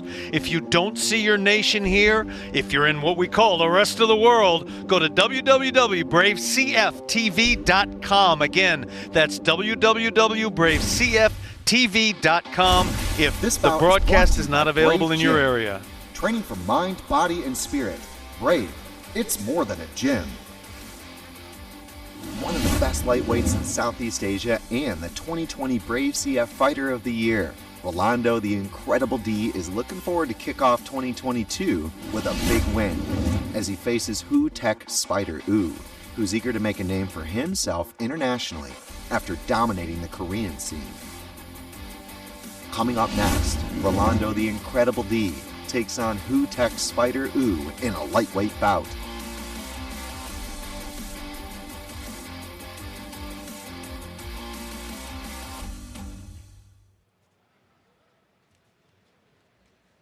All right, Brave Nation, we are ready to continue our amazing night.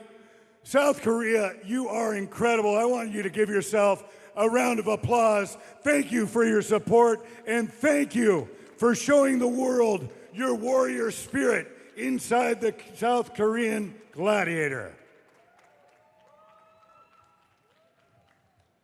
Brave Nation, a major shout out to our partner, Monster Zim, who has made this incredible night a reality and making history together.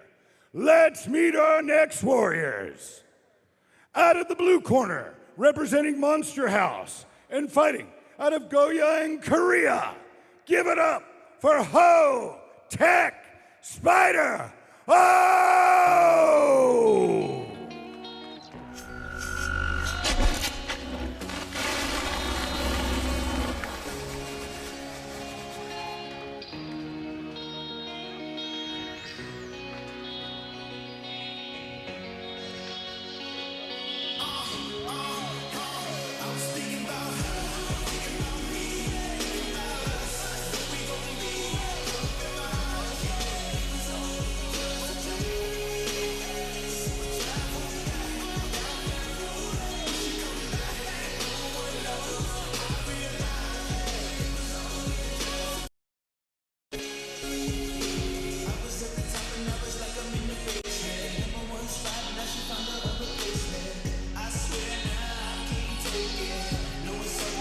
Ho Tech Spider O making his way to the Brave Arena. Brings with him a professional record of 7-2-1. This is his Brave debut. 6 of his wins have come by way of finish, 2 via KO or TKO, 4 via submission. He is currently riding high on the confidence of a 5-fight win streak. In his last fight, he defeated Roland Giron Sago via 3rd round triangle. That was back in November of 2020 in Abu Dhabi. Transitioned beautifully from the back take to the triangle. In his professional career, he has never been finished. All his losses have come by way of decision. 4 of his finishes have come in the very first round. Originally comes from a traditional karate background, and Kirik, that's something that we see inform the movement of a lot of fighters. Gives them that in and out, almost fencing type movement that's so hard to work with. It did, Phil. Karate is one of the later arts to be incorporated into mixed martial arts, but yes, that unique footwork is a major part of the sport now. And let's welcome his opponent into the cage. Representing the Incredible Fighting and Fitness Center and fighting out of Das Marinas, Philippines. Please welcome Rolando the Incredible!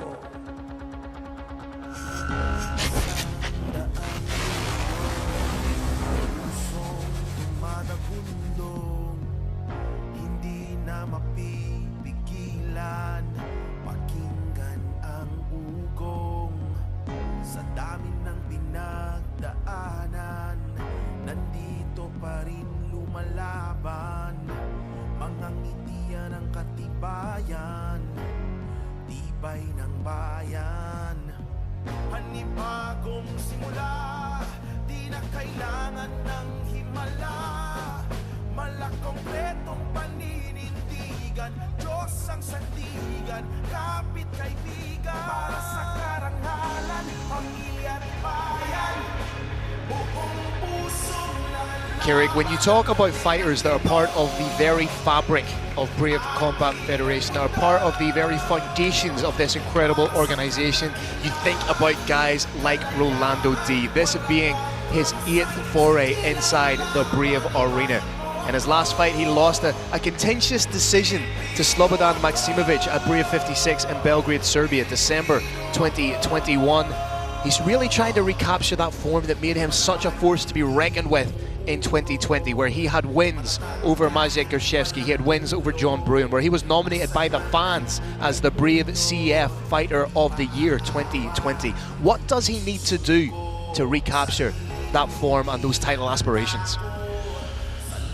Fighting Phil is 99% mental, and I am not 100% sure if at this stage in his life this is the only thing that he wants to do. He is evolving into an absolutely phenomenal coach.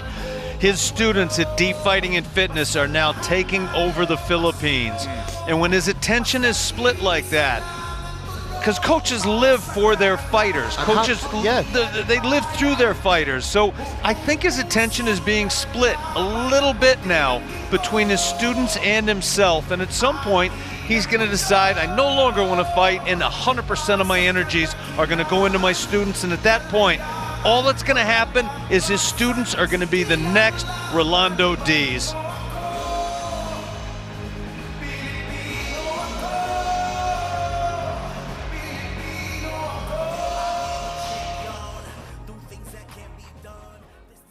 All right, Brave Nation. This next battle is 3 5-minute rounds in the lightweight division. Introducing your first warrior. Fighting out of the blue corner, this man's a mixed martial artist with a professional record of 7 wins, 2 losses, and 1 draw. He stands 180 centimeters tall and weighs a ready 70.3 kilograms. Representing Monster House and fighting out of Goyang, Korea, please welcome Ho-Tech Spider Oh! And his opponent, fighting out of the red corner, this man's a mixed martial artist with a professional record of 14 wins, 11 losses, and 1 no contest. He stands 173 centimeters tall and weighs a ready 70.4 kilograms. Representing the Incredible Fighting and Fitness Center and fighting out of Das Marinas, the Philippines. Give it up for Rolando D. Incredible. Your referee is Ho Chul Shin. D Incredible can strike and he can wrestle. Spider can wrestle and he can strike. Both these fighters have proven they are complete fighters, but that said, D Incredible, I believe, is going to want to strike, and Spider, Ho-Tech O, I believe, is going to want to wrestle. Well, Ho-Tech O has medaled extensively in national and international grappling tournaments under the ADCC banner, but must be said, Rolando D is a legitimate purple belt in BJJ. He wants to get back to that kind of form that saw him knock out Mimosh Raza in the Philippines. And you forget, he's still only 30 years old and a veteran of 27 mixed martial arts bouts.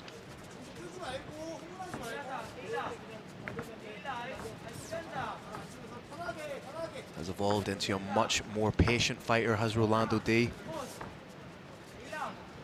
There's oftentimes I'd like to see him get that little bit of fire back, that fire in his belly, that concussive power. Big front kick absorbed. Front kick absorbed, but combination of a shot and perhaps a little bit of a slip. D Incredible gave as good as he got. Nice stiff jab twice from Ho-Tech O. Ho-Tech O has a huge reach advantage here. Oh, huge shot from Rolando. Then you see the recuperative powers of Ho-Tech O able to bounce right back up. Lands a shot on Rolando himself.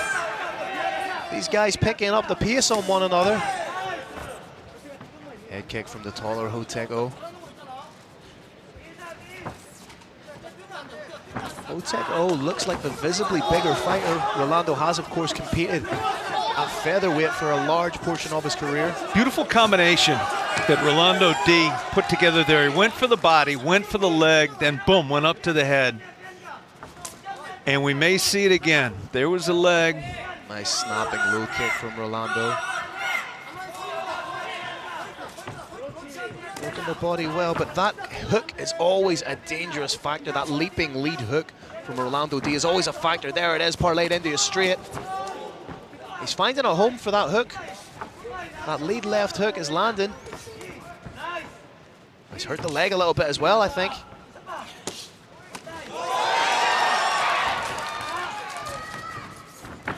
Rolando trying to defend the takedown. The head kick into the spinning back fist may have just opened up the nose of Rolando D a little bit. Phil, while Rolando D does not have the length advantage here, while he's a shorter fighter, being short like that gives him a monster strength advantage. That leg is compromised. That leg is undoubtedly compromised.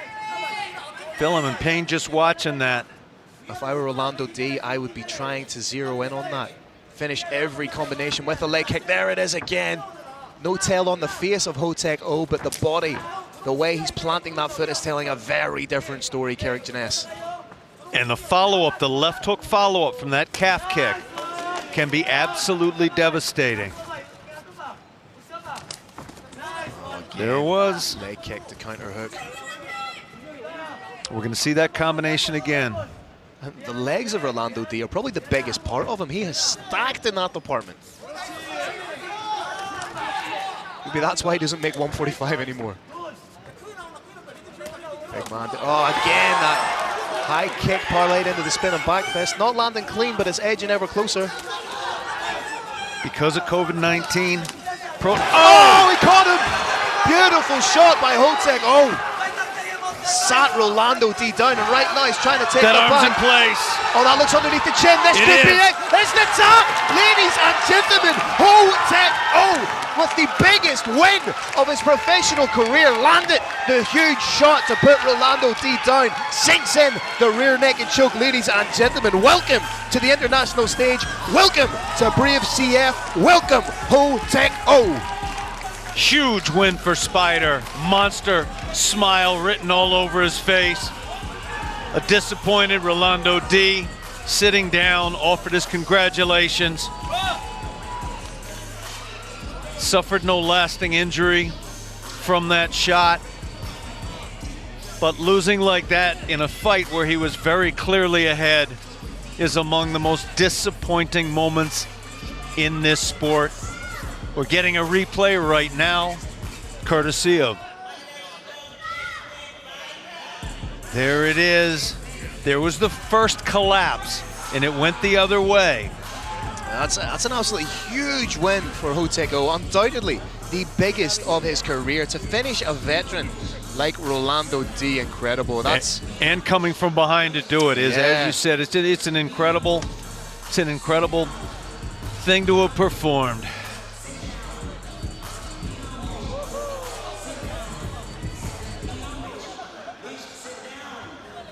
Brave Nation, we have a team of doctors here cage side. Not just one doctor, not just two. It's all sorts of medical professionals. Rolando D is okay. He's taking a little rest. And Carlos Kramer's going to make it official. All right, Brave Nation, another incredible bout inside the Brave CF 58 Monsters in Cage. This comes to an end at 3 minutes and 25 seconds of the very first round. Your winner by rear naked choke, Tech Spider. Oh!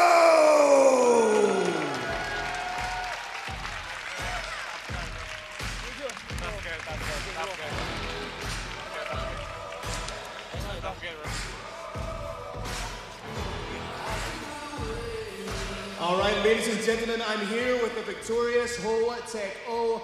How good does it feel to get a victory here at home against a veteran like Rolando D? 오늘 롤란도 D를 상대로 오늘 한국에서 경기를 승리한 것에 대한 소감이 어떠십니까? 브레이브 CF 지금 처음 이제 시합을 뛰게 됐는데 영광이고 롤란도 D의 지금 화끈한 펀치 때문에 사실 거리 좀 쟀는데 아까 펀치 먹는 거 보고 많이 좋아져서 타격으로 똑같이 가봤습니다. So it's my great honor to have the first game for Brave CF. I got his punch at the first round, but I was feeling good, so I just go for striking. So I think that strategy works. After a fantastic performance like that, what do you think is next for you inside the Brave cage? 오늘 정말 대단한 퍼포먼스를 보여주셨는데 혹시 다음 상대를 생각하시는 게 있습니까? 만약에 브레이브 CF 시합을 뛰게 되면은 챔피언을 가고 싶기 때문에 최대한 챔피언 갈 수 있는 상대를 붙여줬으면 좋겠습니다. I'm gonna go straight for the title fight. So who the fighter it is, give me a best fighter. Well, congratulations on a fantastic performance. We look forward to seeing you again. Ladies and gentlemen, Ho-Tech-O!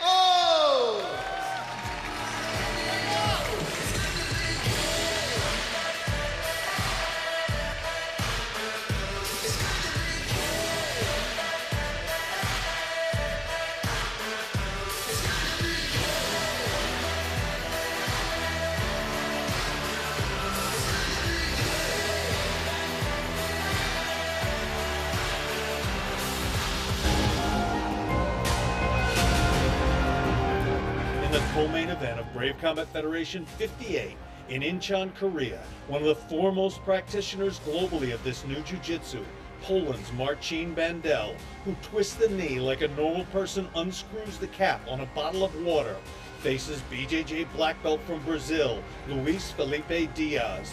Bamba aims to break the leg, while Diaz, well, he aims to break everything. This fight has one solemn promise. Somebody is gonna break.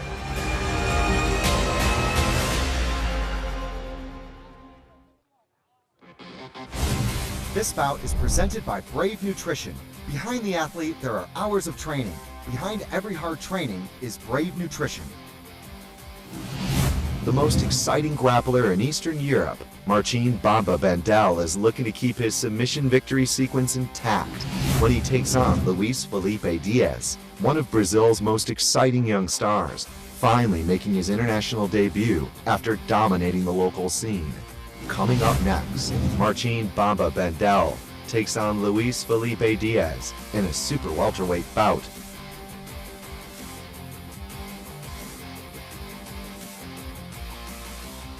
All right, Brave Nation, Monster Zim, we are ready for our co-main event of the evening. Let's meet our first warrior into the Brave CF 58 cage. Please welcome, out of the blue corner, representing Parana Valley Tudo, and fighting out of Paraibuna, Sao Paulo, Brazil. Please welcome, Luis Felipe Diaz.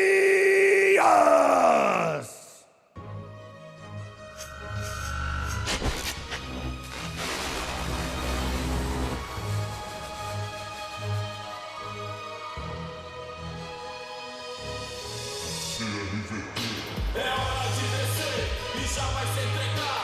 Levante, vai a luta, nada pode nos parar. Somos PRTT, passo a passo nas conquistas. Treinando lutadores pra escola da vida. Treinando lutadores pra escola da vida. Disciplina, junto à força divina.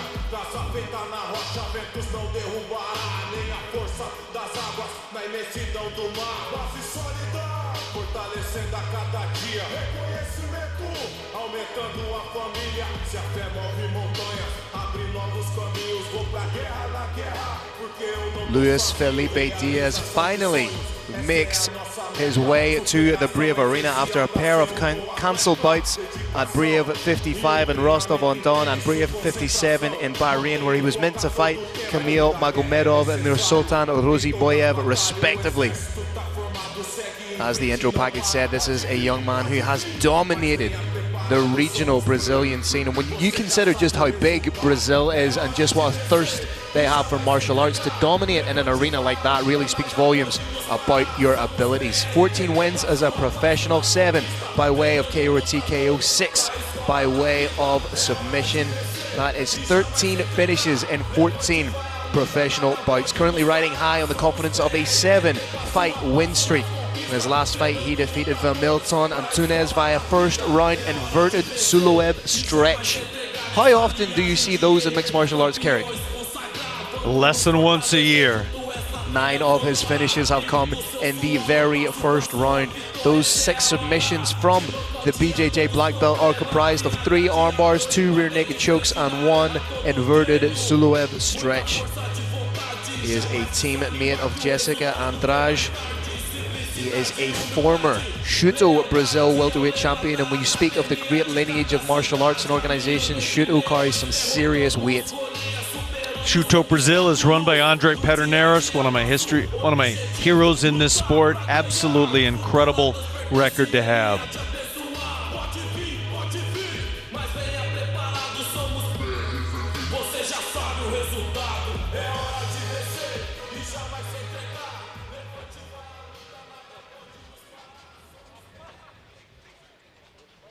And let's welcome his opponent out of the red corner, representing Zenith Fit Fabric and fighting out of Lodz, Poland.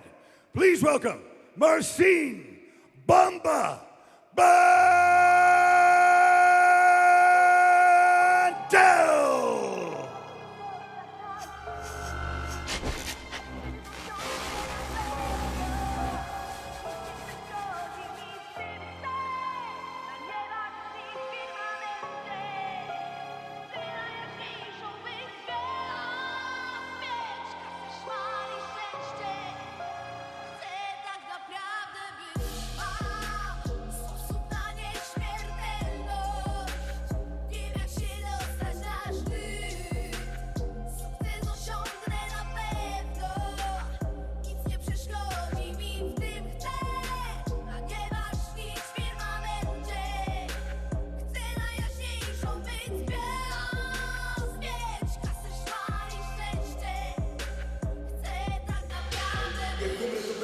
We've talked about Luis Felipe Diaz being a fantastic submission artist, being a Brazilian Jiu-Jitsu black belt, but Marcin Bandel is on a completely different level when it comes to submissions. 20 wins as a professional, 19 by way of finish in the very first round. 18 of those first round finishes have come by way of submission. Loves the lower leg lock game. 7 wins by way of heel hook, 2 wins by way of knee bar. An incredibly well decorated Brazilian Jiu-Jitsu black belt under the ADCC banner. And Kirik, I wouldn't be surprised if you see Bandel drop down early, initiate the clinch, try and hit the likes of an Imanari and take it from there. I think we are going to see something close to that. You know, in the earliest days of the sport, when Hoist Gracie triangled Dan Severn, Severn said afterwards, "What's a triangle?" And with these new leg lock masters, they're having a similar effect with their opponents. Their opponents simply aren't used to these setups. They simply aren't used to the combinations on the legs. Not just a fantastic submission artist, but also an incredibly strong wrestler. Hits a beautiful flare double, landing right into side control, and does some beautiful work from there as well. But as we've said in the opening packages, sometimes when a BJJ black belt faces a BJJ black belt, they end up standing and banging. So interesting complexities to this fight. Ladies and gentlemen, co-main event time, and to make it official, Mr. Carlos Kramer.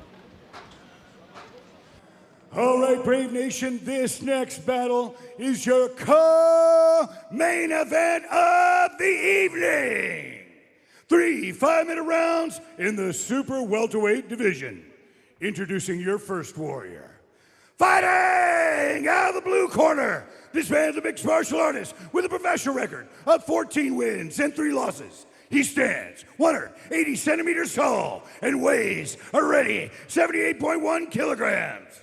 Representing Piranha Valley Tudo and fighting out of Paraibuna, Sao Paulo, Brazil. Please welcome Luis Felipe Diaz. And his opponent, fighting out of the red corner. This man's a mixed martial artist with a professional record of 20 wins, 7 losses, and 1 draw. He stands 178 centimeters tall and weighs a ready 79.65 kilograms. Representing Zenith Fit Fabric and fighting out of Lodz, Poland. Please give it up for Marcin Bamba Bandel.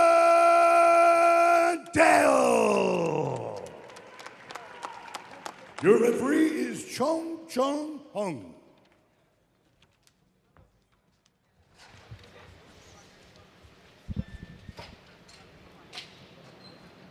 Main event time, referee Chung Hong bringing the fighters in, just reading them and making sure they understand their obligations to themselves and one another.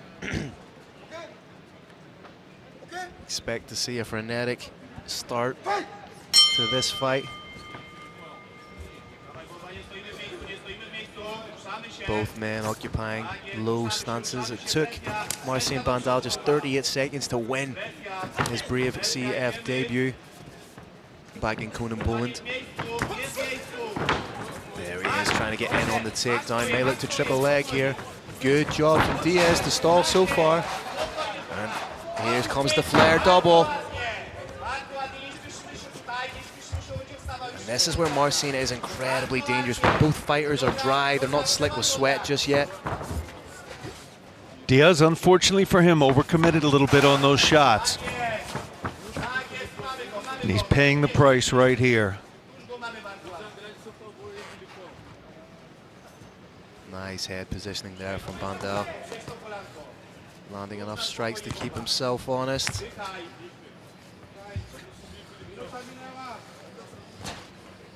When you look at some of the guys that Marcin Bandal's been in over the course of his career, guys like David Belkadine, Michael Lebu, Stevie Ray, Marabek Tasimov, he has faced upper echelon fighters without a shadow of a doubt.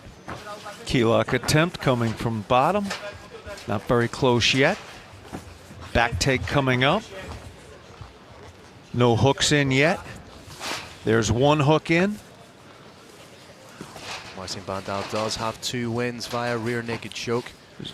One-on-one on the far side with a leg ride on the near side.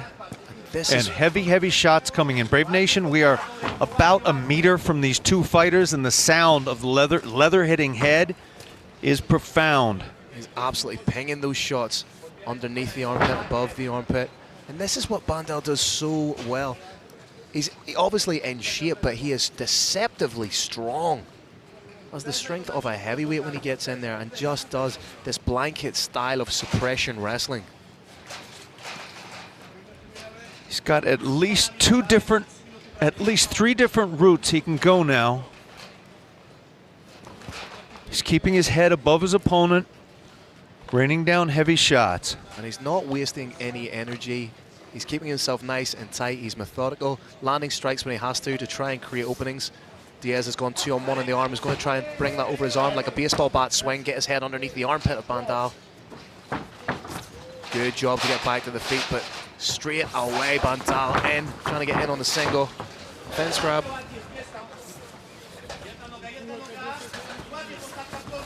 Bamba absolutely relentless on that leg.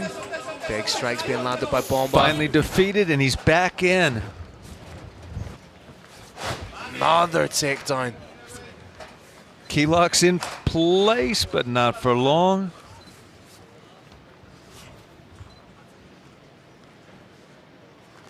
Bandel trying to decide if he's going to go left, right, or stay in center and land some shots. So heavy with the hips.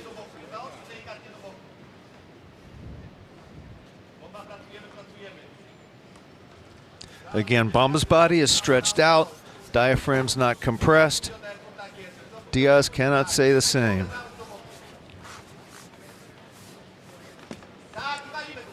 Got one trapped arm. Feel we may have 2 trapped arms. Maybe working for that reverse crucifix like Gary Goodridge back in the day. It's exactly what we've got. That's a little bit of a throwback. Potential here to get the Kimura. Potential here to elbow the head. Potential here to have a little scramble, back up to standing. And again, Bamba relentless with this grappling-based attack. Good job from Luis Felipe Diaz to get back to the feet, but every time he does that, he ends up on his back, so he expels all that energy to get up to his feet and then finds himself now in the mounted position. The BJJ black belt is now mounted. This is not where you want to find yourself against somebody as well-versed, credentialed, and dangerous as Marcin Bandal.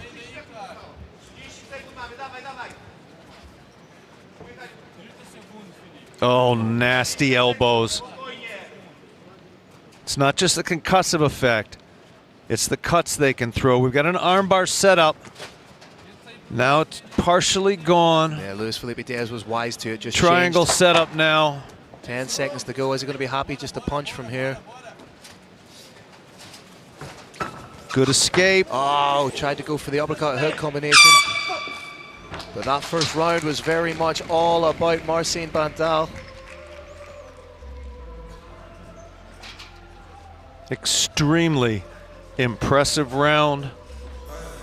And if you're in for the fighter from Poland. If you're in the corner of Marcin, all you're going to say right now is lather, rinse, repeat. Keep doing what you're doing. But then that poses the question, if you're in the corner of Luis Felipe Diaz, what are you saying to him? I know exactly what you tell him. Don't set down on the shots the way you have been. Yeah. Don't try and take him out with a single shot. Get in your bicycle a little bit, be a little herky-jerky, move in and out, pot shot him a little bit from the outside and download information on that. And then at the moment you choose, then you throw that huge shot. Yeah. But do not start that way. There you see just every time that Luis Felipe Diaz thought that he was getting an underhook, thought that he was getting to his feet, thought that he was doing something proactive, it was completely shut down by Marcin. There we see the old school reverse crucifix. And Phil, Bamba is showing us not just incredible technique, but also incredible strength. That fireplug body is possessed of enormous power.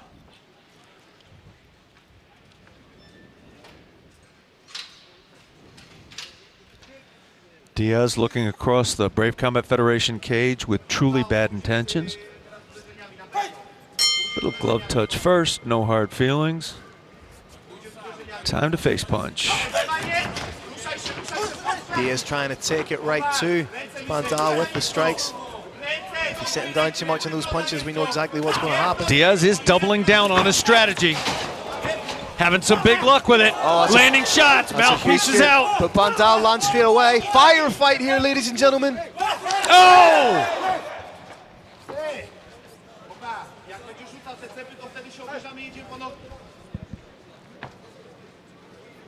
Marcin was within his rights to say the mouthpiece had fallen out. He was not within his rights to, in effect, call for a timeout. Yeah. That's up to up. Those punches he received in the face were not anyone's fault but his own. That's up to the discretion of the referee, and it's up to the referee to separate, to get in amongst the fighters and separate. Wonder if we could see another replay of that just to see. According to the unified rules of mixed martial arts, Brave Nation, when a mouthpiece goes out, the referee takes notice of it, and at that point, when he can stop the action and not give one fighter or the other an advantage, he then puts the mouthpiece back in, if necessary, rinsing it. A natural break in the action, yeah. A little bit of venom now, a little bit of needle in the fight. I want to repeat, the referee did not do anything wrong there. That's smart of Diaz, showing him the uppercut when he's going to come in low. Diaz absolutely determined to take his opponent out of there. And that's just how quickly a fight can turn in mixed martial arts. Marcin Bandel exactly where he wants to be. Not even a minute in, and Bamba is right where he feels safe. Veteran move, covering the mouth with the glove. Perfectly legal as long as the fingers don't go in the mouth. Landing just these little pot shots so the referee doesn't stand them up.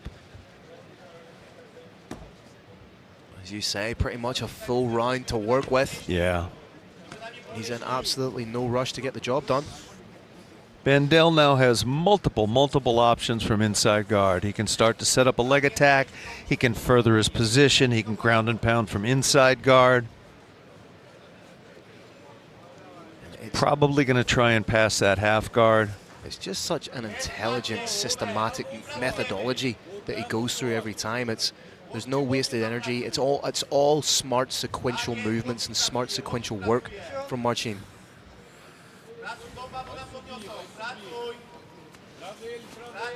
Doesn't do anything without purpose at all. No wasted energy. Momentarily looked like he was thinking about a head-on triangle if he could get himself free.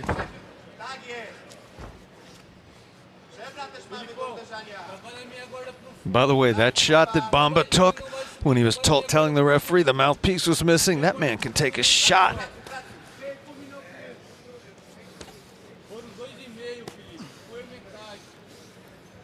In order to not get stood up, Bamba needs to do just a little bit more. There you go. More damaging shots. There, and now he's furthering his position. The quasi-crucifix position from the half guard, showing his dexterity and flexibility. At least for another 10 seconds or so. Bamba's put himself in good position to stay here where he wants to be. Referee typically will ask for action before standing the fighters up. Landing. None of these shots are particularly concussive, but the frequency with which he's landing them prevents the referee from standing the fight up as he's being active. And he's threatening not just with strikes, but also with forwarding his position. He's now going to probably dig back inside. That underhook, which he's done. Those elbows can be big. Elbow to the ribs from that position can cause real damage to the rib area.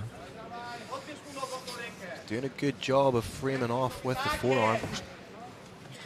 Forcing that into the face, making it uncomfortable. Trying to set up that head arm if he can get himself free. He was looking for it earlier. He's trying to move to mount. And if he was successful, he'd probably pop all the way to side control on the far side.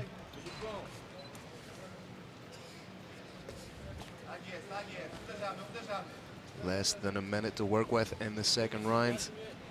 Very dominant display of grappling and ground control from Bamba.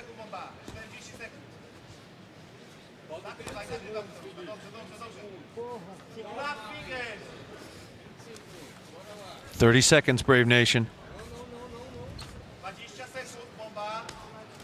Bamba likely to go for something big in the waning seconds of the round. Luis Felipe Diaz cutting a frustrated figure off his back here. 10-second clapper. Again, just so dominant as Marcin Bandel. A second great round for Bamba. He is now very clearly up 20-18 in this bout. Highly unlikely he can lose by decision at this point. Big deep breath taken in there by Luis Felipe Diaz. He has to be wondering, what do I need to do to get a little bit of an edge? And to be fair to him, he was doing really well with his striking. He was. Luis Felipe Diaz, I believe, needs to stop his opponent. It is highly, highly, highly unlikely he's going to do that by submission unless he stuns his opponent first. What he needs to do is stun his opponent. However, I don't think he can throw with 100% power and in all likelihood have that happen. I think he's a great striker. I just think he needs to set him up a little bit more. That was a big strike that knocked the mouthpiece out of the mouth of Marcin Bandel. You can see Marcin motioning to the referee, but the referee has to wait for, as you say, a natural break in the action. So Luis Felipe Diaz was well within his rights to throw those shots.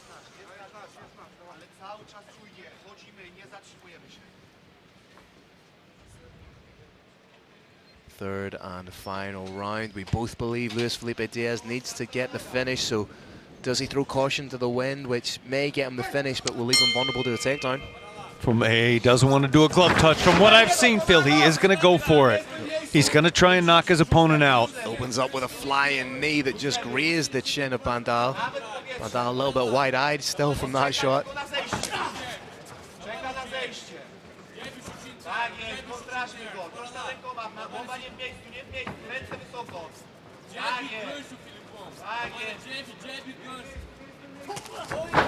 Oh, just shy with the uppercut. But nice limp leg out.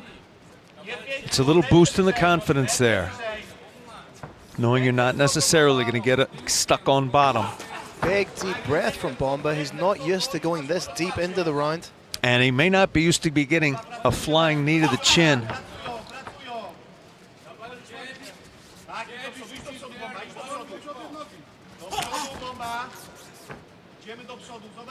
Luis Felipe Diaz really needs to put that pressure on.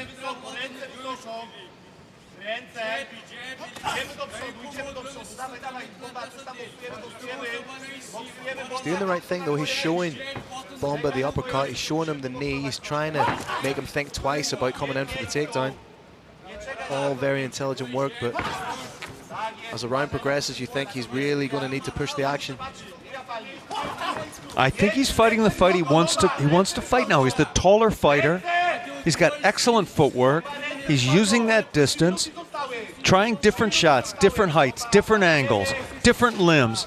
See where he can have the most success. And then every third shot or so, he puts everything he's got behind it. A little bit of fatigue perhaps setting into Bomba here. He's taking big, deep breaths with his mouth open. Getting hit in the head is tiring.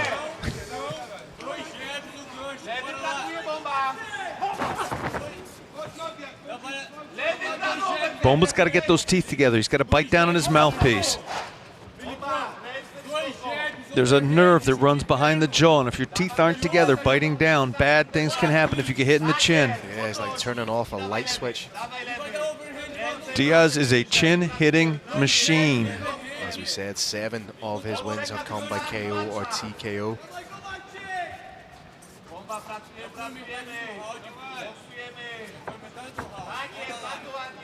It may have taken Diaz a little bit of time to find his groove, because this is the first time in his professional career he's fought outside of his native Brazil. Landed a nice sharp shot there, managed to get out.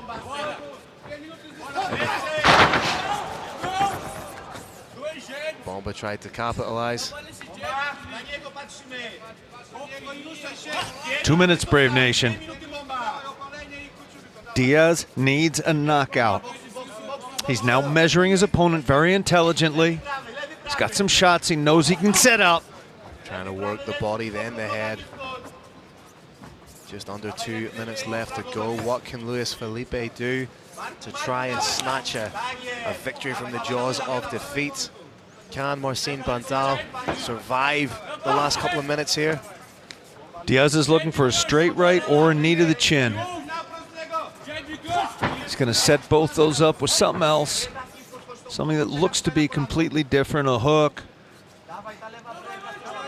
Luis Felipe Diaz needs to be careful of rolling out, continuously rolling, or sorry, Marcin Bandal needs to be careful of rolling his head out to that side all the time, rolling out to his right side. A perfectly timed head kick could connect there.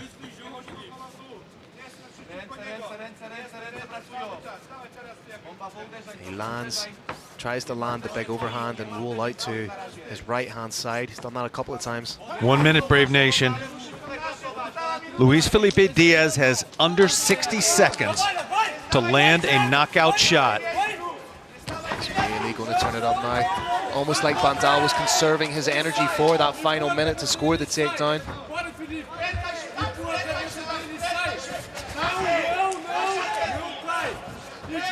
In 28 fights, we may be seeing Marcin Bandal. Oh! The beginnings of a back take here. 30 seconds to work. How incredible would this be? Looking for a reversal now. Elbow looks safe from here. Marcin is out of danger. Point of the elbow looks safe from our position. That elbow is no longer in danger of being broken. 28 fights. He's just going to ride this one out and take a 30-27 win. You think you won the last round? You go 30-27? I would call this one 30-27. I'll go 28-29. I'm going to give this round to Diaz. So for only the 5th time in a 29-fight career, Bandal goes to the judges. Frustration on the face, forlorn figure cut by Felipe Diaz.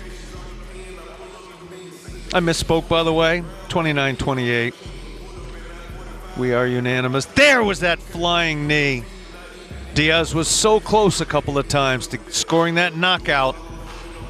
But Marcin Bandel got tremendous conditioning, tremendous heart, had a winning plan in this fight.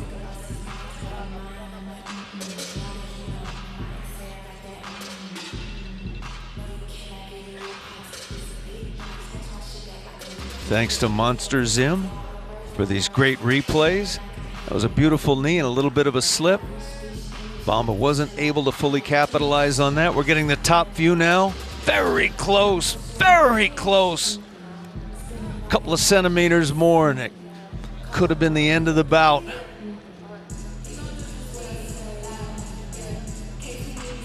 This was a case where both fighters had considerable jet lag coming into the end of the fight.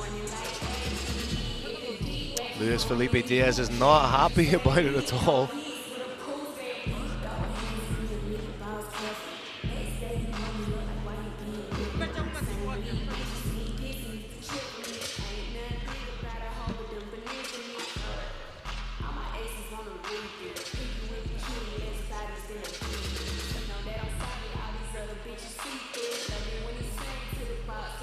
Marcin Bandel, perhaps in a somewhat taunting fashion, puts his black belt on.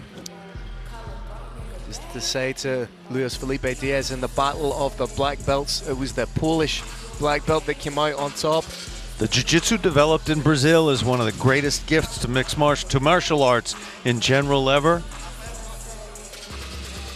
I'd say that black belt is a sign of respect in front of the world for the great things that the Brazilians did there over a 100-year period. Carlos Kramer, for the second to last time tonight, is entering the Brave Combat Federation cage. He has in his hands, or will shortly have in his hands, the scorecard. He's actually come back to check something, just wants to make sure. We dot I's and cross T's here. And the Los is now about to step into the cage.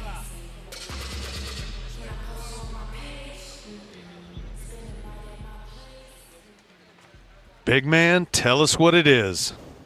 All right, Brave Nation, what an incredible co-main event on our historic night. After 3 rounds, we go to the judges' scorecards for this amazing bout. Your first judge scored about 29-27. Second judge scores about 29-28. And your third judge scores about 29-28 for your winner by unanimous decision. Out of the red corner, Marcin Bamba Bandel. I know, I understand.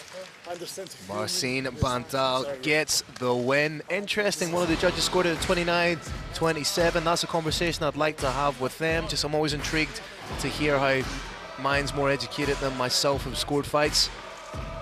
But in the battle of the black belts, it is Poland that came out on top. Fantastic performance from Marcin Bandel, who is now 2-0 in Brave Combat Federation and 21-7-1 overall in his professional career.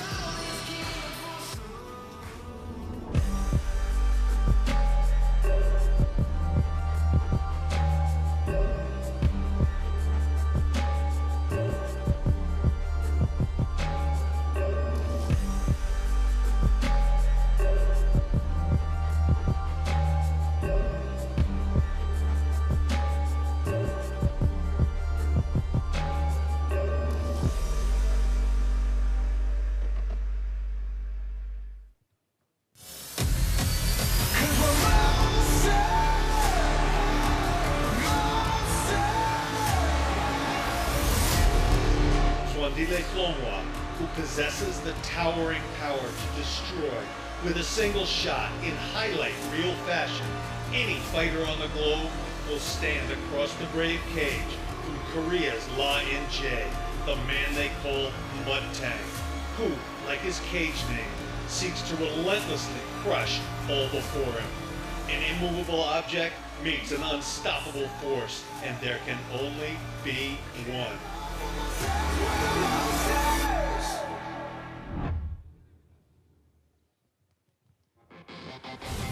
This bout is presented by Brave Nutrition. Behind the athlete, there are hours of training. Behind every hard training is Brave Nutrition.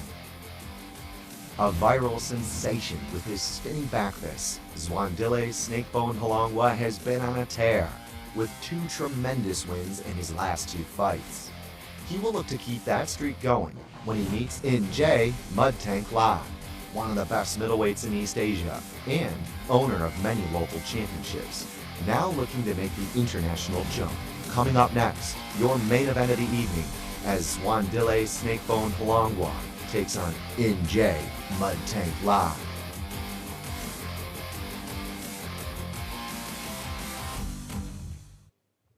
All right, Brave Nation, South Korea, and everyone watching in the rest of the world, it's time for our main event of the evening. Let's welcome our first warrior into the Brave CF Monster Zim Arena, representing the Dabong crew and fighting out of Seoul, Korea. Please welcome NJ Mud Tank La!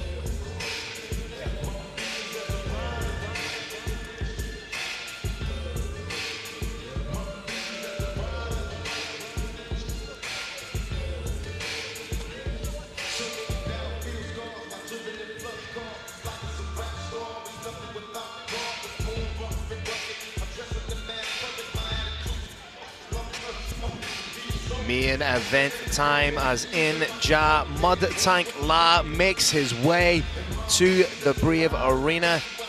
35 years old, kind of perhaps entering the twilight of his career, or perhaps are we looking at a career resurgence? 10-1 and 1 draw as a professional. The real interesting factor of this for me is that one of his fights has been won by way of KO or TKO.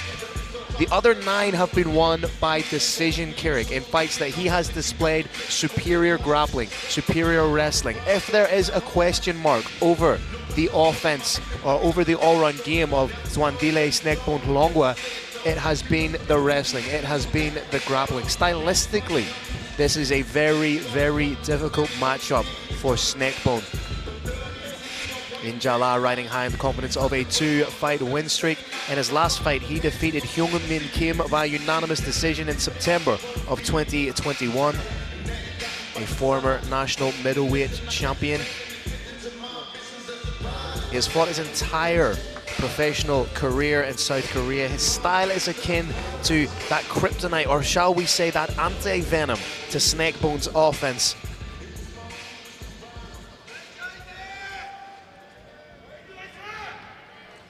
And let's welcome his opponent, fighting out of the red corner, representing Junkyard MMA, and fighting out of South Africa. Please welcome Zwandile Snakebone Halongwa.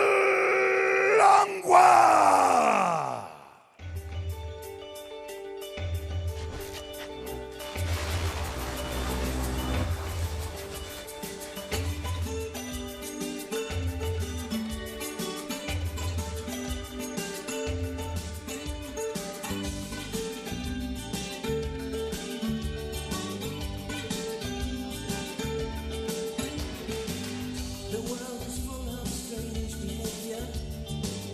Every man has to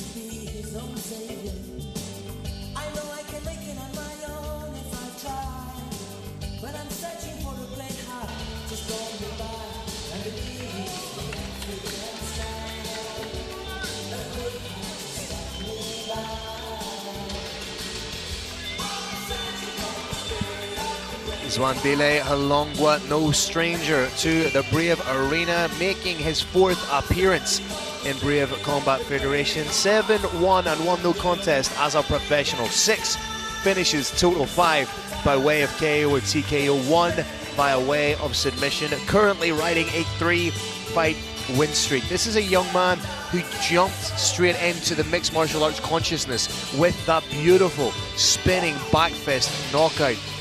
Up until very recently, he was the only person to take Khamzat Chimaev into a 2nd round until he fought Gilbert Burns.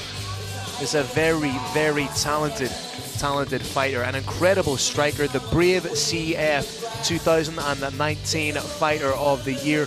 Wars with the likes of Jeremy Pitbull Smith, wars with the likes of Dom Schober. As we say, that 1 loss on his record is to the phenom that is Khamzat Chimaev. So no disgrace in that whatsoever, but in that fight, his wrestling game was perhaps exposed a little bit. It'll be interesting to see, has he been able to plug those holes? Has he developed a well-rounded defensive wrestling game in order to negate the attacks of his opponent? Eric, it's going to be very interesting to see. Phil, adding a further wrinkle to this bout, we had, as we all have seen, a Korea versus the World event here. That Korea versus the World event now stands at 3-3. This is the final bout. If Korea takes this, they win Korea versus the World. If Flongwei wins, they do not.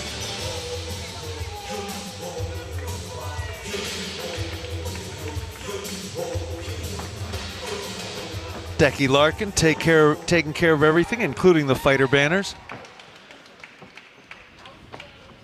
For official introductions for the final time tonight for our main event, ladies and gentlemen, Mr. Carlos Kramer. And now, Brave Nation, it's time for our main event of the evening. Presented by Incheon City and our partners, Monster Zim. 2 gladiators are ready to collide inside the Brave CF Monster Zim Arena. Brave Nation, don't blink for this one. This will be absolute fire. Our main event of the evening. Your 3 judges for this bout, Ki-sung Bae, Kyu-hyung Kim, and Jung-hoon Jung. Your referee in charge of the action in the cage is the Bandit, Decky Larkin. 2 men enter, only 1 man leaves with his arms raised in victory. Who comes out on top in this amazing main event? It's time to find out. Let's introduce our 2 main event warriors. Brave Nation, it's time to be brave. Before we begin, I have 1 question for you and 1 question only. For all those watching in beautiful Incheon, South Korea, and the millions watching around the world, Brave Nation, are you ready?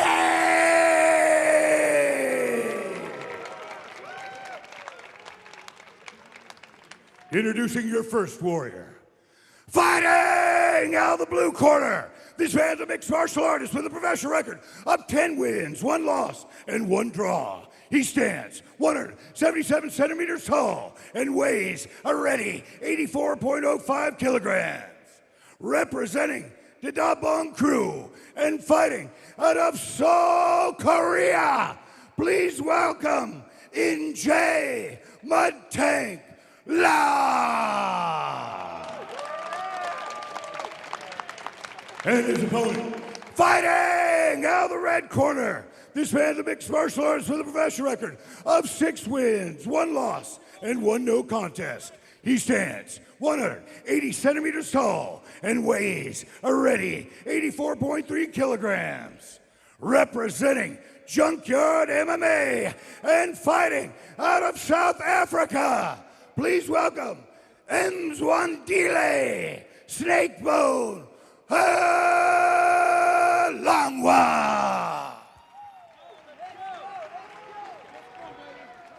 South Korea, let's make some noise. No one does it quite like Carlos Kramer. Decky Larkin is your man in the middle. This is the main event of Brave at CF 58 live from Incheon, South Korea. Phil Campbell here, Kirik Jeunesse calling the action. We are ready to go. Phil Snakebone has 2 jobs. Job 1, knock him out. Job 2, don't get taken down. So it's two-pronged or a two-fanged approach for Snakebone. Again, I make no apologies whatsoever for my terrible punnery.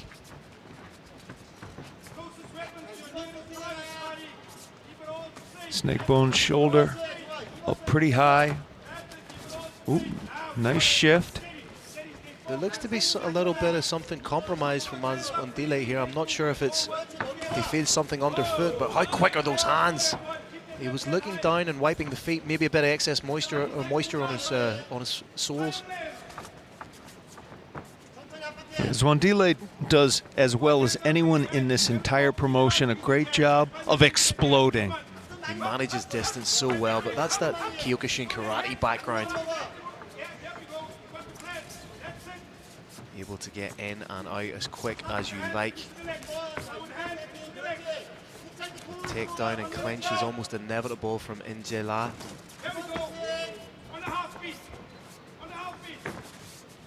Those kicks, by the way, Brave Nation, are not really intended to cause a lot of damage. They're a means to get in close. That kick, yeah, that kick was intended to cause damage. He turned it up a little bit on that kick, almost like he was listening to you, Kirik. Kicks are coming very different from Zwandile compared to Injela.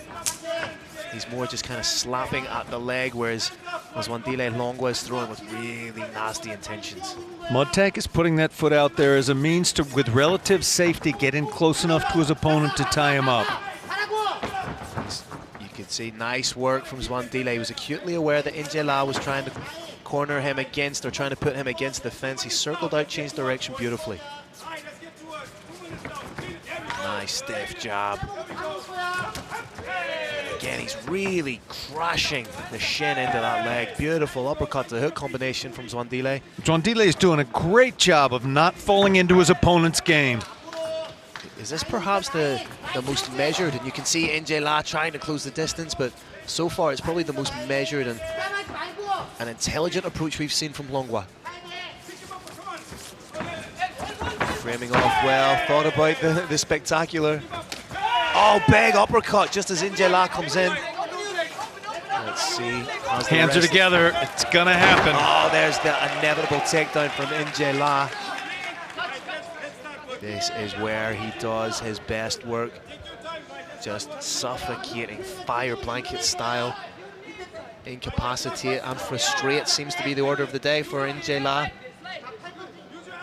Mudtank must realize he lost the first half of that round. He needs to do more than just get a takedown. He needs to start landing some big shots. If he tries to do so, it's very, very hard to hold somebody down and land significant shots. Zwandile doing a good job of not absorbing much punishment in this position. Guard is open though. That either means he's... Zwandile's going to try, I believe, and get a heel into the hip, kick his opponent back, pop up to standing. Mudtank got those hips in nice and tight, very hard to get a heel into that hip. Zwandile's only submission win coming by way of second round guillotine back in June 2021.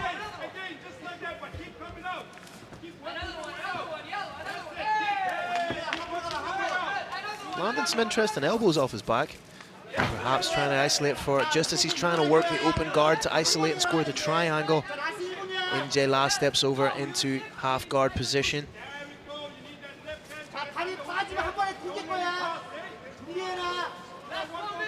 Kirik, an interesting question, or well, I think it's an interesting question. I wanted to ask you. If a fighter A will say wins the first 2.5 minutes of a round, fighter B wins the latter 2.5 minutes of a round, what sticks out more in the eyes of the judges? That's a good question. Judges, it's not necessarily the amount of time, just mind part. Who won the of those was more significant in this round? I would argue, and I think pretty confidently, that it was the standing strikes that were most significant in this round. But now, Mud Tank is trying to change my mind a little bit. Staying on top, throwing some big shots. And J-La finishes the round on top. And what was intelligent about that was he kept it in the open forum of the Brave arena, so Zwandile couldn't work his back to the cage, try and work his way up. Yeah, we're seeing the best of both of these fighters. Zwandile is doing a very, very good job of not overcommitting, doing a very, very good job. He was piecing up the lead leg as well. He was. There you see him trying to frame off and score that spinning elbow, but takedown against the cage. And I love that he used the cage to bounce off and bring him away from it, so Zwandile couldn't get his back against post-op work. Very intelligent. But what do you expect from a veteran who has 9 wins by way of decision? He knows how to get the job done by any means necessary. And here was his posture back, trying to land some big, effective shots. But what he did so intelligently was he waited until the closing stances of the round, the last 30 seconds or so, again, to leave an impression of the eyes of the judges. And that goes back to my question about, because it was the last thing the judges saw, does it potentially stick out more in their heads when it comes to scoring the round? It may well. That was a very, very close round. I thought Zwandile Hlongwa won it 10-9, but I'm sure not everybody here agrees with me. Indeed, Carrick, indeed. These are two friends out here taking each other's full measure.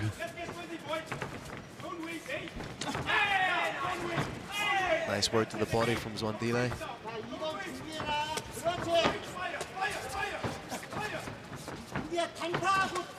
With someone as dangerous as Zwandile, he's only ever one big shot away from changing the complexity of a fight, or from changing somebody's status from conscious to unconscious. Doing a good job of defending here. Yeah, and landed a nasty little knee in there. Good job framing. Oh, beautiful work. That's the development we needed to see from Zwandile, but just as he committed to a shot, J-La done exactly what he is renowned for. It took J-La at least half of the round in round 1 to get to this position. It was just about 1 minute in the second round. Mud Tank is getting a sense of what his opponent's defenses are. Decky Larkin now calling for action from on top. And J-La trying to roll those wrists, bring them back into the middle. Decky Larkin, a veteran of the referee game himself. He's not going to let a fighter stall too long down there, but just as it's almost as if as Decky called for a little bit more action, and J-La was like, okay, I need to do something again, showing his intellect. Hlongwa regards, and again has it passed. Like a hot knife through butter. Trying to work the crucifix position, but good job from Hlongwa. Get the half guard back. Trying to get onto your hip to turn in to try and make something happen. South Africa has an incredible tradition of boxing, of karate, of stick fighting, but of jiu-jitsu, not so much. Of wrestling, not so much. It's absolutely amazing to see how quickly Zwandile Hlongwa has developed in that regard, and Decky Larkin stands him up.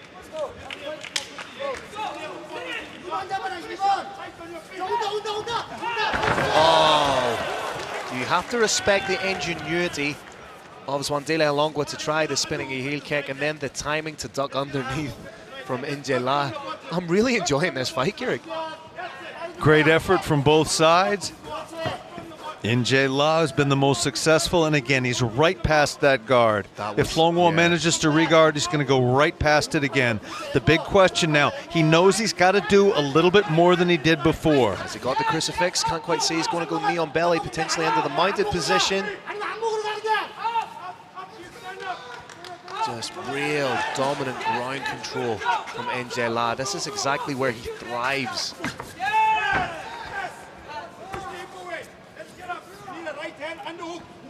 Bound to be super frustrating for Zwandile. Again, takedown happening right in the open forum of the mat. Zwandile needs to let go of that head. North-south position here. Get to an underhook, try and stand up. Yeah, potential for a Von Flue choke here.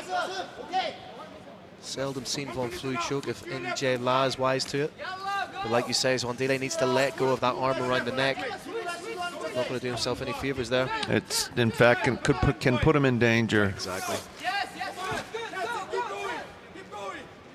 So Dele trying to do all the right things here, trying to get that arm underneath on the hip and try and swivel out, but NJ is acutely aware of what he's trying to do and is shutting it down.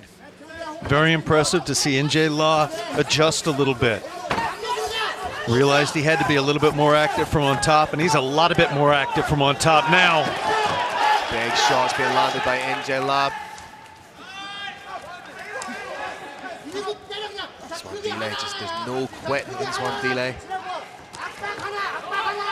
Constantly moving, not being a prone, static target for NJ.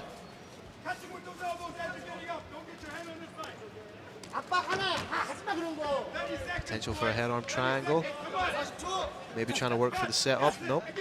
Abandons it.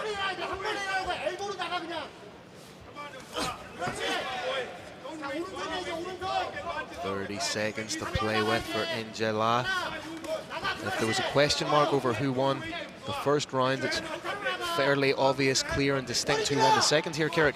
No question whatsoever. This was a tremendous round for Mud Tank.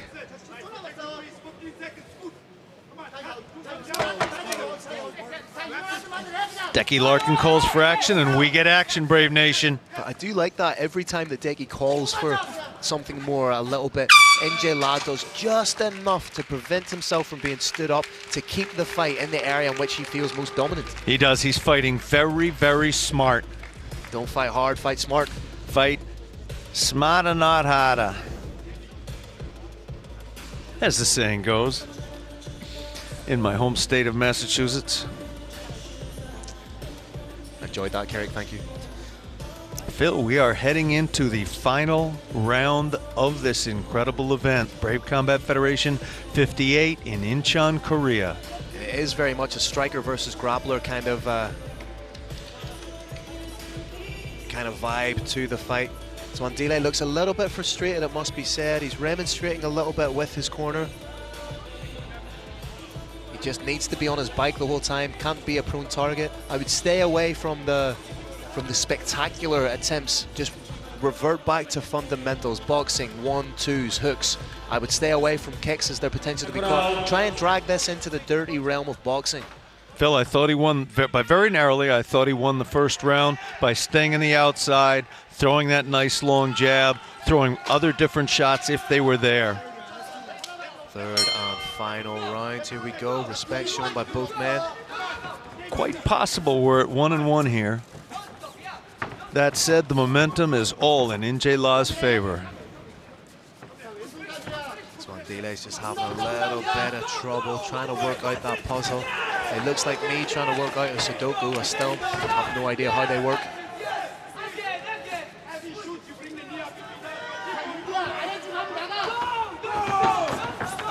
Oh, big shot from Swandile. That's the kind of power.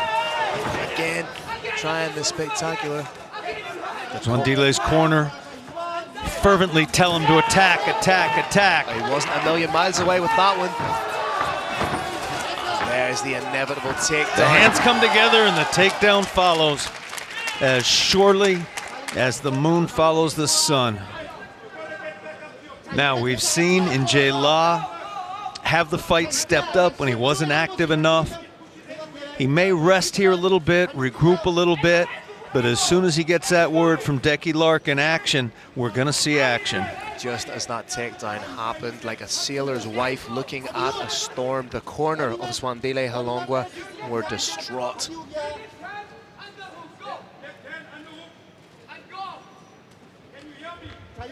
Four minutes to work with, or 3 minutes 30 seconds to work with for NJ at this stage. There are stand-ups with the overhook on that arm, but they are more complex than the underhook stand-ups. And that, making matters even worse, that guard is now fully passed. Yeah, right into side control. You could see a knee slide into the full mount position, but again, NJ is so intelligent with his economy of energy that he knows he's winning the fight here. Why wait until, or why do anything that may be capitalized on by your opponent? Swandile needs to let go of that neck. Very close on the reversal. That seemed more brute strength and tenacity, but big elbows to the middle. That's an ab workout. Maybe looking for a north-south choke coming. Maybe a little hard to get with a fence that close to the hips. Deggy Larkin calling for more work, and just as Deggy Larkin calls for more work, NJ La changes position. Key lock attempt to knees, back to guard. Final half of the round left. NJ La perhaps trying to set up the crucifix here. Has that arm pinned down. Yep, he's established the crucifix. Doesn't need to land concussive shots here. Just needs to land enough that Zwandile can't intelligently defend himself.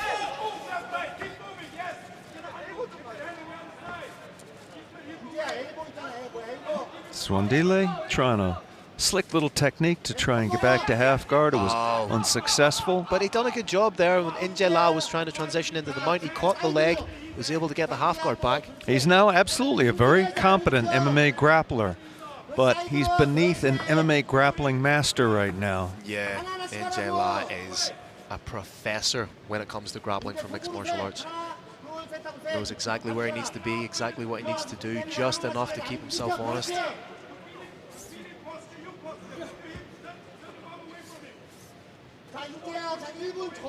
It's not a risky play, it's a smart one.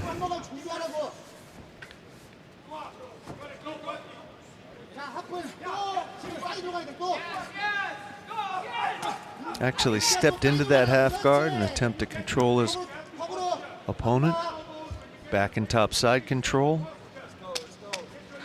1 minute remains in this contest. 1 minute, Brave Nation.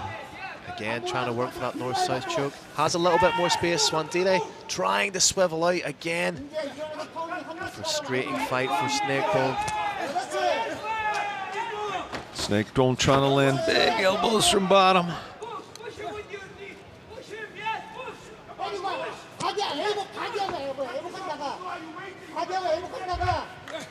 .30 seconds left to go in the round. NJ La trying to turn it up, land some big strikes here. Really make this round definitive.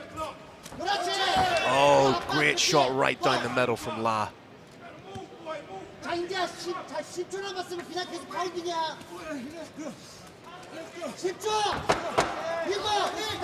Zwandile trying to do everything he can to work back to his feet. Did a good job to try and push NJ La off, but NJ La did a great job of staying on top. both fighters embrace after going to war with one another. Scores being tabulated, a little shake of the head from Zwandile Longwa, like he knows. He's frustrated he wasn't able to get his game off, but that's the name of the game in mixed martial arts. Yeah. You find out where your opponent is strongest and you shut that down. That's what we saw here. Zwandile Longwa has absolutely highlight reel knockout, and it almost happened here. He's got absolutely highlight reel knockout capability, and it was shut down by NJ La.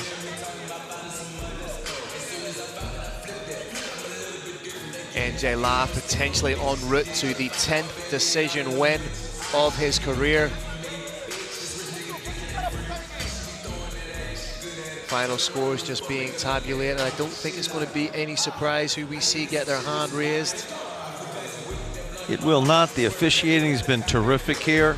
There was one misreading of some numbers that were written down. It's easy to read a 7 as a 9.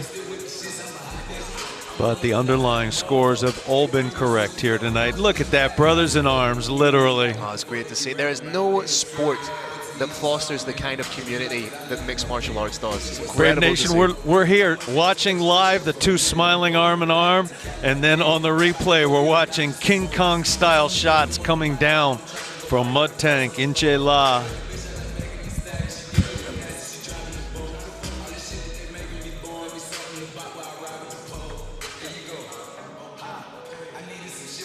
Big thanks to Monster Zim for that replay.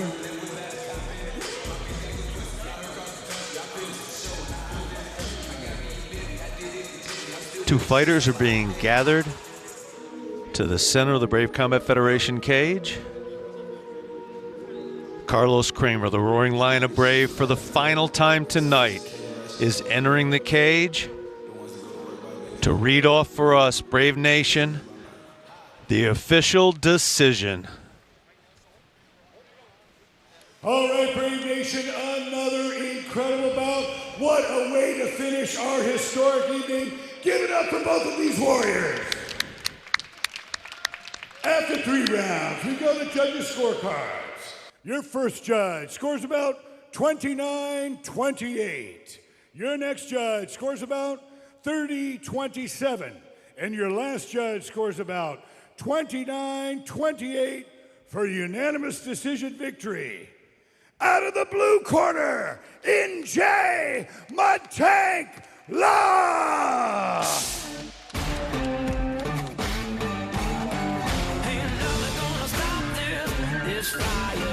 And with that, Brave Nation, in this incredible Korea versus the world event, Korea pulled ahead 4-2-3. Korea beats the world.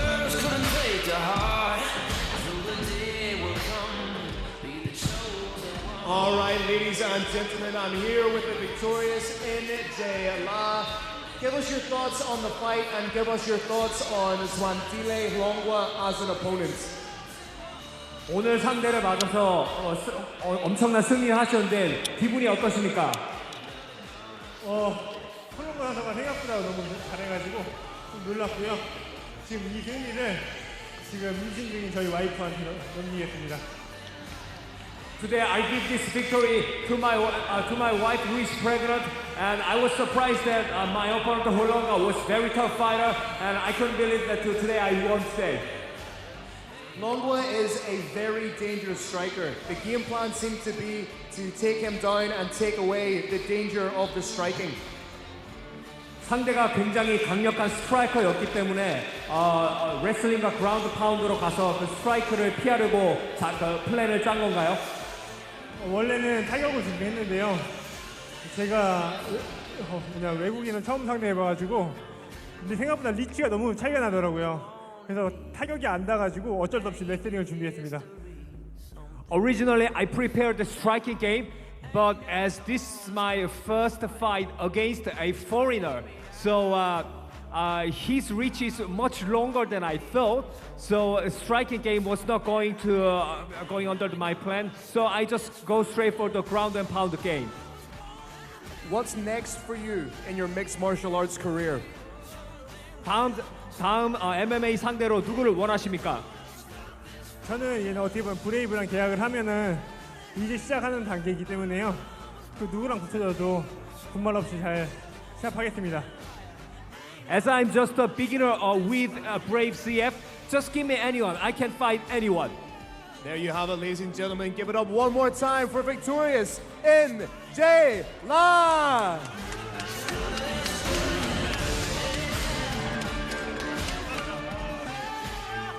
All right, Brave Nation, what an incredible night.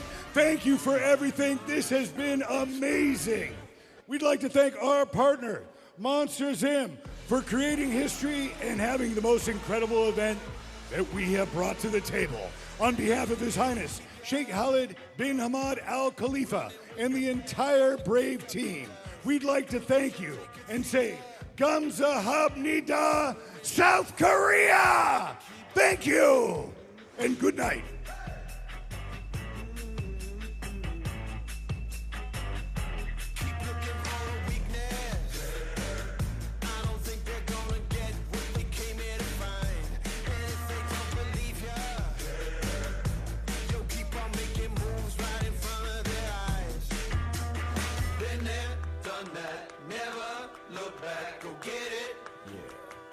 Climb the mountain high.